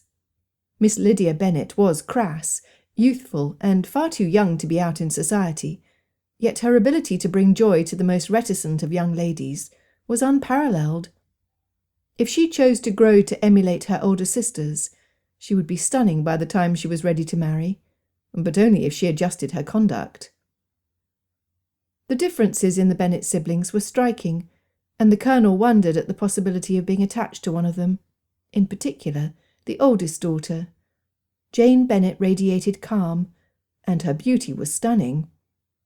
Each minute in her presence made his heart beat faster, and his desire to be settled grow. Were his eyes sending messages to his heart, overriding his thinking? None of the Bennets possessed a dowry to speak of. For Darcy, who had more money than most, it mattered not. For the Colonel, it weighed heavily on the scale of necessity. Elizabeth was passionate about life, and Richard was drawn to it like Darcy was. He looked over to Jane to see her watching the couple as well. What was going through her mind? Was she as attracted to their closeness as he was? It was a small movement, but Richard saw it. Approval. He shook his head, wondering how he would keep from letting himself be led down a path he could or would not travel. He was not in a financial position to marry. Jane Bennet turned her head slightly and saw the Colonel watching her. She could not help but compare him to Bingley. Both were handsome, honourable men. One required his bride to have a dowry, while the other did not. One was kindness and affability. The other was command and intensity. Mr. Bingley? He wanted a mother, but needed the firm hand of a father to finish his training. Like Darcy, the Colonel was a man deserving of respect. He would need a wife with a strong personality to be a complement to him. Would she be the right kind of wife for Bingley or the Colonel? Could she be happy with either? Looking back at Elizabeth and Darcy, she realised how alike they were. They both cared deeply for those they loved, and were willing to sacrifice for those same people. Neither were bound by the smallness of country life. It was easy to picture the two of them discovering the world and all it holds. They would be a force to be reckoned with. Jane sighed. Just the thought of that made her weary. She coveted a simple life, where her world revolved around her husband and any children they might have. It was not in her to fight wars or take on issues. She would leave that to her husband. Therefore, a man with the nature of the Colonel was much more appealing than Mr. Bingley. Miss Bennet, might I escort you to the drawing-room to join the company of my family and yours? Richard had made a decision. He would not be offering for Jane. He could not afford to do so. His heart grieved at the loss. Colonel, we cannot leave Mr. Darcy and Lizzie alone. Jane was surprised at the Colonel for even suggesting such a course. It would not be proper. Even though the couple was not touching, their intimacy left Jane feeling unsettled, as if there was wrongdoing that she could not see. When had she become so judgmental of a sister who was so beloved? Was it born of jealousy for what Lizzie had with Mr. Darcy? Jane was nearing 23 years of age, and the only prospect for marriage had been Mr. Bingley. Had she been wrong to refuse him? Miss Bennet, I believe they are setting a date to take their wedding vows, and I suspect it will take place rather quickly. They need the privacy of only a moment to do so. Would you not wish for the same, if it were you? He had no idea the position his question put her in. Jane knew in her heart she would long for time alone with the man she loved. Yet to admit such a fault to a man, it could bring into question her morality and her attention to propriety. Jane had spent a lifetime endeavouring to set a sterling example to her younger sisters, and even her mother, for proper conduct. It was not something that was easily set aside. She sighed. "Colonel Fitzwilliam, might we remove ourselves a bit further away, but remain in the room?" Jane saw the look on his face, and knew she had answered incorrectly from his point of view. Nevertheless, it was the right thing to do, and he could not fault her for that. Had she but known his true thoughts, Jane would have been surprised. They knew so little of each other. Miss Anne de Bourgh rarely spent time away from her mother and her companion, Mrs. Jenkinson. Her limited life and circumstances left her completely unprepared for Kitty and Lydia Bennet. Mary Bennet, on the other hand, appealed to her need for calm intellect. Both had the disadvantage of being virtually invisible to their mothers. "Pray, tell me, Miss Mary." Anne was curious about the Bennet family. With Elizabeth soon to be her cousin, she wondered at Darcy's reaction to so many females at one time. His discomfort being around strangers, in particular young single women, was legendary. "What do you think of my cousin?" Mary's heart pounded with a thump at the thought of the Colonel. Next to Darcy, he was the most impressive man of her acquaintance. Mary saw the way he had looked at Jane, and knew there was no chance he would notice her. She did not resent the beauty of her eldest sister, for Jane was the kindest, most deserving of all the sisters. Mary would rejoice if they were able to make a match. "The Colonel seems a fine man." "Oh, he most certainly is, Miss Mary," Anne chuckled to herself. "However, it was my cousin Darcy to whom I was referring. What think you of him?" Mary blushed profusely. Since that morning, Anne had received 2 notes from her mother. Lady Catherine first directed her to remove herself from Longbourn immediately. When she refused to do so, her mother next demanded that she infiltrate the Bennet family to determine the weakest link, an opportunity to find someone to be worked on. Anne refused to accede to her mother's wishes. For once, Anne had the power to help her cousin, and help him she would. Bluntly, for Mary knew no other way, she stated, "At first I was a bit intimidated by Mr. Darcy. He did nothing to recommend himself, and insulted Lizzie the first time he saw her. Later, we were in company often, and I saw no bending of that erect posture to acknowledge the fine people of this shire. I refused to think poorly of him, as that is my nature. When I found out that Mr. Darcy was engaged to my liveliest sister, I was beyond surprised. Nevertheless, seeing them together now, your cousin has softened. His devotion to Lizzie draws my eyes in appreciation for the good man that was lurking behind what seemed an arrogant persona." Anne chuckled out loud, which came out sounding more like a chortle from lack of practice. "How well you have described Darcy, Miss Mary." Anne briefly considered how to word her request. She had heard Mrs. Bennet's repeated raptures of how Mary and Miss Charlotte Lucas had saved Elizabeth from the evil of Mr. Wickham. She was hoping Mary would help with the current situation as well. "Miss Mary, I strongly feel my mother is not above using devious means to keep my cousin from marrying your sister." Anne watched Mary's brows rise at the statement. "We shall need to be alert to potential circumstances that would damage the reputation of any in your family. Therefore, Who would you guess might be the most easily influenced person in your household?" Now it was Mary's turn to chuckle. "Mr. Berg, think, I pray you.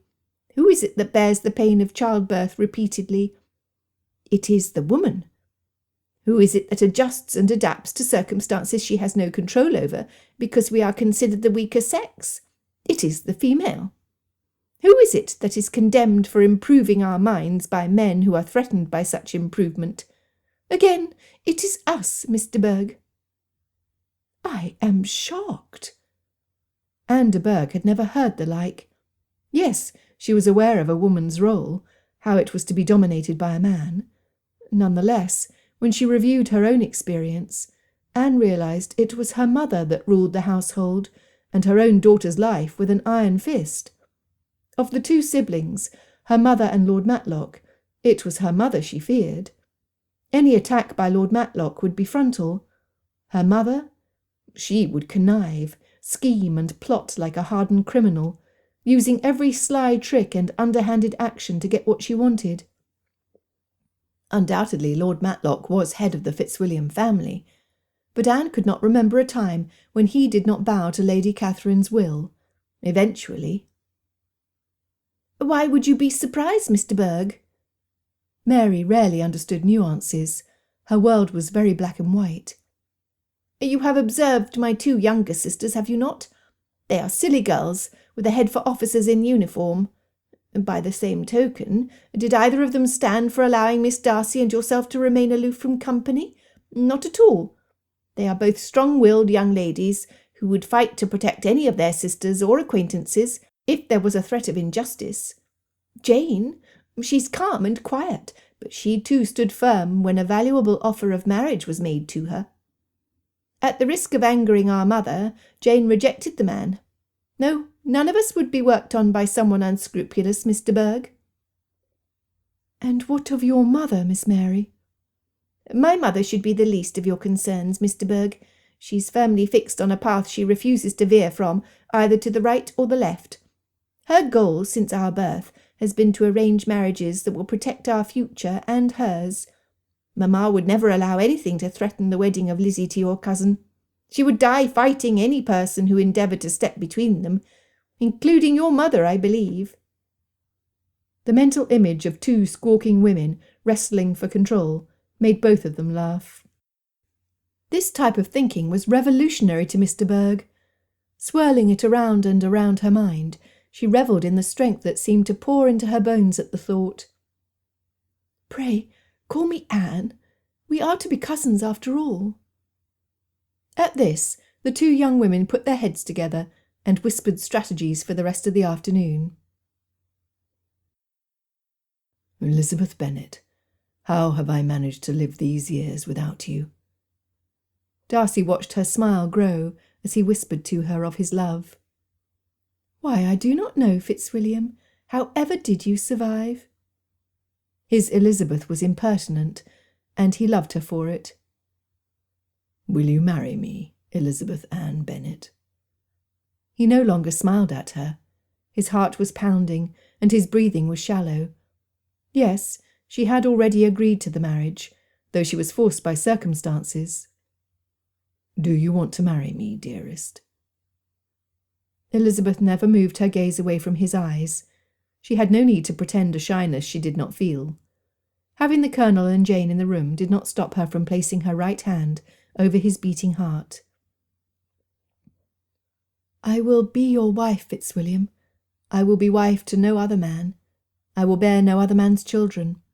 My heart will have room for no other man, until our sons grow to be such. I love only you. Yes, my heart, I want to marry you." Darcy felt tears flood his eyes, and he cared not that she could see them. He put his hands over the one that rested on his chest. He stepped so closely, the back of his hands brushed her collar. "Tomorrow night we will all meet at Netherfield Park.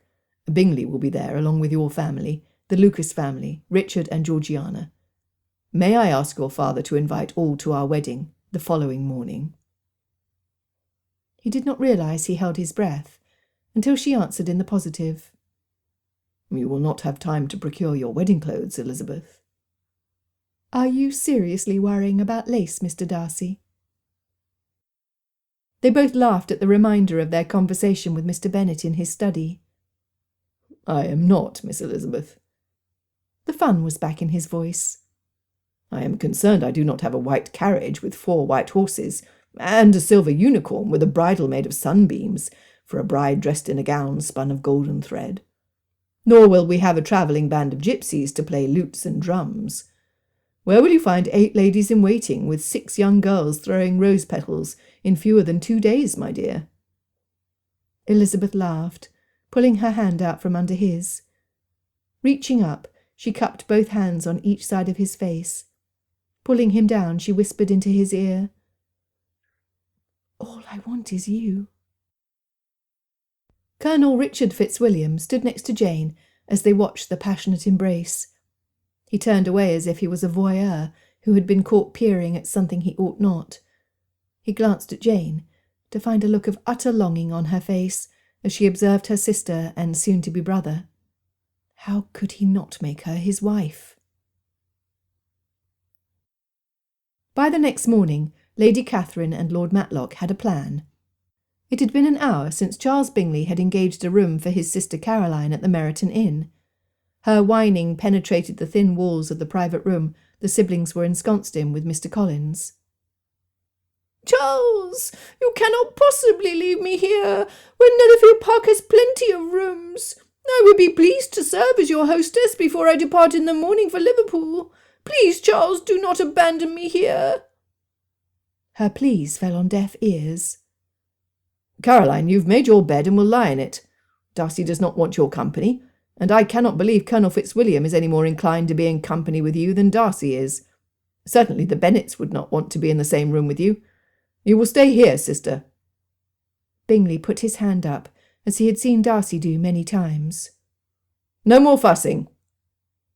Bingley looked around to make sure his sister and her hired companion were settled before leaving. A few minutes later, the knock of a servant bearing a salver with a note on it arrived unexpectedly for Caroline Bingley. Lady Catherine and Lord Matlock would see her in their private room as soon as she was refreshed. Caroline Bingley could not have been more pleased. Chapter 18. Darcy and Richard stood next to each other just inside the doorway between the drawing-room and the entrance hall. Neither cared if their anticipation showed for the Bennets' arrival. Earlier, Darcy had sent his carriage to Longbourn to transport Georgiana and Anne to Bingley's estate. They both sat and watched as the men paced impatiently. Then Bingley walked into the room. He understood why Darcy would be waiting for Elizabeth, but had no clue why the Colonel was walking back and forth in front of the doorway like his cousin. How good of him to keep Darcy company. It was not until the neighbours from Longbourn finally arrived that Bingley realised what led to Richard's anticipation. Jane Bennet. As soon as the outer door opened, all 3 gentlemen rushed to greet the family. The Colonel walked directly to Jane, not even acknowledging the presence of the others. He was staking a claim Bingley was unaware he had. Bingley's first reaction was ire and resentment, which was followed by resignation. He loved Jane Bennet with his whole heart and soul. She deserved to be joined to a man worthy of her. His lack of control over his own household proved he was not qualified to marry her. Yet he loved her. In fact, he loved her enough to see her happily settled with a man who would cherish and protect her in the manner she deserved. Colonel Richard Fitzwilliam was one of the finest of men. Colonel and Mrs. Richard Fitzwilliam. Jane Fitzwilliam. Bingley's heart screamed to make her Mrs. Charles Bingley, Jane Bingley. But his mind knew he had failed her, leading to his own bitter resignation. After their outer wraps were taken, he turned to Mrs. Bennet to escort her into the drawing-room. Mrs. Bennet was intent on matching Bingley with the next of her daughters in line, Miss Mary Bennet. It was not to be. The few hours that separated Mary from Anne had been spent worrying over the actions of Anne's mother and uncle. Mary rushed to Anne's side to confer about potential dangers. Therefore Mrs. Bennet turned her attention to Kitty. shooing her closer to where Bingley stood. Neither Kitty nor Lydia was interested in Jane's leftovers. Besides, he was not wearing an officer's red coat. Bingley stood in the centre of the room, completely lost, without either of his sisters to act as his hostess, and no Jane Bennet to have on his arm.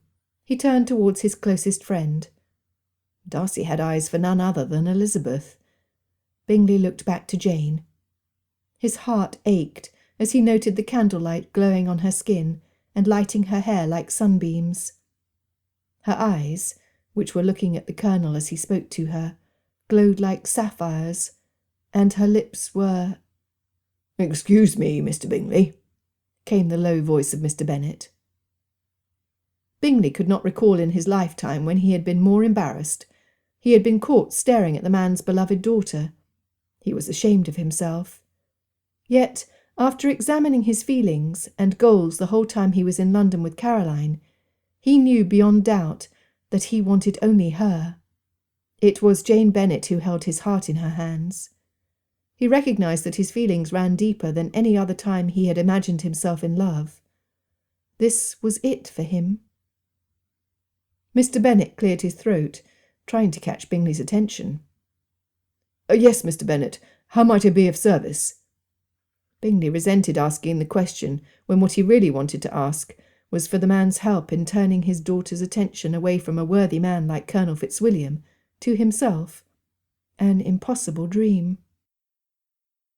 "Mr. Bingley, for the safety of my daughters, I need to ask the location of your sister, Miss Caroline Bingley." When Darcy had called on him before departing Longbourn for Netherfield Park, requesting permission to marry quickly, Mr. Bennet had hesitated. However, with the threat of Lady Catherine, Lord Matlock, and his own foolish cousin, Mr. William Collins, in the neighbourhood, he easily relented. Once Caroline was ruled out as a possible source of trouble, there would be one less matter of concern. Thus he was shocked at Bingley's reply. "My sister is staying at the Meryton Inn. Caroline will be departing early tomorrow for Liverpool, where she will transfer to a ship sailing to Ireland. It is there where she will stay, Mr. Bennet. Does that satisfy?" Mr. Bennet was horrified. The Shrew was a mere 2 miles away at the same inn as Darcy's aunt and uncle. "No, sir." Mr. Bennet walked to Darcy to gain his notice as he signalled to Colonel Fitzwilliam to join them. Bingley followed. Mr. Bennet turned back to him when they were clustered together. "Mr. Bingley, Lady Catherine de Bourgh and Lord Matlock, Darcy's aunt and uncle, are both staying at the inn along with my cousin. All three have vested interest in stopping the marriage of my daughter to Mr. Darcy. We have gathered Miss de Bourgh and Miss Darcy here for their protection. Your sister being in such close proximity is dangerous." "What?" Darcy and the Colonel exclaimed at once. "Your sister is here?" Bingley caught himself before he could step back from their instant rage. It would not do to look cowardly in front of the ladies. "She's staying at the inn in Meryton, gentlemen. She will not be spending any time at all here at Netherfield Park, and will be departing north early tomorrow." He was confused when this did not placate them at all. Before they could speak further on the matter, the Lucas family arrived. In the hustle and bustle of greetings, Darcy took Richard aside, whispering frantically in his cousin's ear. It was only a moment before the Colonel nodded and walked away. He was not to be seen until the second course had been served at dinner. With the Colonel gone, Bingley did the only thing a reasonable man could do under the circumstances. He seated Jane Bennet on his right for dinner. Placing Mr. Bennet on his left, he was in a position to restate his intent, not in words, but in actions. When that seemed to have no impact on the young lady, he decided words might better serve him. "Miss Bennet, is there an arrangement between the Colonel and yourself?" It was the question weighing on his mind, so was the first thing out of his mouth. He heard Mr. Bennet snicker as Bingley turned away from him to look at Jane. Jane wondered at Bingley. He had arranged the meal without the assistance of a hostess. His disappointment at seeing the attention the Colonel was paying her was obvious, and he was not allowing his sister to infringe on the gathering. The warmth of his eyes pulled at her heart, in a way that the Colonel's never had. She loved spending time in quiet conversation with the gentleman seated beside her. She loved the joy his very presence made her feel. Certainly, he was dissimilar to Colonel Richard Fitzwilliam. He was not a man of command and intensity. By now, Jane knew the Colonel's attraction was his ability to take the lead, to provide protection, shielding her from harm and an uncertain future. She had known Bingley for just over 1 month. During that time he was constant. He had the ability to provide for her, and the desire to give her the kind of home life she longed for. Their life together would be peaceful and amiable, especially with Miss Bingley no longer in his household. That he had taken a stand against his own sister was an important step towards being a responsible gentleman. Again, these were qualities she desired. What of Colonel Fitzwilliam? Bingley had offered for her. Would he? They had only known each other for less than a handful of days. Yes, the admiration was there. She was not blind. None the less, circumstances were not. In the pit of her stomach, Jane knew Bingley would never demand more of her than she was able to give. Because of their many hours spent together, Bingley knew exactly what to expect from her. Her time with the Colonel had been limited and fraught with the turmoil surrounding Darcy and Lizzie. He was a man of war, with an officer's income, who might be recalled into battle at any time. The nation was still heavily involved in war with France, and turmoil was growing in the Americas. Jane now knew in her heart what to do. She could see Bingley's impatience for her answer. Even her father was leaning closer to her to hear. "Mr. Bingley, there is no arrangement, nor do I believe there ever will be." The joy evident on the face before her revealed she had made the right decision, for her. From the corner of her eyes she saw her father sit back in his chair and nod in approval. The relief she felt in her heart was telling. It had already made its decision. Jane's mind had simply taken a while to catch up. She smiled at Bingley, and all was well. Mrs. Bennet had watched it all. The love between Darcy and Elizabeth was clearly obvious. She had worried about Jane's seeming attraction to the Colonel. Richard Fitzwilliam's character was firmly developed. His years of leadership could easily wear the tender feelings of her eldest daughter down to where she became a ghost of herself. The Colonel needed a woman with a strong will and a steady nature. She was much better matched with Bingley. Besides, who knew where the Colonel would settle a wife and family? Bingley would be their closest neighbour. 2 daughters with excellent futures. Now, who to match with Colonel Fitzwilliam? Colonel Fitzwilliam arrived at the inn in time to clearly hear the plans being made between the co-conspirators. Thanking heavens that the walls were thin, he listened as Lady Catherine outlined the scheme she and his father had determined. Caroline Bingley was to be the bait. The longer he listened, the more he realised his course of action. He was an honourable man who had sworn to protect the nation. The nation included his cousins, all 3 of them. It would mean setting aside his desire for a woman he could not marry. Once his path was decided, he was content. Happiness would follow. Silently he backed away from the door and returned to Netherfield Park. There was much to be arranged. Richard Fitzwilliam was not the only person listening to the conversation. From the inside of her bedchamber, Lady Matlock could hear the words as if she were standing next to her arrogant husband. That he and his evil sister would do something like this to Darcy was unconscionable. Darcy had never given them cause to justify an attack of this sort. The Fitzwilliam coffers had been teetering on empty when marriage to her had been arranged almost 35 years ago. Lady Matlock came with a hefty dowry that saved the Fitzwilliam holdings. A small part of her marriage settlement had been the setting aside of a sum for a second son. Fear of her husband kept her from transferring the funds to her son. Their man of business was sure to report any transaction she made to Lord Matlock. With determination, she decided it was time Richard removed himself from the danger of his occupation to an estate close to the cousin he loved like a brother. It was also time she reminded her errant husband and sister-in-law that she was not the daughter of a duke, For nothing. Caroline Bingley looked at the man seated in the carriage across from her. In every aspect of his person he was appalling. He smelled like he had not bathed or washed his teeth for months. His subservient manner towards Lady Catherine was disgusting. There was nothing humble about Caroline Bingley, so she absolutely abhorred that quality in others. Mr. Collins was so far below her that she refused to speak even one word to him. Their plan of action did not require speech. She was to distract Darcy, while Collins grabbed Elizabeth.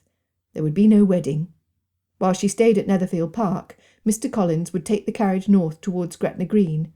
It was a hired coach, with a driver who was reputed to not ask many questions. Darcy would never want Elizabeth Bennet after Mr. Collins was finished with her. The sounds of light footsteps in the hallway signalled the approach of a servant with a refill of the whisky decanter. Or so Lord Matlock thought. When the door swung open to reveal his wife, he was surprised, but easily dismissed her. It was not until the door slammed behind her that he acknowledged her presence. He turned back around to find her standing just inside the door, with her fists firmly planted on her rounded hips. The look on her face was fierce. He had not seen that particular expression since the first and only time he had dragged his drunken companions back to their home after a late-night party. She had laid down the law, threatening to call in the help of her father, the Duke. Since then, she had gone her way in their marriage, as he had gone his. This resistance was entirely unexpected. "You will call this off, Hugh Fitzwilliam, and you will call it off now." "How dare you interfere with family business, Helen?" Lady Catherine was angry. She had wanted to personally stop Darcy from his impetuous actions, placing him in a position where he was forced to marry Anne. If she had her way, Caroline Bingley would never have been allowed in their presence. She was a disgusting example of a fortune hunter, grasping at her betters to move herself up in society. How her brother could use her to accomplish their goals was unpalatable. Now to have her insipid sister-in-law making demands, it was beyond the pale with whom she had to interact on that night. "I will not have it!" She turned to her brother. "Hugh, send her back to her room. I demand it." "Go ahead, Hugh. Just try to send me back to my room." Lady Matlock's voice was calm and quiet. It was a trick she had used when her boys were young. The louder they got, the quieter she became, so they were forced to cease yelling to hear her. She had not realised until then it would work on her husband. "I will send an express first thing in the morning, requesting refuge with my father. Once his disapproval of you is made known, we shall see just how many friends and supporters you retain in Parliament. We shall see how long you survive, without the assistance of my father's coffers. You will be ruined in society and financially. Is that not true?" The wind left Lord Matlock's sails when he realised his wife was serious. No one besides his wife and father-in-law knew how dependent he was on Helen's family. Now his mouthy sister knew the money he sent to support Rosings was not his to give. It was the Duke's. They were both beholden to him, which left a bitter taste in Lord Matlock's mouth. They had gambled and lost. "Why did you have to bring her here, Hugh? You fool!" Catherine whispered, as if her sister-in-law could not hear. "You should have left her in town." "As for you, Catherine, there is an accounting for you as well. After my son and our nephew are through, I would imagine the rest of your life will be spent in the Dower House, unless you cease this activity immediately." The threat was valid. Anne had inherited the estate 2 years prior, yet allowed her mother oversight of the estate due to her own weakened health. If Lady Matlock involved Darcy and Richard, she would lose her position, which was intolerable. "It is too late, Helen." For the first time in decades, Lady Catherine de Bourgh was fearful. What would she do without Rosings? "That Bingley woman and Mr. Collins left almost a quarter of an hour past. They should be there by now." "You sent them off together with no maid to accompany Miss Bingley?" "And waste money on a woman of no account." Lady Catherine was appalled at the thought of spending precious coin on someone so beneath them. It mattered not to her that propriety demanded they have a chaperone. It was a short distance to travel, and they would arrive unannounced. No one of importance would be affected by their actions. Therefore it concerned her not at all. Helen Fitzwilliam stared menacingly at both her husband and his sister. "Then you had better hope our nephew is not swayed by your foolishness, and my son protects Miss Elizabeth." She paused. "No, you had better pray your plans will fail, and you had better pray now." The carriage containing Caroline and Mr. Collins was making the last charge up the hill to Netherfield Park, when the substandard construction of the carriage wheel gave way. It had been Caroline's demand that they increase their speed, which had put them in immediate danger. The carriage started to tip as the passengers grabbed whatever they could, hanging on for dear life. By the time they stopped, the coach arrived in front of Netherfield Park on their side. The horses screamed as they tried to regain their footing. The coachman yelled as they tried to contain the horses. This commotion brought the attention of the guests, who began pouring out of the dining room and out through the front door. The squeals and howls from the outside of the carriage was terrifying. Darcy and the recently arrived Colonel Fitzwilliam helped settle the horses, as Bingley and Mr. Lucas climbed up the braces on the bottom of the carriage to open the door and check on the occupants. There they found Mr. Collins sprawled on top of Caroline. Both Mr. Lucas and Bingley sucked in their breath at the sight. The moans and groans of the couple alerted Bingley that they were still alive. Carefully, he lowered himself into the passenger compartment, helping Mr. Collins to stand. There was an injury to his hand and to his left ankle. By the time he was helped out of the carriage, his complaints were loud and repetitious. Caroline slapped away her brother's hands and stood without assistance. It was not until she was outside the carriage and standing on her own that she adjusted her clothing and feathered bonnet. When no one else came from the carriage, Mrs. Bennet started with a chuckle. All eyes turned to her, looks of confusion and censure on their faces as her volume increased. Finally, a full-throated guffaw came from the woman's mouth as she pointed to Caroline Bingley. In front of her was the cause of her eldest daughter's lost happiness. Memories of weeks of being talked down to and spoken of harshly by Caroline Bingley rushed to her brain as she realised that justice was standing in front of her in the form of her husband's despicable cousin, Mr. Collins. Moving her index finger to point between the two of them, she exclaimed at the top of her lungs, "Compromise!"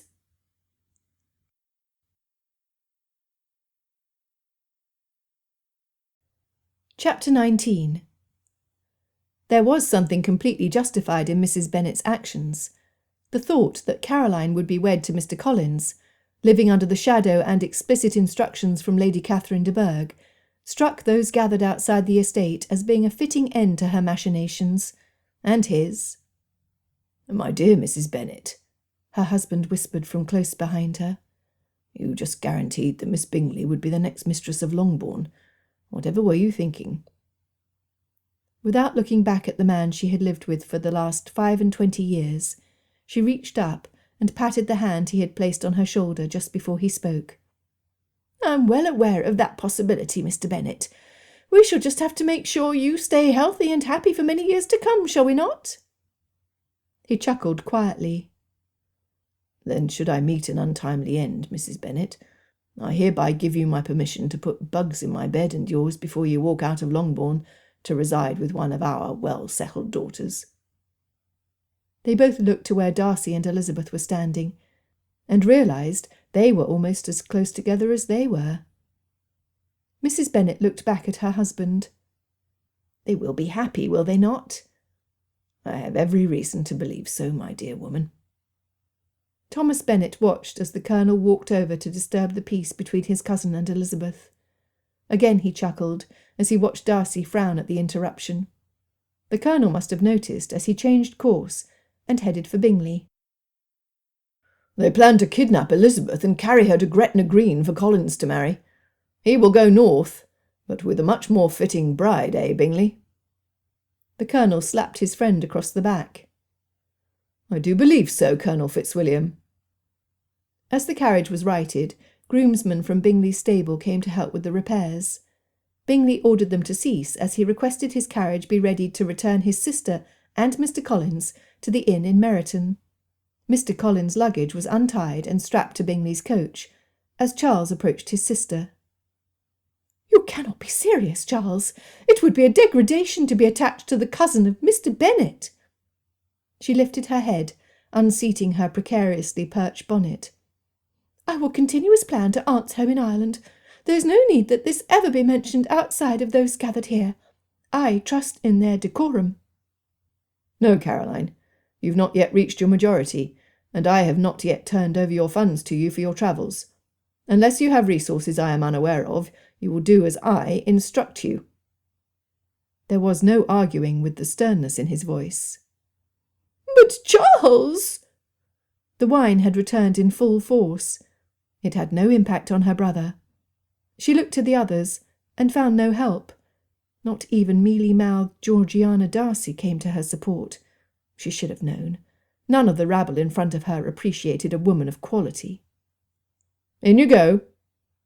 Bingley grabbed her elbow and led her to his carriage steps. Mr. Collins had already entered, not waiting to help his betrothed. Bingley looked at the man before him. He was truly repulsive, even to such a forgiving man as Bingley.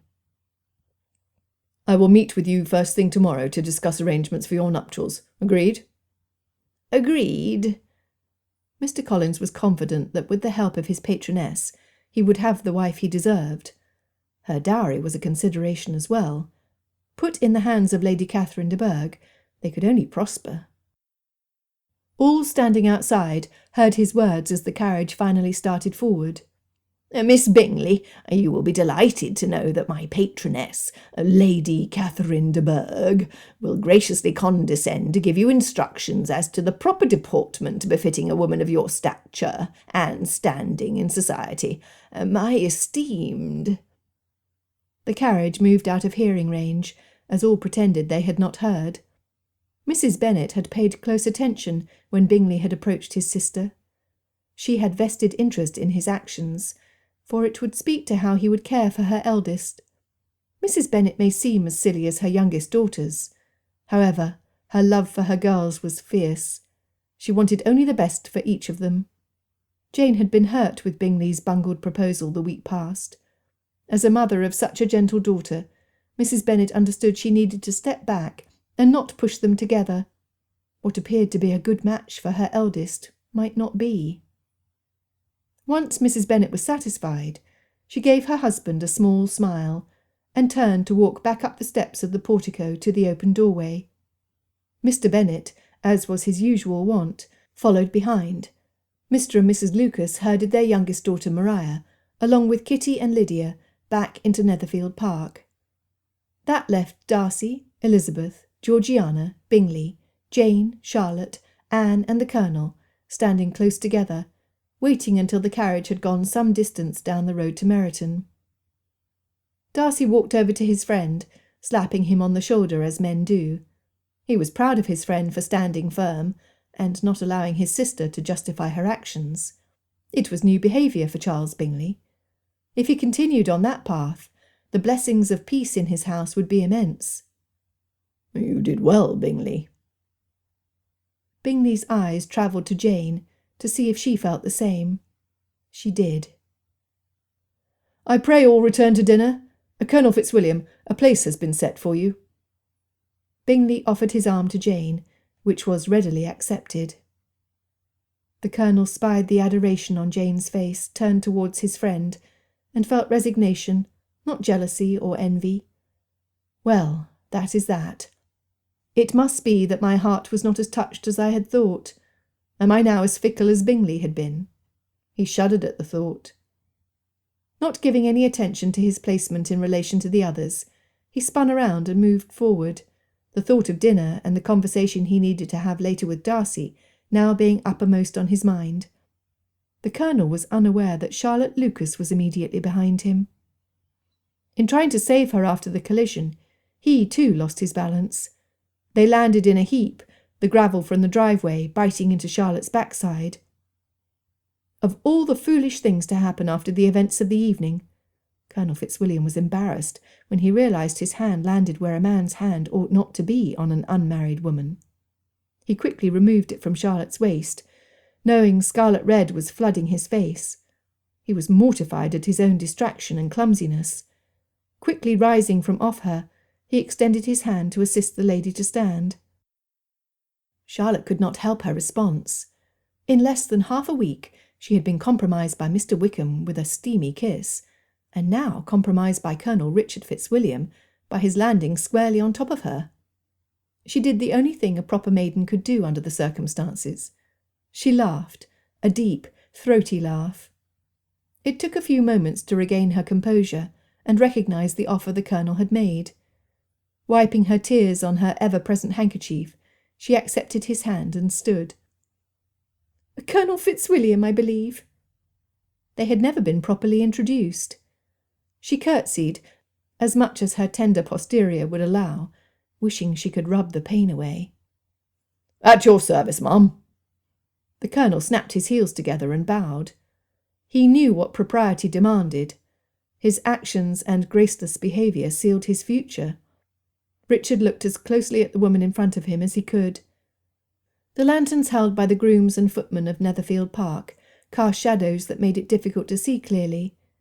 Before he could drop to his knees and say the words that he had assumed until earlier that evening would be spoken to another, Miss Lucas spoke.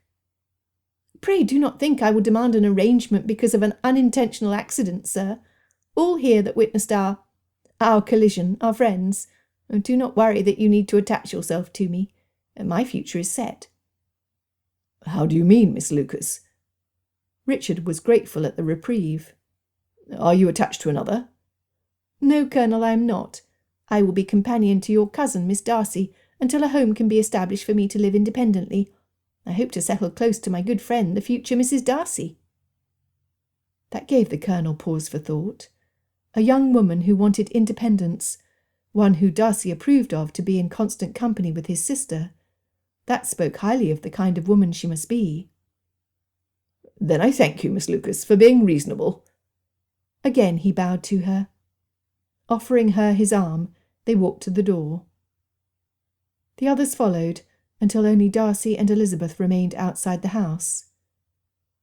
"Well, this has been quite a night, Fitzwilliam." "My dearest, I doubt I have ever heard anything so understated from your lips from the moment we met until now." Taking advantage of the semi-darkness, he leaned down and kissed her cheek. "We have yet to announce our plans to marry on the morrow. Then, my love, I shall kiss you properly." Elizabeth squeezed the arm she had taken and smiled up at her beloved. "I shall look forward to both the announcement, Fitzwilliam, and the kiss." The evening ended with Darcy and Richard ensconced in Bingley's study. The Colonel had hinted earlier that there was much from his visit to the inn that would need to be discussed. What came out of his mouth was a shock to Darcy. "What?" Surely he had heard incorrectly. "They would do that to Georgiana?" It had been hard for Richard to say aloud the vile suggestions that had emanated from his father's mouth. Never had he been as disgusted with another human being. "Yes, Darcy, I am afraid so." On the ride back from Meryton to Netherfield Park, Richard realised there was no filial love lurking in his father's heart. His aunt fared no better. Their selfish attention to their own desires had left them completely devoid of feelings towards others. "Their plan to remove Georgiana from your home by the means they spoke of is tantamount to kidnapping. Having Collins keep her in the parsonage would have ruined our sweet innocent girl." Darcy was livid. The total lack of moral character left him reeling. That his aunt and uncle chose to use Caroline Bingley and Collins for their own purposes, without a care for the impropriety of placing them in a carriage alone, in the dark, was disgusting. That they would scheme to place his cherished sister under that man's care and domination was loathsome. Darcy could not stop the shudders that racked his body. Georgiana was only now recovering her spirit from Ramsgate. He could not begin to imagine what their plans, had they been successful, would have done to her. Richard. Darcy stopped his pacing and looked his cousin in the eye. I am resolved. No longer will I have anything to do with the house of Matlock or Rosings. The break will not heal. He paused to let his pronouncement settle in, and then asked, What are your plans, cousin? Without any hesitation, the colonel replied, I stand with you, Darcy. Georgiana is as much under my care as yours. We will do all we can to protect her from any enemy, including those of our own family. Then know that we will keep Georgiana with us. If Elizabeth and I go on a wedding trip in the spring, my sister will be alongside us. If Georgiana wants to continue her studies with the masters in London, we will be with her. We will not part from her until her future is secure. Before they could continue, a knock sounded at the study door. Darcy walked quickly to see who dared interrupt them, hoping it was not another disaster. His hope was in vain. Bingley, what brings you here? You were headed to bed but a few moments ago. Did you forget something? Darcy was curious as he watched his normally articulate friend sputter and stammer. He also realised that Bingley was not able to look him in the eye. Out with it, Bingley! Darcy was ready to head to his rooms to put the distasteful events of the evening behind him, and dream of his wedding to be held in a few hours. He was in no way prepared for what came out of Bingley's mouth. My deepest apologies, Darcy. Colonel Fitzwilliam. Bingley's eyes seemed glued to the floor. Apparently, I was so upset at the actions of my sister, and at the same time relieved to have the affections of Miss Bennet, that I did not pay attention to my directions when I reached the top of the stairs. At that, the colonel moved to Darcy's side. He may not have loved Jane Bennet with the depth that Darcy loved his Elizabeth, but she was soon to be family, and he was prepared to defend her honour. You compromise Miss Bennet? Richard demanded an answer. He had seen how focused Bingley had been on Jane. The assumption was only natural. If only I had. What are you saying, Bingley? Darcy was frustrated. It was an accident, I assure you. I never meant for it to happen. Bingley took a gulp of air, and for the first time looked at his friend, completely ignoring Richard. It was not Jane's room that I stumbled into. It was your cousin, Mr. Berg. What? Darcy and Richard exclaimed together. And that is not all. Bingley's voice trembled. She was changing into her nightclothes, and where was her maid when this happened? She apparently had left the room for a moment and walked back in once I was already inside. Oh, good heavens, Bingley. The mental image that flew through Darcy's mind was terrifying. He loved his cousin, but, well, he could not think on it. You have truly gone and done it this time. Bingley felt the same emptiness inside as he had when he realised what he must do. I offered for her. He raised his eyes to the ceiling, then closed them tightly, breathing slowly in and out through his nostrils. She accepted. There, it was done. Charles Bingley would likely be marrying Miss Anne de Bourgh. At the same time his sister would tie herself to Mr. Collins. Both siblings would be under the constant control of Lady Catherine de Bourgh.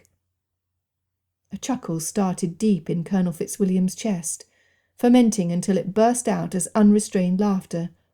It was not born of merriment, as there was nothing funny about the evening. It was what burst forth when a man was more inclined to tears. What a night it had been!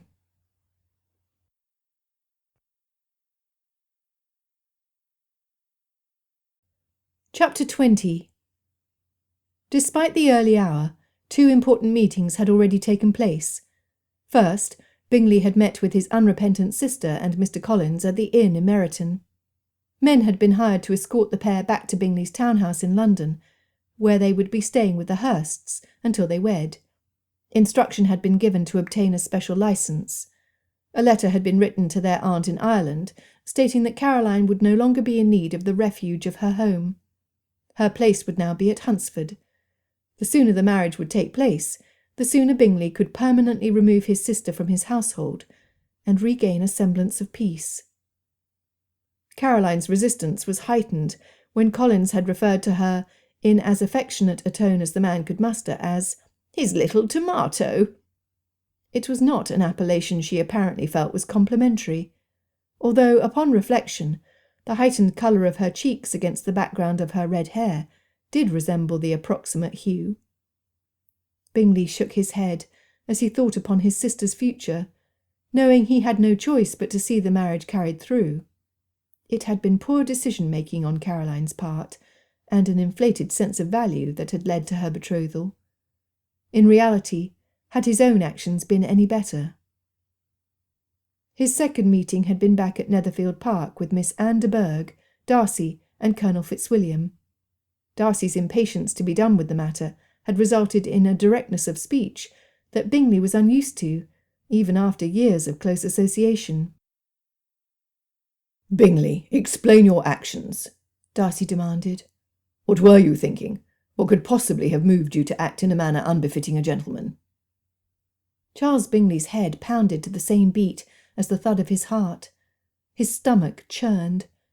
He looked over to Colonel Fitzwilliam, before his eyes settled on Miss de Bourgh, only to find her slumped in a chair, looking directly at him. He swallowed the lump that was growing in his throat, threatening to choke him into oblivion. "I was not thinking, Darcy." Bingley stood up to his friend. He owed him and Miss de Bourgh this explanation, so he determined to be as honest and forthright as possible. "When Miss de Bourgh became ill last night, and Mrs. Bennet arranged for Miss Jane Bennet to stay with her rather than Miss Mary, I thought only to check on the two ladies when I went upstairs." He gulped air before continuing. "I would be only too happy to blame my conduct on too much brandy.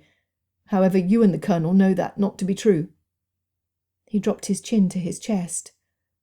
"I freely admit that my motive was to see—" Bingley moved his eyes to Anne and apologised. "I am sorry, Miss de Bourgh.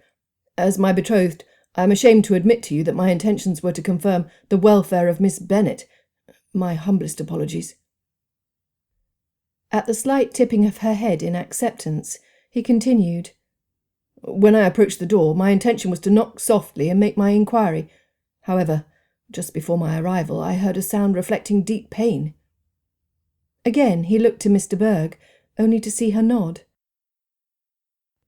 "It was that which prompted me to open the door and step inside.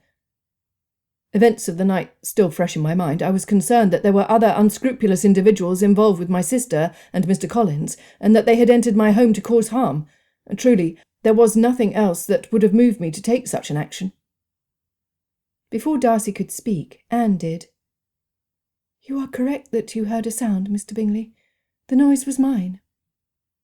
Instantly, Darcy and the Colonel went to her side, asking after her health, both appalled that they had yet to do so. They both knew how sickly and frail she truly was. She brushed aside their concerns. "The salient fact here, gentlemen, is that Mr. Bingley had no intentions of placing me in a compromising situation. I believe we all know where his heart lies." She looked to each of the three gentlemen to determine there was no argument with her words. When they remained silent, she continued, "Mr. Bingley, there was but one reason I accepted your hastily offered proposal of marriage."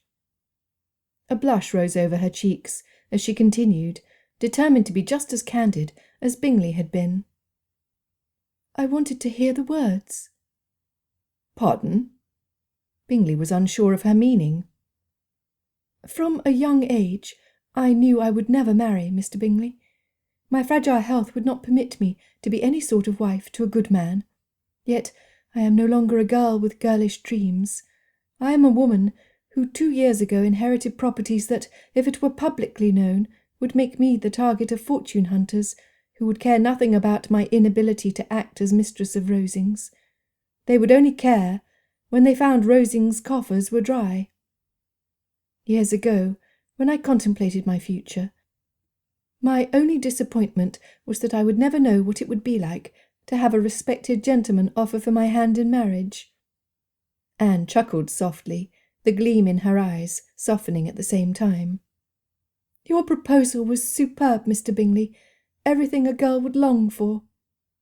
She smiled at the man in front of her. "Therefore, while I have the memory of being betrothed for just under 12 hours, I hereby release you from that arrangement. As kind as you are, as good a man as you are, Mr. Bingley, I do not want to marry you, any more than I wanted to marry my cousin Darcy." The relief Bingley felt was instantaneous and almost overwhelming. He stepped in front of where she was sitting, slowly dropping to one knee. "Miss Anne de Bourgh, might I then offer my hand of friendship to you?" Reaching in his pocket, he withdrew the fine linen handkerchief his valet had placed there earlier that morning. There were no frills, only a small initial embroidered in one corner, signifying ownership by one Mr. Charles Bingley.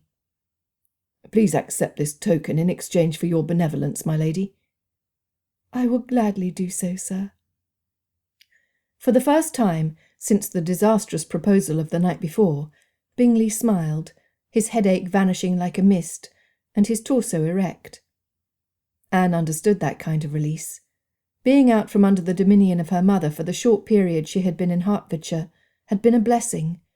She knew Bingley was attracted to Jane Bennet, and from the look of intense sadness on that lady's face when she heard of the engagement, Anne was confident that Bingley's feelings were returned.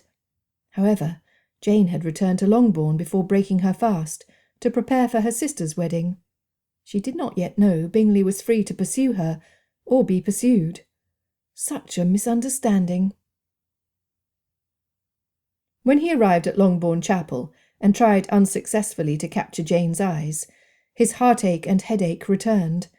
Despair settled into his bones, threatening to take up permanent residence.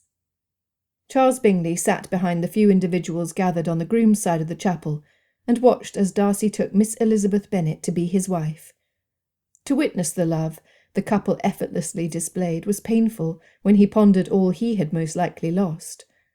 Dropping his eyes to the floor, Bingley felt the events of the past day sit as a crushing weight upon his shoulders, not unlike a large millstone used to grind grains of wheat into powder. Jane Bennet stood next to her sister in front of the altar, struggling to keep her eyes focused forward. She had no success, for her rebellious eyes slid sideways first to where Colonel Richard Fitzwilliam stood on the right side of his cousin. The colonel never met her gaze, not once, as his attention was centred on the woman sitting 3 rows behind the bride's side of the chapel, Charlotte Lucas. That was as it should be. As the wedding ceremony continued, she glanced back at Bingley, where he sat behind Miss Anne de Bourgh and an older woman that Jane assumed to be Lady Matlock. She could not help but sigh in crushing disappointment. Had she accepted Bingley's proposal when he had offered, her heart would not be broken, and he would not be tied to a woman who was a virtual stranger to him. She had received the news from her maid that morning. Jane was happy for Lizzie.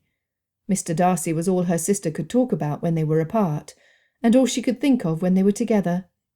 Their heartfelt goodbyes the night before, their tender looks and quiet conversation, were what legends were written of. Jane let out her breath slowly. How she longed to be loved with such fervent intensity. It was Elizabeth's hour. Jane resolved to think only of her sister's happiness. Looking back at the couple, she looked closely at Darcy's face. His eyes were locked on Elizabeth's, and their warm intensity threatened to melt Jane Bennet at the knees. She could only imagine how her sister felt. They were saying their vows, promising to love and cherish each other for all of their years together, through trouble and peace. Jane could not help but realise how quickly both she and Bingley gave up and gave in at the slightest trouble. She glanced at him again, this time finding his eyes locked in an impassioned stare. She could no longer look away. It had already been a busy morning for the bride and groom. Amongst his many responsibilities, Fitzwilliam Darcy had not only written to bring his betrothed up to date on the events of the evening before, he had gone to the Meryton Inn, along with the Colonel, to meet with Lady Catherine and Lord Matlock. The results of that meeting had been explosive. By the time they arrived, the heir to Longbourn, Mr. William Collins, no longer was in possession of the living at Hunsford. Darcy's aunt had evicted him when his efforts at breaking up the engagement of her nephew to Elizabeth Bennet had been unsuccessful. When she found out that the man was betrothed to none other than Caroline Bingley, The last straw had been put on the camel's back. Mr. Collins was to move his possessions out of the parsonage before the week was out. Darcy reminded his aunt of 2 facts. The first was that a living could not be revoked at the whim of the benefactress, especially when Anne was, in actual fact, the mistress of Rosings. It would be she who would make this decision. The second fact was that Miss Caroline Bingley came with a dowry of £20,000. Lady Catherine's mood and decision underwent an immediate change. Mr. Collins, who had been grovelling in the corner in an attempt to be reinstated to the position of rector at Hunsford Parish, shared his hope that Lady Catherine would care for those funds, as her wisdom in all things money-related was assuredly better than his. Darcy had watched as his aunt almost appeared to grow in stature at the parson's words. Darcy chose not to warn the man that his patroness went through money like water ran through a bucket filled with holes. It was not his place. The other matter they discussed with Lady Catherine and Lord Matlock, once Collins had been dismissed from the room, and Lady Matlock had been retrieved. Miss Georgiana Darcy and Miss Anne de Bourgh would remain with the Darcys under the care and protection of the couple and Richard. Anne had been pleased with the arrangements. It had been at her recommendation that Mary Bennet would also be invited to live at Pemberley. Having her new friend close brought her tremendous joy.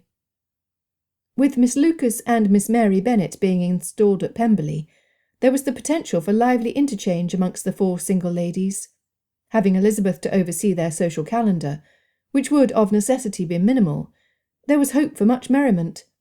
Darcy looked forward to it, and Richard knew he would be spending all his extra time in Derbyshire. It was then that Lady Matlock let her second son know of his gift from her dowry, and that no more funds from her father would be made available to either of the Fitzwilliam siblings. Darcy had never seen Richard speechless. The implications of Richard leaving the military and having a home of his own, being able to eventually support a wife and family, brought joy to his heart. His father and aunt must have been livid that money would no longer be under their control. The meeting was short. At the end, Darcy and Richard escorted Lady Matlock to the chapel, where they met Bingley with Anne and Georgiana. The day, though disappointing to Lady Catherine and Lord Matlock, promised delight to those who entered the chapel.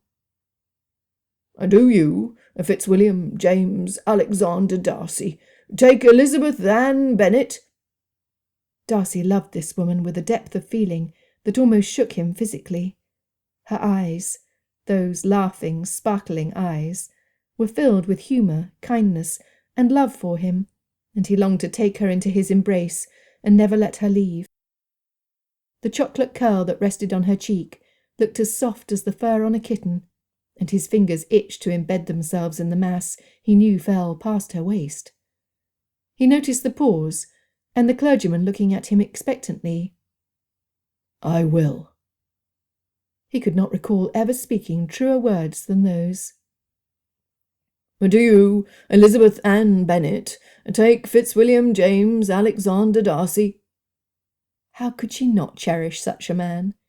Elizabeth thought him the most handsome man she would ever look upon. What filled her heart, however, was his honourable goodness.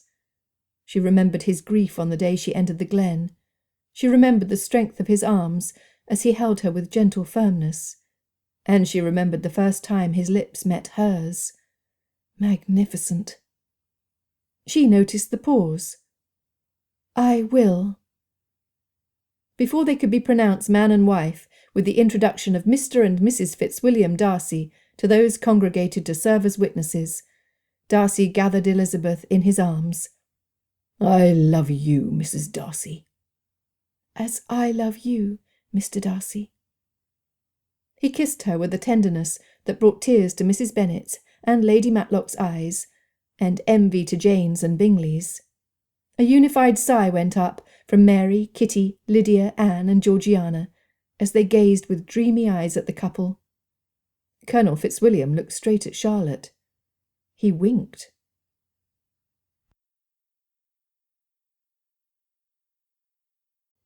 Epilogue. 1 year later, Pemberley, Derbyshire. Darcy faced a dilemma unlike any other in his life until that point. His arms ached to hold his wife. At the same time, They ached to hold the squalling bundle tucked tightly to Elizabeth's side. A daughter. She would be named after his mother and his now deceased cousin Anne. The tiny face was barely visible amidst the swaddling bands. He watched as her little mouth puckered and her eyes sparkled. His heart filled to capacity, then plummeted to his feet. Thoughts that plagued the father of a daughter burst into his head, and he determined right then that there was no man worthy of her hand, at least not until she was well into her majority and perhaps long beyond. "Mr. Darcy, would you like to hold your son?" The midwife and her assistant had finished cleaning the young man, and he too was wrapped tightly in the palest of blankets. Alexander James Darcy had silently made his presence known upon arrival, vocally asserted his opinion when the nurse requested it, and immediately fallen asleep. His twin had been much more vocal, and Darcy wondered if that was the way their relationship would be as the siblings grew together. "Yes, pray give him to me." As he held his son to his chest, gently patting him on the back as if born to fatherhood, his mind jumped back to the time in the glen. How different his life, and the life of Georgiana and Anne, would have been without Elizabeth. Thinking back to her arrival into his most private moment at Netherfield Park, he wondered how long it would have taken him to ask Elizabeth to be his wife, had there not been a compromise. Heavens, but he was happy for that compromise. 5 years later, Pemberley, Derbyshire. If Darcy had been asked his hopes and dreams for the future, nothing could have prepared him for the reality of 6 years of marriage to Elizabeth Bennet. 2 more sons had been added to their family, but it was little Annie who ruled the roost, or tried to. At 5 years of age, her main goal in life appeared to be besting her twin at everything. In the manner of children born at the same time, they seemed to have their own language. Elizabeth handled it with ease. "Papa! Papa!" The sound of running feet arrived just before the words did. He was not surprised when Anne Darcy burst into his study at her usual pace. "Papa, you must come! We need you!" Unnoticed by his daughter were the piles of unanswered correspondence. Since the birth of the twins, it had become Darcy's habit to delegate more and more of his responsibilities to his steward. Life with his family was far too precious to miss out on. "Yes, Poppet, what seems to be the problem now?" He allowed Annie to think she was pulling him from his chair. At the doorway, he bent and scooped her into his arms. Unlike when she was little, she resisted and squirmed for release. His heart ached at her burgeoning independence. "Tell me now, Annie dear, or I will keep you in my study under lock and key." The threat meant nothing to his daughter. "No, Papa, you would not." Whatever was on her mind gave birth to an impatience that reminded him at times of Elizabeth. "Please put me down, Papa, for we need to hurry, and I am faster than Alex when I run." Darcy set her on her feet and raised a brow until she noticed. "Well, possibly I'm not always as fast as Alex." Only one time had she bested him in speed. That her brother had not known they were actually racing was a moot point to his twin. It, however, meant the world to her. "Papa, our cousins are almost upon us, and as the eldest I need to be on hand to greet them. Pray come quickly, Papa." What else was a father to do? His long legs ate up the ground, keeping up with his daughter with ease. It would be good to see the Fitzwilliam family. Richard and Charlotte married not long after the Darcys. Never was the former Miss Lucas able to have her own residence. Darcy's cousin had followed the wedding party to Pemberley and refused to leave until she was his bride. They had 2 sons who were images of their father. Charlotte kept a firm hand on all 3. Mary Bennet and her husband, the Vicar of Kimpton, had been married 2 years. As of yet, they were not blessed with children. Mary's tender care of her close friend, Anne de Bourgh, during the remaining months of her illness, had sealed her reputation for quiet attention to the needs of others. At her request, Anne had been laid to rest next to Lady Anne Darcy in the family crypt. She never returned to Rosings. Kitty and Lydia were still at home with their family. Though the militia had been away from Meryton for more than half a decade, neither girl lost their love of a red coat. They both determined to marry for only the deepest love, as long as the groom was an officer. Mr. Collins had followed through with his intentions, and had given the full value of Caroline's dowry to Lady Catherine, to invest as his patroness decided. Not many months later, when he met with a life-ending accident, Mr. Collins left his widowed wife with no money, and, fortunately for all concerned, no children. Caroline's eviction from Hunsford prompted her arrival on Bingley's doorstep in Hertfordshire. During the week Mrs. Caroline Collins resided at Netherfield Park, Bingley made arrangements for her care. He purchased a small home near their sister, Louisa Hurst, and set up an allowance that would see to Caroline's needs. It had taken a brief period of time to realise his sister was unchanged in attitude. Having been under the thumb of Lady Catherine de Bourgh for just over 5 months, Caroline had a vile temper, a disdain for her former husband that bordered on hatred, and a deep-seated revulsion of being told what to do. When he returned from escorting Caroline to her new home, Bingley promptly went to Longbourn and proposed again. This time Jane accepted. The Bingleys, who had been wed just under 5 years, would be arriving at Pemberley not far behind the Fitzwilliams. They were accompanied by their 2 daughters. "Papa! Papa!" Little Annie pulled on his fingers. "Do you see the carriage? Are they almost here?" Darcy looked around, realising he was missing a few important members of his family. Not only were Georgiana and the children missing, but so was Elizabeth. This highly unusual turn of events, especially when he knew they were aware of the impending arrivals, was deeply concerning. "Poppet, where is your mother?" He could not keep the anxious panic from his voice. His daughter knew him well enough not to dissemble. "They are compromised, Papa."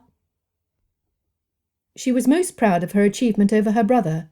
Her plan could not have been carried out without the presence of her mother and aunt. "What? Compromised? Of what are you speaking, Annie?" Darcy dropped to his knee and took her small arms in his hands, his voice filled with concern. "Anne, what have you done?" In 5 years of life, Miss Anne Darcy had never had her father speak to her so sternly. She struggled to contain the tears that pooled in her eyes. Her voice quivered as she answered. It had seemed like such a good plan.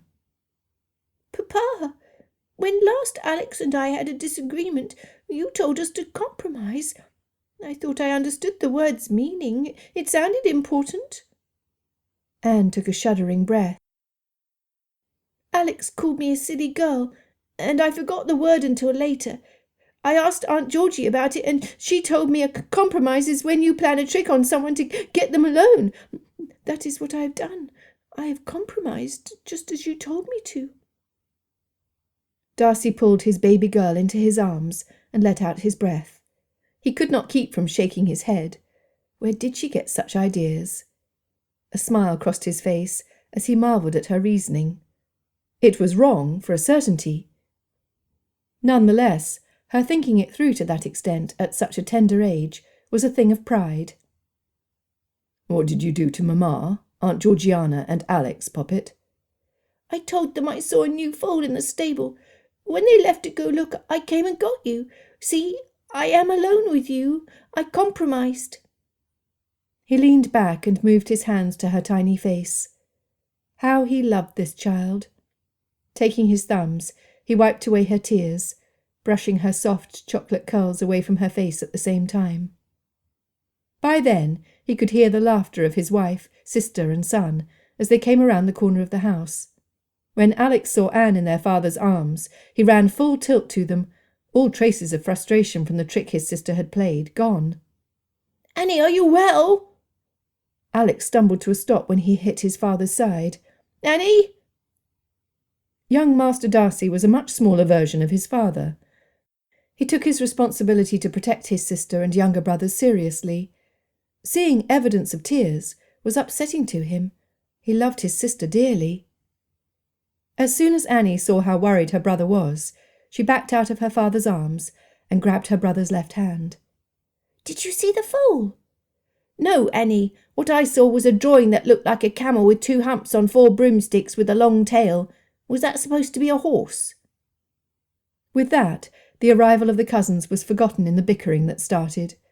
Within seconds, the adults had been abandoned, as the twins ran back to the stable, arguing all the way. "Fitzwilliam, what has happened here?" Darcy did not notice his sister roll her eyes as he pulled his wife into his embrace. Elizabeth was just as unaware when Georgiana departed and entered the house to visit the nursery, where her 2 youngest nephews were currently napping, smiling as she went. "My dearest Elizabeth, our sweet, innocent daughter was arranging a compromise." After 6 years of wedded bliss, there was room for few surprises. Elizabeth merely looked at him with a question in her eyes. Darcy gazed into the part of his wife that first attracted his attention. Her eyes. Their sparkle still drew him in. He loved everything about her face, her high cheekbones, her pert nose and her full lips.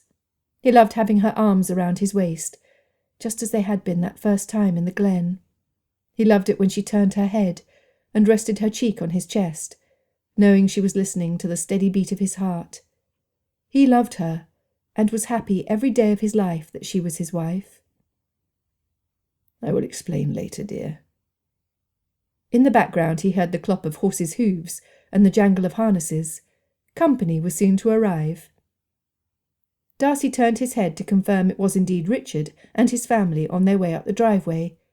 Refusing to step away from her until the last possible second, he was surprised to see a second coach coming close behind the Fitzwilliam carriage. It had a crest on the door, proclaiming it to belong to Lord Marcus Melton. At 25 years of age, Lord Melton was wealthy, unattached, and, according to Elizabeth, a handsome man. He was as amiable as Bingley and as responsible as Darcy. Lord Melton's pursuit of Georgiana had been persistent since he returned from overseeing his investments on the continent. Miss Georgiana Darcy lost her heart almost immediately to the gentleman. Her shy nature and the constraints of propriety allowed them limited time together. She was frustrated that they never had time alone. Little did she know that he was equally as frustrated. Both Darcy and Elizabeth recognised the looks that volleyed back and forth between them when the two were in the same room, pretending not to notice each other. It was love and desire. "Were you aware the Viscount would be arriving today, Fitzwilliam?" As Elizabeth prepared to welcome the guests, she pondered what might be done to promote the match.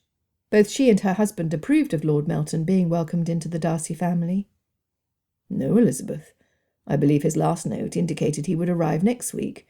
I wonder at his coming so soon." Though he said the words, he did not wonder at all. Marcus Melton had already made his intentions known to Darcy. He easily recognised a man in the throes of love, and was pleased for his sister. It appeared to meet with Georgiana's approval when he discussed the possibility of a match. "Fitzwilliam, do we allow them to continue suffering in their separation? Your sister is now 22 years old. She desires to be wed, and her heart is attached to the Viscount." Before either could continue the conversation, Georgiana brushed past them to greet her cousin and his family, her eyes never leaving the coach coming up the drive behind them. She too recognised the crest on the door. When all the parties were gathered in the drawing-room, Darcy watched as his sister stood at one end of the room, looking longingly towards the other end, where the Viscount was standing. Lord Melton was doing the same from the opposite end of the room. Without moving his eyes from his sister, Darcy walked up behind Elizabeth, where she was listening to Charlotte Fitzwilliam. Leaning down, he put his mouth close to his wife's left ear, and whispered the one word that had been going through his mind and hers since the arrival of Lord Melton. "Compromise." The end.